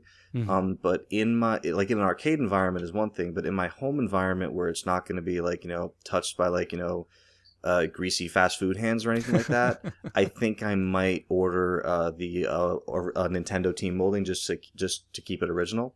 Yeah. Because Nintendo actually their team molding was offset, so when you use non-Nintendo team molding, it's like it goes over one edge of the cabinet slightly, and it doesn't reach the other end because the team molding, like standard team molding, is centered. Yeah. So you can actually tell that it's not Nintendo team molding because of that little discrepancy. Oh, I got you. So you have to track down a supplier that sells. Oh, for the arcade community, for all like the restore guys, like there's several companies that make it, and it's labeled like Nintendo team molding. That's pretty cool. Yeah. I know I would love to get my hands on one, and $500 sounds like an excellent price. Yeah, especially with the bunch of games you got with it. That's just like the perfect selection. Yeah, it was Mario 1, 2, 3, Dr. Mario, Rescue Rangers, Contra Punch Out, Track and Field, Excite Bike, and what am I forgetting? I'm not sure. I traded my Contra and Punch Out for Ninja Turtles 1. Good call. And yeah, I remember, that one. And I can't remember exactly which trades were which because they all kind of happened very quickly. But Ninja Turtles 1 I acquired, Tecmo Bowl I grabbed. I love a good two-player game of Tecmo Bowl, and Russian Attack, which is not my favorite Konami game for the NES, but I really enjoy the music in it, and it's got a really good arcade feel to it because it's fairly challenging. Yeah, definitely a very arcadey game, so it fits in really well. Yep.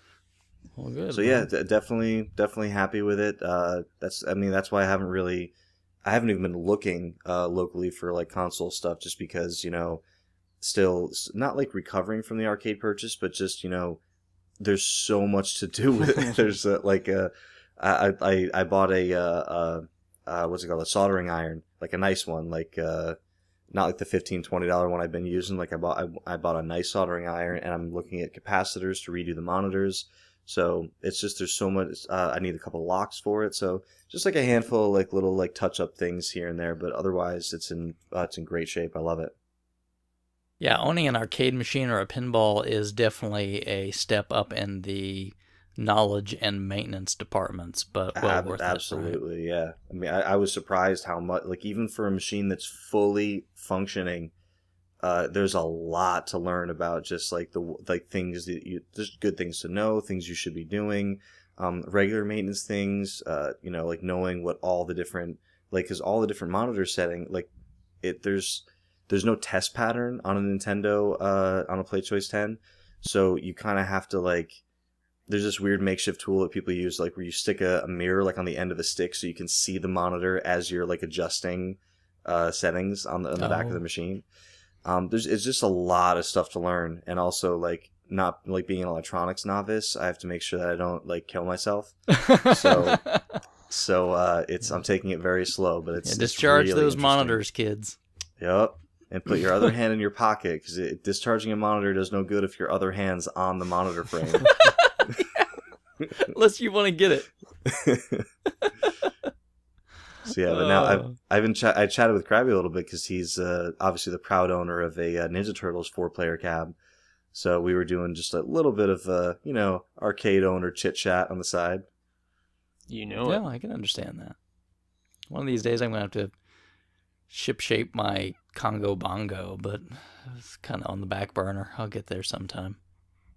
Yeah, there's a friend of mine who actually turned me on to one of the local arcade forums, who's a big pinball nut, and she's got like 6 or 7 machines at any given time. She's always like pulling them apart and like, redoing the plastic, like waxing the boards, like, just total restores, and she's amazing. So when I decide to finally go pinball route, I'm sure she'll be in my corner. Oh, there you go. Well, having a pinball is really fantastic. I love playing pinball. So they're definitely a commitment, though. They do take a bit of work to keep them up, but they're well worth it. Great games. All right, well, again, everybody, that's, we had a really good month. Everybody had some pretty cool stuff that we picked up. And coming up next, we've got an interview with Derek from Gradual Games.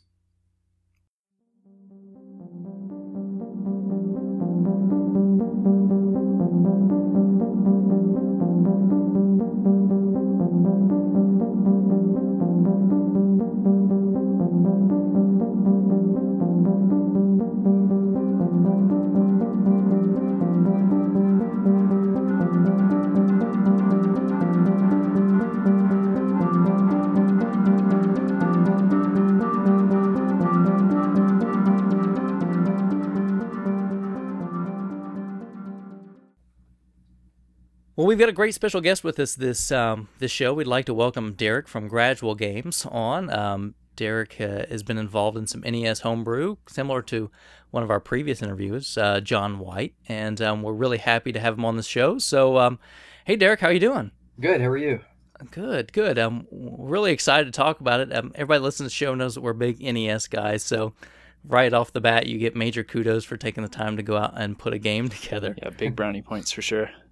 Yeah, but we just wanted to spend a few minutes and kind of pick your brain a little bit. So, Krabby, you want to get us started with some questions? Yeah, absolutely. So you've got a little company called Gradual Games. You think you could tell us a little bit about that? Sure. So, let me see. Where should I start? It wasn't called Gradual Games initially. I really wanted to revive my game development hobby from my youth, and when I finally settled on developing an NES game and realized that I was going to finish it, I decided to come up with a name. And originally I called ourselves LDA Games after an instruction in 6502 assembly language, but I thought that seemed not, it just wasn't good enough. And I remembered a quote from a scientist called Pavlov, which says to be gradual in the acquisition of knowledge, and so I decided to name ourselves after that quote. So I called ourselves Gradual Games, and it sounded kind of catchy as well. Well, cool. I'm kind of curious. You're saying us. So is there another part to Gradual Games? Yes, my wife Lori is the main artist for everything. Oh wow! And I do the programming and music.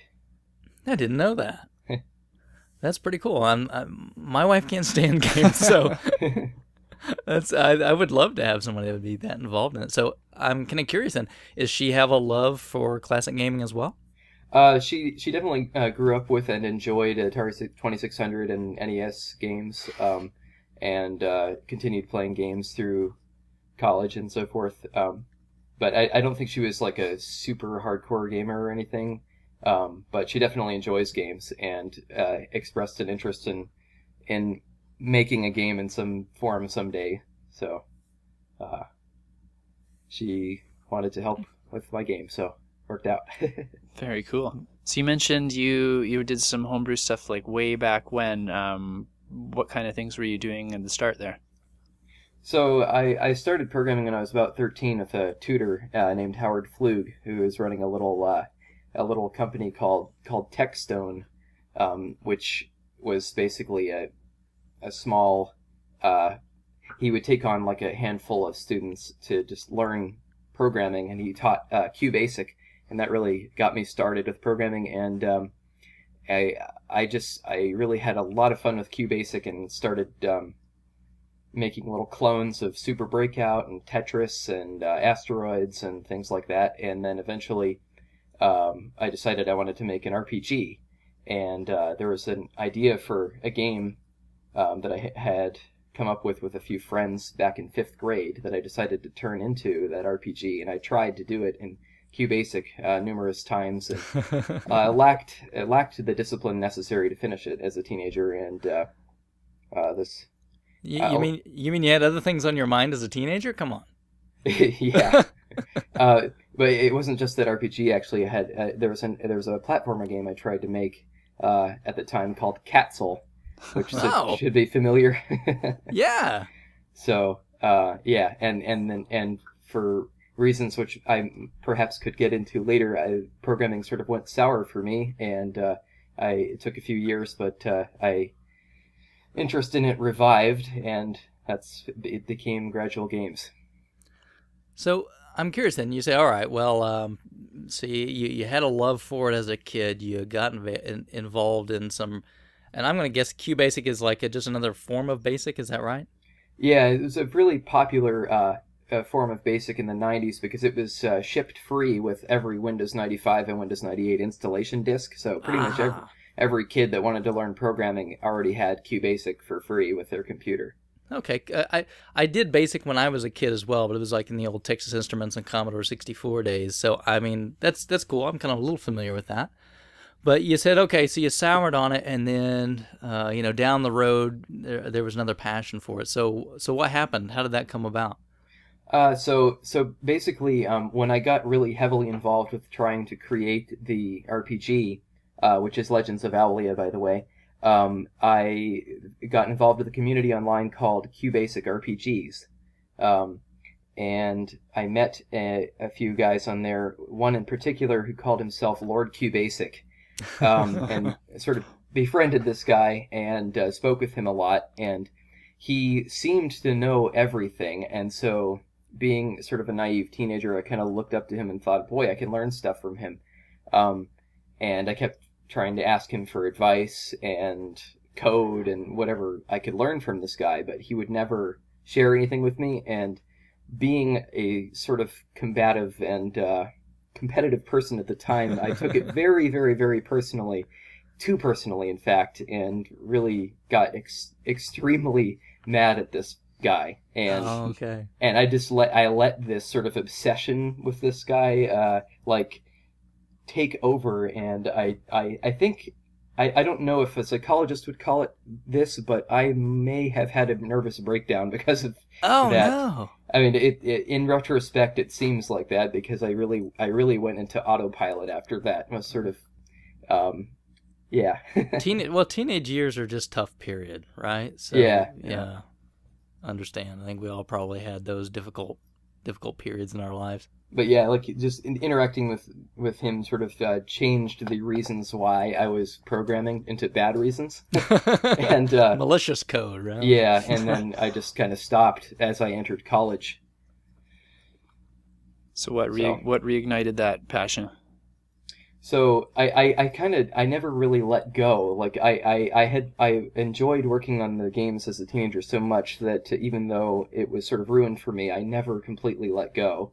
And there was just this tiny flame that stayed alive through all those years while I was pursuing other things. And once I finished college, I decided to start getting back into it and slowly ramped back up on things.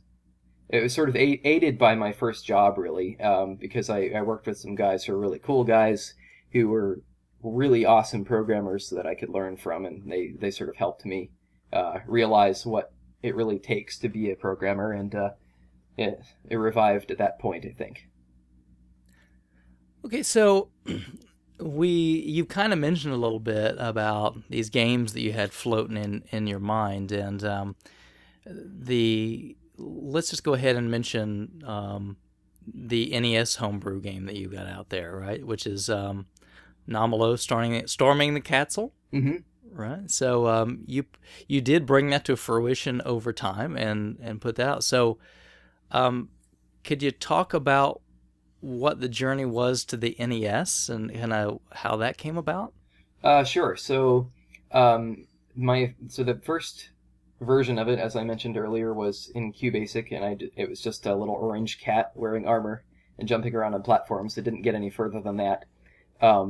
But when I entered my first job as a programmer and interacted with these guys I mentioned who are really cool guys, one of them was a fellow game programmer, and at one point in talking to him about things that I had enjoyed doing in the past, he just sort of pointed out and sort of half made fun of me that I really like the old stuff, and nothing wrong with that. And he pointed me to nesdev.com, which it's nesdev.com now. It used to be parodius.nesdev.com, but it's a website devoted entirely to programming the NES with modern tools. I just want to pause and thank you for saying NES instead of NES. So he pointed me to that and some slides from a class taught by a professor named Bob Rost at Carnegie Mellon University, where he actually taught a class for how to make NES games. Was that one about that bag of flour or yes, something like yes, that? that's right. Yeah. I think Sack I've read of Flour, a Heart little of Gold, I think is what it was called. Yes, okay. Yeah. And so just seeing those things and that site got me interested in it initially. And also just realizing fully that the things I really loved were the old games, and I thought, what could be cooler than making my games on the actual console I grew up with? So that's how it started. Nothing could be cooler. So you mentioned that Catsle project is actually pretty old in your programming history now. How many ideas from that original Catsle idea actually made it into the final product? Basically just that it's a platformer featuring an orange cat with armor. Not much else. It was quite a germinal idea. So had you been an NES fan like your life? Was it like, oh man, this is just perfect for me? Or was it more of, I touched it a little as a kid, but now I really want to get into this? I mean, how did that play in? So I think the system I spent the most time with as a kid was Game Boy and Super Nintendo, but I did also have an NES. I think it was actually, I got it after I got the Super Nintendo and the Game Boy. And I never got very many games for any of my systems because I had some parents who were rather anti-video gaming, so I really had to chisel away at having any games at all. And so in addition to reviving interest in making a game, I've been having my revenge playing games as well. And I decided that the NES was my favorite of the three and have been playing it more than my other retro systems. Well, it's because it's the best one, right? Definitely. There's just something about the feel of it and the limitations that are there that are just kind of a perfect combination, isn't it? Yeah, and I mean, I think the thing is, it seems like the newer the system gets, the fewer games on it are really good for some reason. So I have the most games for the NES now, slightly fewer for actually a lot fewer for the Super Nintendo, and even fewer for the Nintendo 64. So sounds about right. Yeah, that sounds good. So the music in Nomolos, you said you programmed all that yourself too. What inspired you to use all that Baroque era music? Because it suited the game very well. So I've been a big fan of classical music for a number of years, and I as a kid, so many times I'd be listening to Bach or Beethoven or Vivaldi or whatever, and thinking this would be an awesome song in a video game.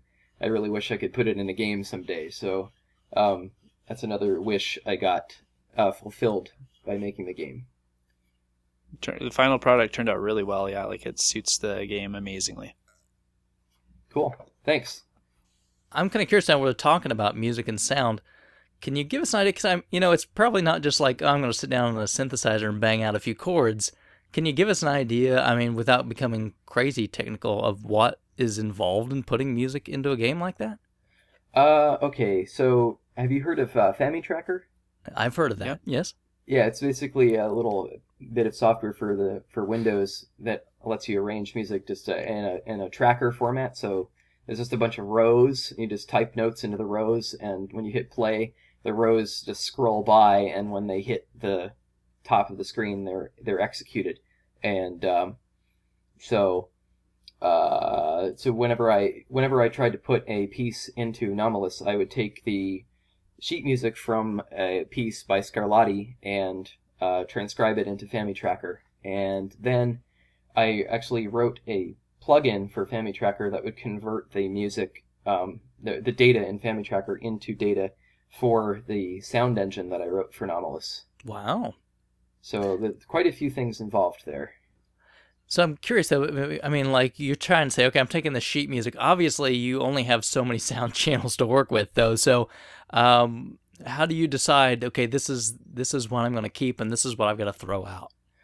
So the nice thing about Baroque music, and especially Scarlatti, is it usually only has 2 voices, sometimes 3, and that's perfect for the NES. Wow. Okay. Because it only has about 3 voices going at any given time, melodic voices, that is. So did that play into your decision to use those particular pieces, or was it just I like it anyway? And it's just I really liked that music, wanted to hear it in the game, and I definitely had to drop some things and change some things to make it work on the NES. So a lot of the pieces are not fully transcribed. I'll only have like the first section, and then that section repeats. But that's pretty common when you hear classical pieces in games. Like there's a piece by Bach in Tetris on the Game Boy, Tetris Music 3, or Music C rather, which only has 2 sections from the original piece. But it works. Some of that has to do probably with like memory limitations, right? Yeah, I mean, there's not that much space on the ROM. But though, ironically, after finishing the game, music doesn't actually take up as much space as some other things in an NES game. So I probably could have fit more in if I had wanted to. So now that the game's been out for a little while now, have you been happy with the responses? Yeah, I mean, overall, I've got a lot of positive responses. If there's a handful of haters on YouTube and whatnot, but that's to be expected, you know. No big deal. Trolls, man, just trolls. Well, we'll mention it again a little bit later, but you know, the game is available for sale on a physical release, and you can get that through RetroZone, retrousb.com, right? That's right. Yep. And how long has the game been on sale now? Since May of 2012. Yeah, I knew it wasn't too long. I got in on, I think, your first kind of run there, so I got one of the gray carts when that came out. So which number did you get? I would have to look again. I think it's 30-something. Okay. That's in there. But were you one of the guys who requested like 33 or 32 or something? No, I don't usually request. I just, you know, lowest one that's available is usually what I get. I get in there. I'd love 13, but everybody wants 13, so I don't fight for it. But I think, you know, obviously, we're big fans, so to me, I love the idea that people are still out there producing games for, you know, a beloved console. And obviously, there are people doing it out there for a lot of different systems, but, you know, the NES is a little near and dear to our hearts. Sorry, Sega people. I think we get flack on the show a lot from the Sega guys. So maybe we'll track down a Sega homebrew programmer at some point in time. You get the Pure Solar guys or something. Yeah, maybe. Yeah, maybe we'll have to get Team whatever they are. Watermelon, yeah. Watermelon, yeah.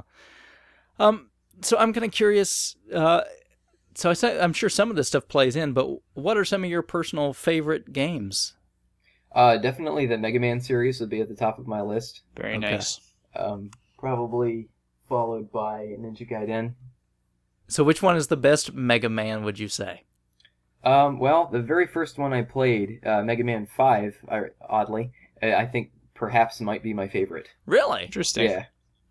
Oh, that's definitely a unique take. Yeah. You don't hear a lot of people say that. I mean, not that it's a bad, but they're all really good. But I can understand that. That's kind of has that special place in your heart, right?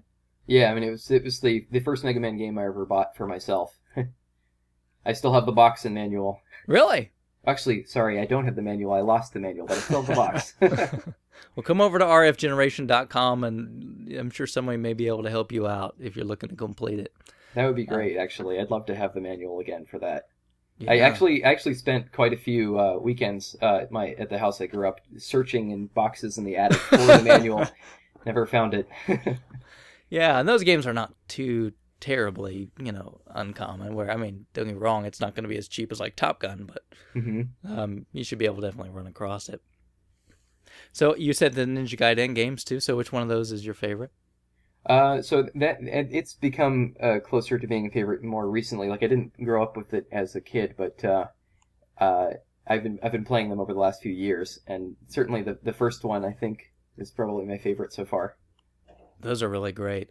It's a tough call. I really like the shadows thing in the second one, and then I like the sword power up in the third one. So, it's really decisions. I think I should also mention Kirby's Adventure as being one of my favorite games. Nice. Okay. My son is growing up on that one right now, and he loves it. It's fantastic. It's one of the few games that I actually beat as a kid. Well, I was kind of curious as I was, playing Nomolos, going through. It seemed very Castlevania-y to me at parts. Was that intentional, or was there an influence there? Oh, there's definitely an influence there, and in fact, Castlevania is also one of my favorite series. So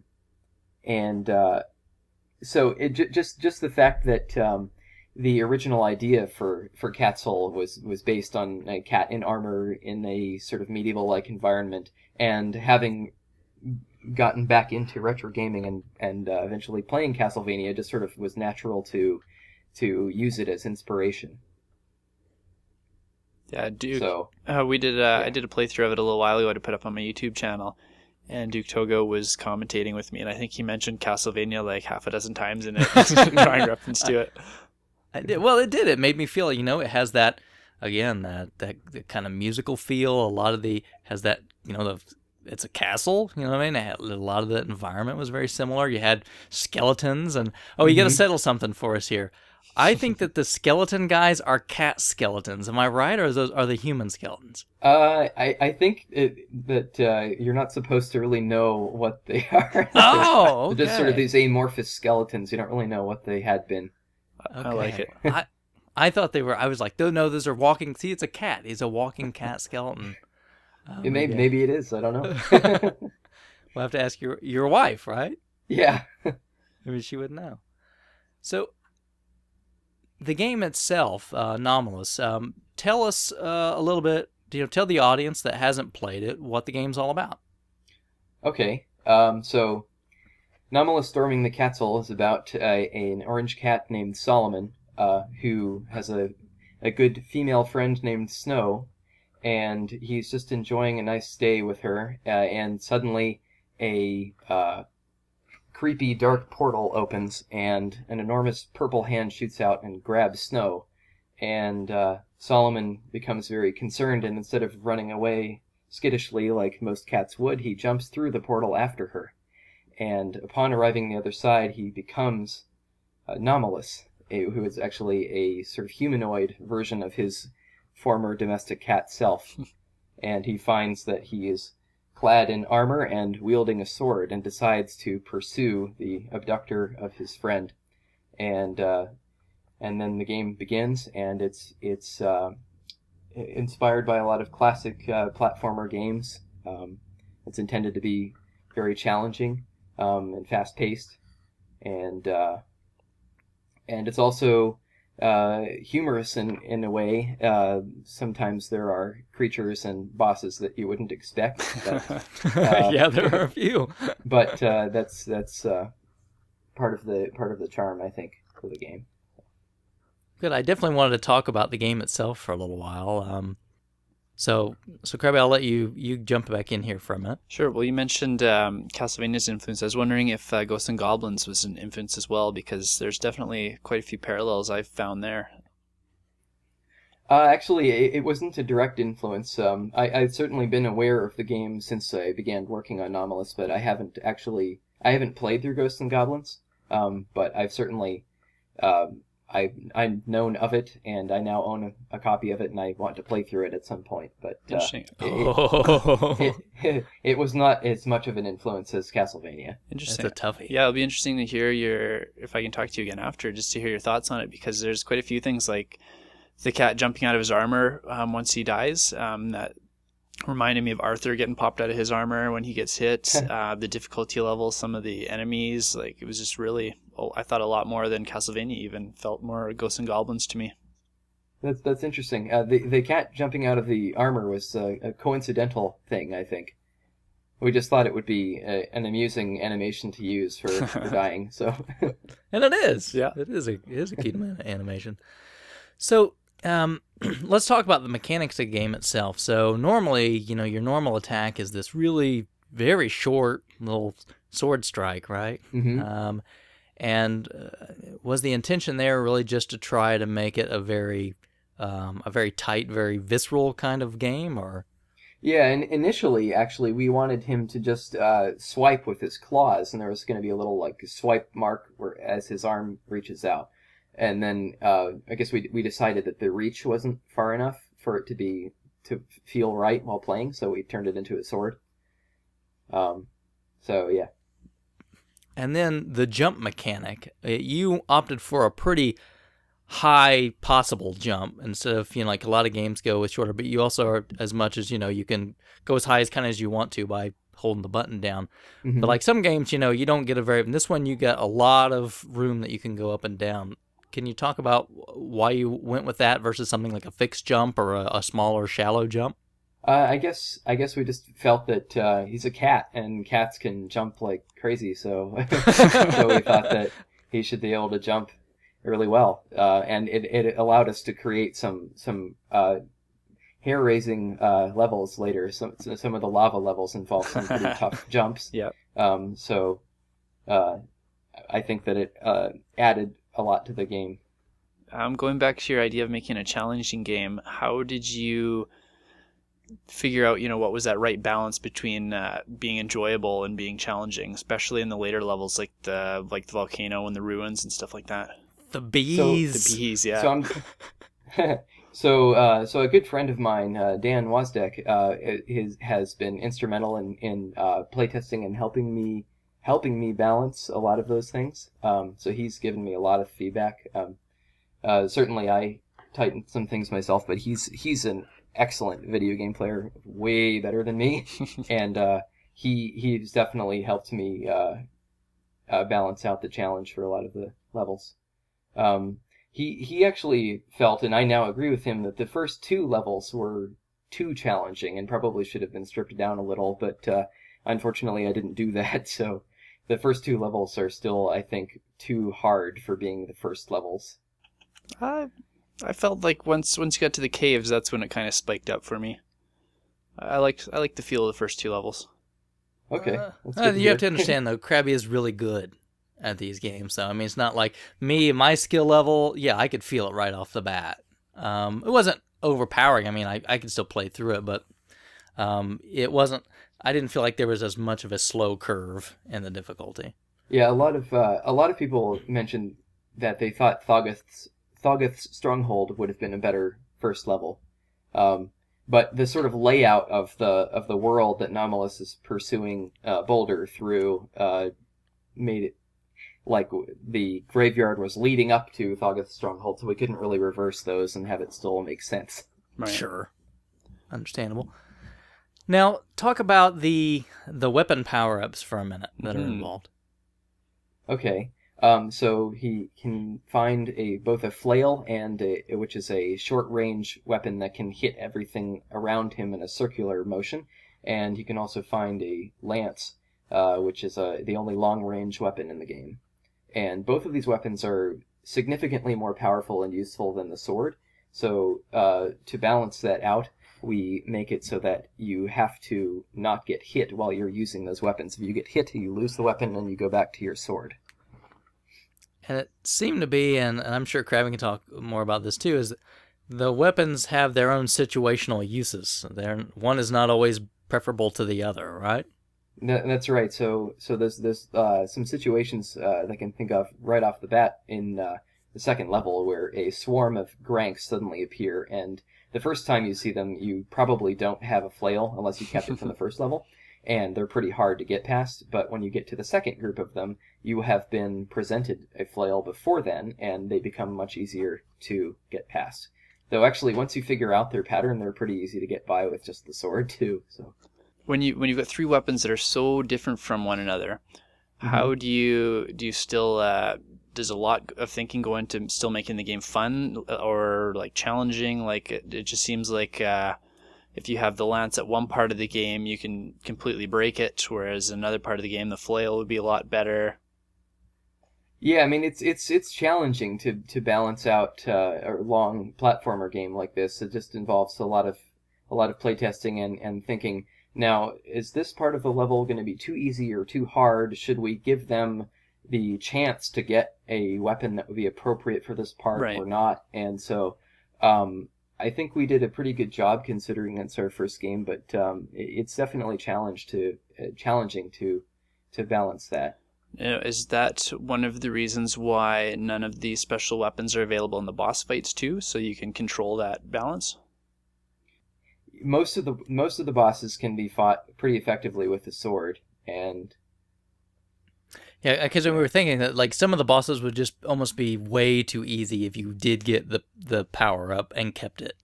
mm-hmm. So was that originally the idea? Like you did, and then you found out, oh wait a minute, this is too easy. We got to take that out, or was it just always no? You're stuck with a sword and you just got to do it. I think that's the way it was. We just decided that you start fresh when you get to the boss. Okay. Yeah. Now you seem, I mean, very. I mean, the challenge is there, but you've been very forgiving in terms of, I mean, you can continue, and you do a really good job of.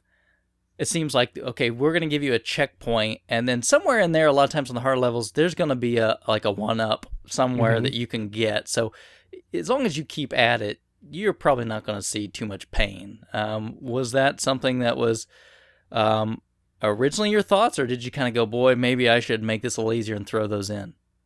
So I think originally I had wanted to make the game almost as brutal as Ninja Gaiden or Castlevania. Okay. But actually, at the advice of my friend Dan that I mentioned earlier, he felt that it would be better to have infinite continues and be a little bit more generous.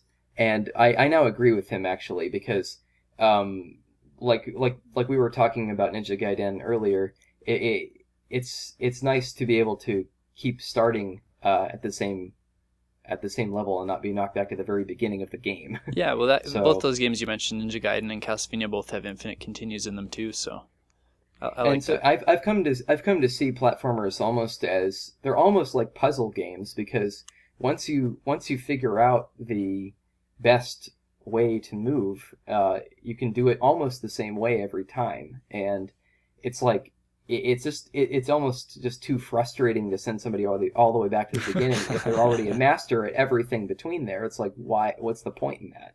It's just being sadistic, is that? Yeah, it's like it doesn't really add to the game to make it that much more irritating to practice the last bit of the game. So we decided not to make it quite like that. Though remember in Castlevania, actually, the final boss you get to start right before it. So Yeah. I guess Nomolos is a little bit more like the original Castlevania in that regard. Yeah, Ninja Gaiden kicks you way back instead of taking you right to the last boss. Painfully back. Though it does throw you a bone in you don't have to refight the first form of the final boss. Yeah, that's nice. So was there ever a thought to doing a password system? Actually, no, but there is a cheat code for picking which level to play. Is that something you can share with our listeners? I don't see why not this long after the release of the game, and to give a little extra something to your listenership. Very Wonderful, cool. thank you. Though on the other hand, however, there might be a lot of people who might get the game for the first time after hearing this, and it would be too bad to be given a cheat code right off the bat. So maybe if you guys are interested, I could share it with you later, or Yeah, I'd yeah. be Well, maybe. interested, Yeah, you can Okay. shoot. You can always. You've got my email. You can shoot me an email, and I can share it with Crad. Then I can go practice the ruins. okay, sounds good. Good. So, I'm kind of also curious that I was looking around. I'm always kind of. I like hidden Easter eggs or anything, and I didn't really find any of those.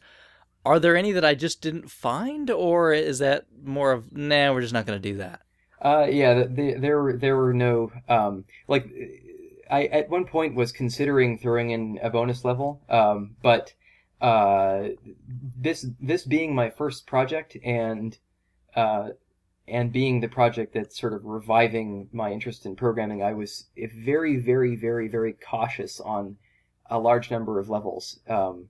Levels meaning aspects of development, and just wanted to keep everything as simple as I possibly could. And adding one more level doesn't sound like it would be that much more. But interestingly, when I reached the very end of the project, I came within 3 bytes of filling up one of the crucial ROMs in the Wow. cartridge. That is tight. It was extremely tight. I had to wrestle with it quite a bit. But so the caution paid off there. I had a finished game on my hands rather than an unfinished game.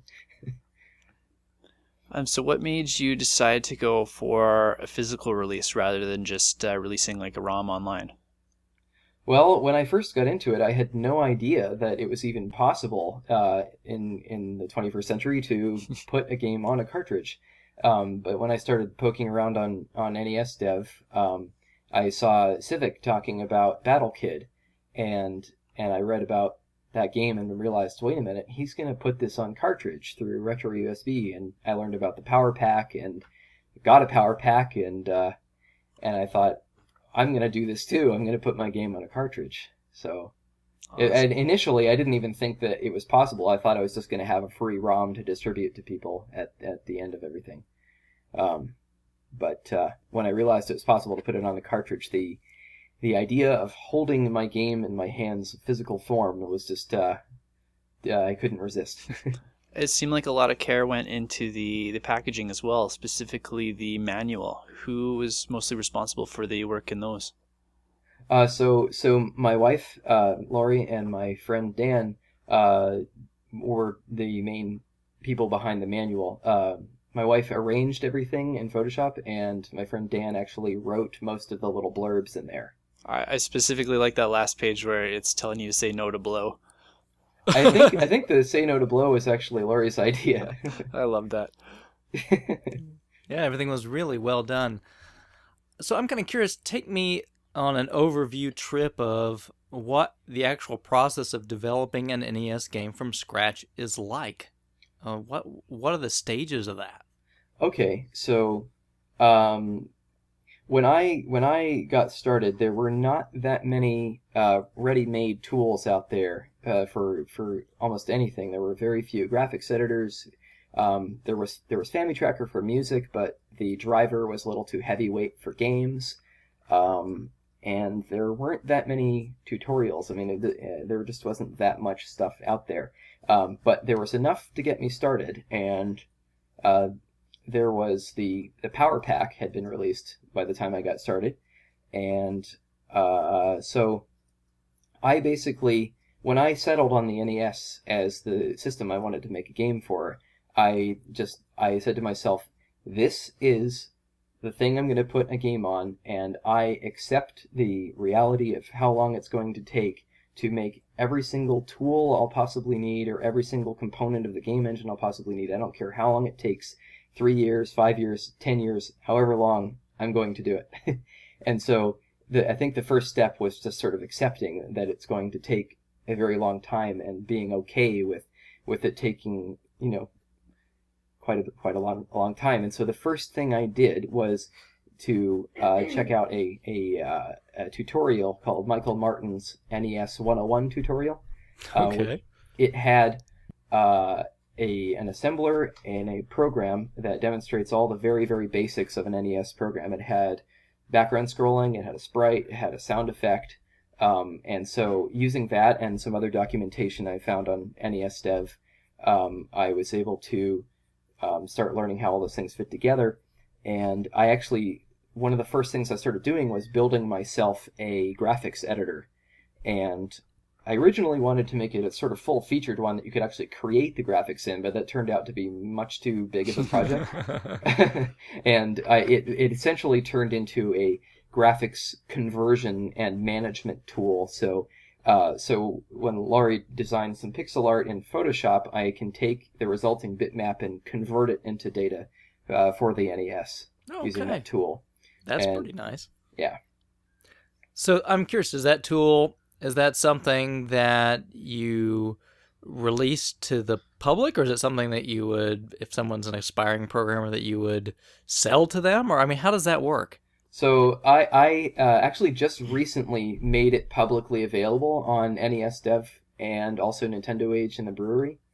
And I hadn't made it publicly available till then because these tools are very, very custom and are sort of hard-coded for a lot of decisions I made for technical decisions I made while developing the game.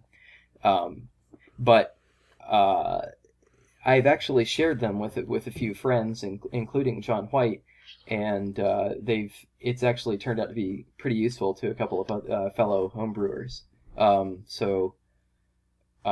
Yeah. But I mean, I didn't release it earlier, I think, because it's just they're pretty badly made, actually. Well, it's much better than nothing that's out there. Well, right? it's the interesting thing is, like, from a usability standpoint and helping you make stuff for a game, they're okay, but from a programmer's standpoint, they're pretty awful. In other words, there's things that aren't very configurable. A lot of things are hard coded, including the size of the window that opens. Like if you have a small monitor, it'll like fill up your whole screen and stuff like that. So there's just a lot of things that I glossed over because I was making it only for myself at the time. I wasn't intending to make it usable by anybody who downloads it. But despite its shortcomings, it's actually it seems like it's becoming pretty useful to a few guys out there. So you talk about, okay, this game taking a long time. From genesis of building things on the NES side to release of the game, how much time are we talking about? So I'd say that if you're like me and really would like to build everything from the ground up, including tools for yourself, and you have a fairly busy or balanced lifestyle, I would say give yourself at least 5 years from start to finish. But Nomolos ended up taking, that's what I gave myself, but Nomolos ended up taking from start to finish about 3.5 years. Oh, goodness. But that's including all of the tools I built. So does that speed up development if you want to do another game after that? I think so, absolutely. A lot of the tools that I built for myself are saving an enormous amount of time on the new title. Can you tell us anything about this new title? So it's called The Legends of Owlia, and it's going to be more of a Zelda clone. That's I think I may have mentioned it a little earlier. It's one of the like Nomolos. It was one of 2 germinal game ideas that I tried to complete as a teenager in QBasic. Now I did see you have like a little video snippet that's out there, right? Mm-hmm. So I kind of saw where you have that owl mechanic where kind of you can go out and then it comes back to you. Yep. It looks really cool. I'm kind of curious to see. So would you say, if you had to give a rough target idea of when you think that will be releasing? I mean, rough. Do you have an idea? To get his pre-order in. I think that it's possible that it will be released in 2015. Okay. But when I initially went through and tried to estimate how long the game would take based on similar tasks from Nomolos, I actually came up with 6.5 years. So okay. It could be as late as 2016, 2017. So yeah, we'll definitely be watching for it. With such a different style game, how much of your previous work on Nomolos is kind of transferable knowledge to this new project? I'd say quite a bit of it, actually. It's more than you'd think. There's definitely a lot more complexity that goes into the new type of game I'm making because there's a lot more items, a lot more gameplay mechanics. The scrolling goes in all directions, and so there's a lot more things going on in this new game. But the experience of having made a complete game from start to finish sort of gave me a lot of a lot of confidence that I could complete another project, a more ambitious project. And one interesting thing I've noticed is, having finished a project, I feel more capable of doing a lot of things the right way. And so and so a lot of things I'm doing in the new project I feel much better about from a programming standpoint. So I'm kind of curious, when you're putting something like this together, I mean, kind of, how does it work? Do you say, okay, well, I'm going to build the engine and build the graphics, and then I'm going to design the levels after that? Or is it in reverse? Or kind of how does that play out? So basically, what we're doing right now is I'm building the engine and coming up with the way the game mechanics are all going to work, and I'm often scarfing bits and pieces of graphics from existing games as placeholders so that I can experiment with the game mechanics. And in parallel, Lori is designing some of the initial backgrounds that are going to be in the game. And then by the time I finish the engine, she'll probably be done with most of the background graphics, and then we can start actually fleshing out the levels and the enemies and bosses and everything else at that point. Very cool. Mm-hmm. Now, what about, like, now, with Nomolos, the story has got to be pretty kind of, it's there. It's not too deep. Now, with a game like this, are you going to have to get a bit deeper in terms of a background story? Maybe a bit deeper. It's not. It's still going to be travel afar and defeat the evil demigod sort of idea.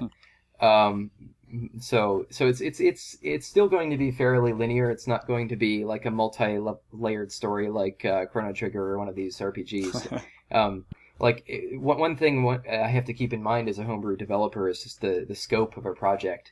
And you can easily let things get out of hand. Though, actually, I enjoy doing this so much, I could see myself, after finishing this one, possibly embarking on making a Super Nintendo game and giving myself maybe 10, maybe 15 years to finish it. Yeah, because that's, a lot more complex, right? Yeah, and it's those projects are tremendous. Yeah, for such a small group of you, yeah. Yep. Yeah, I mean, even now, there's that one Super Nintendo game that's up on Kickstarter for, like, the multi-card or whatnot. But yeah, you just don't see much Super Nintendo homebrew, right? Not too much so far. I think it's starting to get going, though. I'm seeing more evidence on NES Dev and on Nintendo Age that some individuals out there are looking at trying to make complete games. And I know somebody made a clone of the original Donkey Kong arcade. I think his name's Shiru, on Nintendo Age. So there's definitely people making Super Nintendo homebrew, but I haven't seen any complete games like a full platformer or RPG or anything like that yet. Yeah, because I imagine, when the NES itself was, in its heyday, you probably had teams of 3 or 4 people that were creating a lot of these games, some of them bigger. But I imagine once you got to the Super Nintendo phase, you had pretty large teams to get these things out. Yeah, well, it's interesting considering that, because look, if you played Secret of Mana, it says programmed by Nacer. There's like one guy. So I think I don't know how much the teams really changed. I think probably the thing that becomes extremely time consuming with newer systems is the art. Yeah. So yeah. It's probably a little different too if you're getting paid to program 8+ hours a day rather than doing it in your spare time as a hobby. Yeah, exactly. Well, you're not getting rich doing this? Come on. Well, I have to say, at least you're still kind of trying to get out there and sell your cart. Is it your intention to just kind of keep offering this as long as you can in physical form? Yeah, I have no desire to make it rare or anything like that. I like the idea that as many people who eventually end up wanting it can get it. And then there's still the original 100-run gray cart that the collectors have. So I do like that. I really like the gray cart. It is pretty nice. I was late to the party. I got the blue one. It's still a good game, though, Absolutely. Right? And very affordable I would say too. I mean, a lot of these sometimes people want to kind of gouge a little, cheat them in. How much had that sold for after its Kickstarter thing? Well, what cheat them into what was it, Craig? Like 60? $60, yeah. Oh wow, yeah, that's a lot. But when Cheetahman the creation originally came out, they wanted 200. And then I think even with the Kickstarter, it was still 100 to get it. Yeah, and I think that was just a Kickstarter deal. Didn't it go back up to its It regular was. price right after that? You got it. You're right. Oh, So- I might also mention that not terribly long from now, it's possible that Nomolos will be available on iOS devices. Really? Interesting. Yeah. There's a fellow who has written an emulator for iPhone who has approached me and Bunny Boy at Retro USB about possibly putting Nomolos out there. So we're in discussions with this guy, and hopefully before too long you'll be able to get it on there as well. Well, we definitely wish you the best of luck, and you'll have to make sure to let us know that so we can pass that word along to our listeners if that happens. Okay.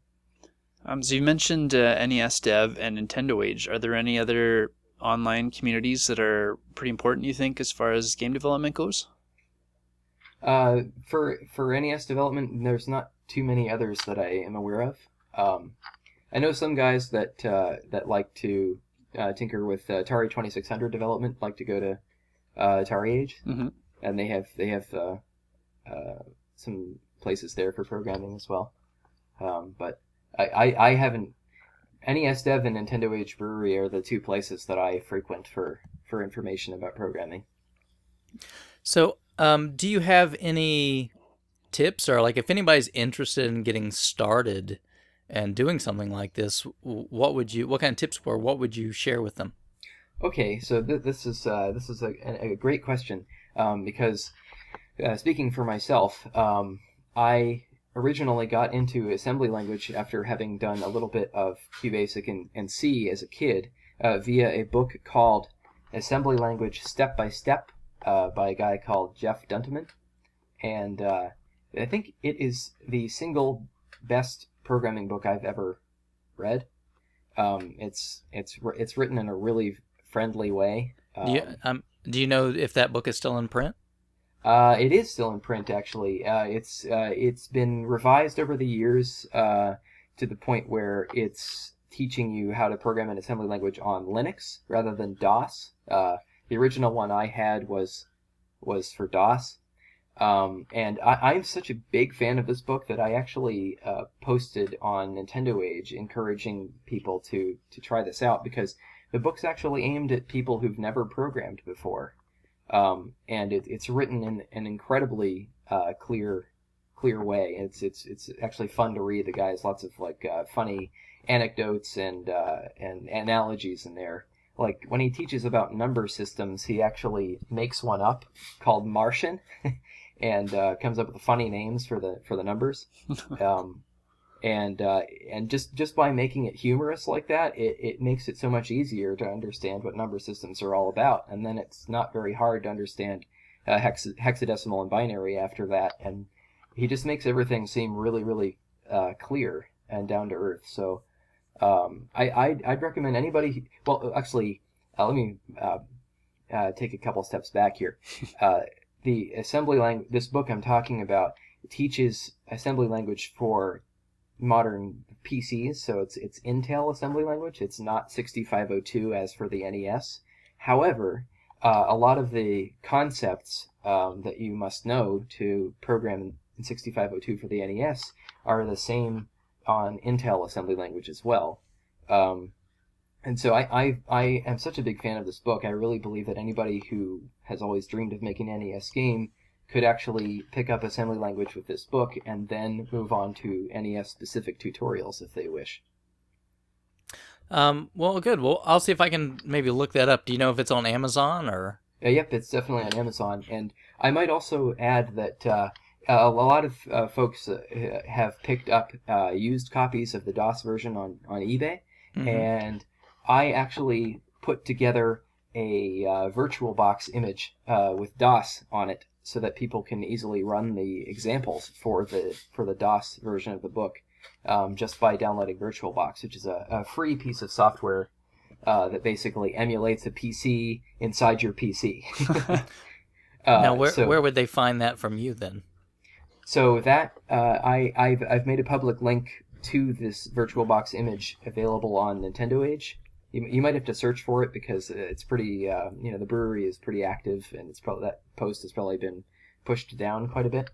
But in the same post that I recommend this book, I also put a link to this VirtualBox image I'm talking about. And so what's neat is anyone who finds this post can go buy the old DOS book for like $4 and then download my image, and then they should be able to work their way through the book and try out all the examples. Very cool. So you mentioned collectors a little while ago. I don't know if you're too familiar with RF Generation. It's kind of our home site, but we're very collector based. We love it when you like cater to us when you did things like the Grey Cart run and things like that. Do you collect at all? I do. I'm not a really hardcore collector. I don't as yet have a goal of a complete set, but I have been collecting for the NES, and I like to say I collect to play, so I pick up titles that I'm pretty certain I'll really enjoy playing through. That's the way it always starts. Yeah. It's a slippery slope. So sometimes I pick up the oddball title. Like I've picked up a few AVGN titles, just because they're so bad they're good. Got to check them out. Yeah, but yeah, and so far I don't have that many complete in-box titles. Mainly I just collect loose cards at the moment. That's nothing wrong with that. That's a good way to go. Though I think the feeling of lust for more complete in-box cartridges is beginning to well up. So before long, perhaps I might be collecting more. Don't go down the dark path. It's expensive. Other systems though besides the NES? So I've decided I don't really want to collect for other systems just because I'm sort of a minimalist in my personal life. I don't want to have a tremendous amount of clutter, so I'm just going to focus 100% on the NES for collecting. Oh, nothing wrong with that. Good choice, at least, yeah. So can you tell us a little bit about where to find you out there on the internet? Okay. If you can, I go by Gradual Games on Nintendo Age. I often hang around in the brewery, and I'm also Gradual Games on nesdev.com. So those are two ways. I guess you could search for me on Facebook too. Okay, so you got a Facebook page? Oh, I forgot to mention I also have a Gradual Games Twitter page. Okay. And that's right, you're just, at Gradual Games? Yep. And gradualgames.blogspot.com as well. I don't really update the blog that often. Twitter's actually the best way to keep track of what Gradual Games is doing, just because I've been putting out little notes about what we're doing. So since we do work at such a slow pace, it lets people know we're still alive and still doing stuff. I like to see the tweets. I like to see them. Yeah, we're happy to retweet those. I like when I see those little updates and things that come along. Cool. Now, we mentioned it before, but the game again is on RetroZone, right? That's retrousb.com. Mm-hmm. And can you tell the listeners about the costs and what they get? Okay, so there's basically two options. You can get just the cartridge and manual for $32.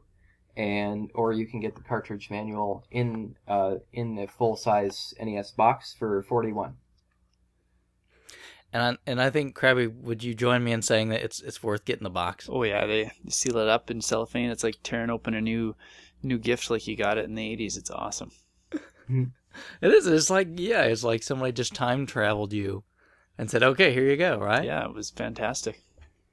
Yeah, like so many times when I go to a mall and see GameStop and remember that it used to be Electronics Boutique, and I could walk in there and see rows and rows of new Super Nintendo and NES games, and I always feel so nostalgic for that and that feeling. And creating a new game that can be brand new in box, it sort of helps bring back that feeling. Definitely. Yeah. I remember being a kid and you'd go in the department store and there would be, just these brand new NES games on hang tabs, Yeah, it does make you miss kind of some of that a lot. It's just, these days, even new games, just, we'll just open them up and too bad. They don't even care. I like to think that when I think about all the new games out there, all the new indie games and so forth that are all digitally distributed, I like to think that someday I will there will probably be many physical instances of my game still in existence around the globe, but Super Meat Boy might be completely forgotten. I think you may be right. I'm very interested to see what happens in that front as well. I mean, I don't think it'll be really forgotten though, because that's a great game. No, I understand that, but the physical carts endure, and these other ones, when there's no more Xbox around to play it on, where will it go? Or when Microsoft decides to shut the service down, or whatever the case is, where we go to get it, right? Yeah, I like the idea of being 95 years old and going into a museum and seeing my game sitting there, like a retro game museum, and people walking by would be like, "I made that game." Well, think about it. I mean, it's something that you could throw in and show your grandkids, right? Yeah. And the guys that made Super Meat Boy, will they be able to show that? Will it be available to show their grandkids? I guess it depends on whether they are willing to put in all the hours to keep porting it to new computers for the next 50 years. That's why I think it's probably not too likely. Yeah, probably not. Though with virtualization and emulation, though, that might be a way that a lot of those games will be preserved. I suppose so. It's just going to be that's just a different thought, I guess, than what we're used to. Mm-hmm. I'm curious. I always want to ask Derek, is there anything else that you wanted to talk about that we didn't touch on? I don't think so right now. I think the main thing I definitely wanted to share with you guys was the whole journey involving Lord Q Basic, because it's pretty significant to me. Sounds silly to a lot of people, and in retrospect, okay. It is sort of silly because it was rage from adolescence, but it turned into this big journey to me and turned into something very rewarding as an adult. So yeah. So if you had, if Lord Q Basic were listening to this somehow, what message would you like to deliver to him now? You. No, I'm just kidding. Actually, I looked him up not too long ago, and actually I sent him an email apologizing. Really? Yeah, and he's actually not a bad guy. He's actually running a graphic design company. So I have to admit, though, there is a tiny little part of me who's like, ha ha ha, I finished my game, you didn't. So maybe a little catharsis there. No, it's going to be even more poignant when I finish The Legends of Owlia, because he had been working on a game in QBasic called Xerophage. Amusingly, you can actually still find the QBasic version of Legends of Owlia, and Xerophage is still floating around out there. Really? And I think you can run them both in DOSBox if you're curious. So if you want to see the behind the scenes, is that it? Yeah. Well, very good. Any other messages you'd like to give to our listeners? I think there's a lot of folks out there who probably would like to make a game, and I think that it's a lot of people think it's scarier than it is, and that all you really need is just a desire and patience, and there are nice ways to get into it if you so desire, and I've mentioned that book earlier, and highly recommend it. Yeah, after speaking with John and yourself, it seems like now is probably a really great time to get into it if you're interested. Would you agree? Yeah, definitely. Well, I'll definitely see if I can find that book that you mentioned, and see if I can put that link in the show notes for those that might be interested. And we can also link over to your page, so that way if people want to find more about it. And I want to personally thank you for taking the time to come on the show. We really appreciate you coming and talking about your game. Absolutely. You're welcome, and thank you guys for having me on. It's been great. I don't get that many chances to talk to fellow fans of retro gaming, so it's really been awesome. So thank you guys a lot for having me on. It was great. Oh, our pleasure. Absolutely. And whenever your new game is coming close, feel free. We'd love to have you back on the show to talk about it. Cool, great. I'll definitely keep you posted.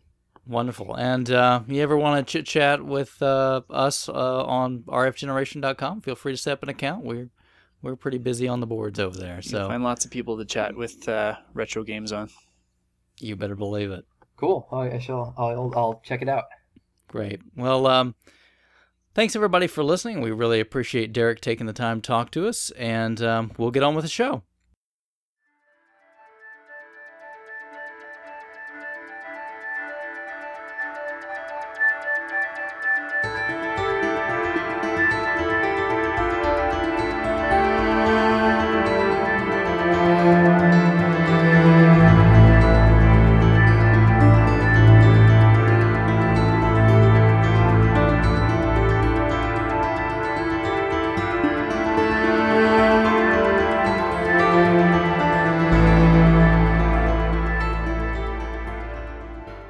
All right, well, thanks everybody again for taking the time to listen to another episode of the show. We really appreciate it. A couple different places, just as a reminder, where you can find us. So you can find us at collectorcast.com. Krabby, where else can people locate us? YouTube, of course. Yeah, I'm always loving the YouTube. Bill? Yep, we're on that Twitter joint. You got it. Come talk to us. We really appreciate it. You can also find us on the Stitcher Smart Radio and a couple other places. So, Krabby? What haven't we mentioned yet? Facebook? Yes, we are on the Facebook. Bill? And the big one, iTunes. Yes, you can find the show on iTunes. Remember, looking for old shows, if you can't find them on the feed or on collectorcast.com, just look on YouTube. You just do a search for Collectorcast. You can find those and listen to them. And also, always remember, you can find us on rfgeneration.com. You want to come in, drop in. You want us to talk about your stuff, you've got to get over there and post. It's the only way we're going to see it and be able to chit-chat a little bit about it. And we'd love to hear from you. So for another show, Krabby, thanks for taking the time. Always my pleasure. Always nice to talk to such happy Canadians. I'll try and be more angry next time. I feel more can't even comfortable. imagine what an angry Krabby would sound like. I'm waiting for the day that I do something that really bothers him, and then he pulls me to the side and says, "Listen, can I talk to you for a second?" I need to talk to you about that. And then about that. and then just rips into me. I think a stern talking to him is something like, "Now listen here, mister." I really didn't appreciate that. Oh, and Bill, sorry you couldn't make the interview, but thanks for being here again. Yeah, it was unfortunate. It was one of those life circumstances. Everything's fine. So people who were worried about me that night, but I was detained unavoidably, and I didn't want to delay the interview. So, but yeah, thanks very much to Derek from Gradual. Yeah, we really appreciated him taking the time to come on the show. And everybody else, we'll see you next time.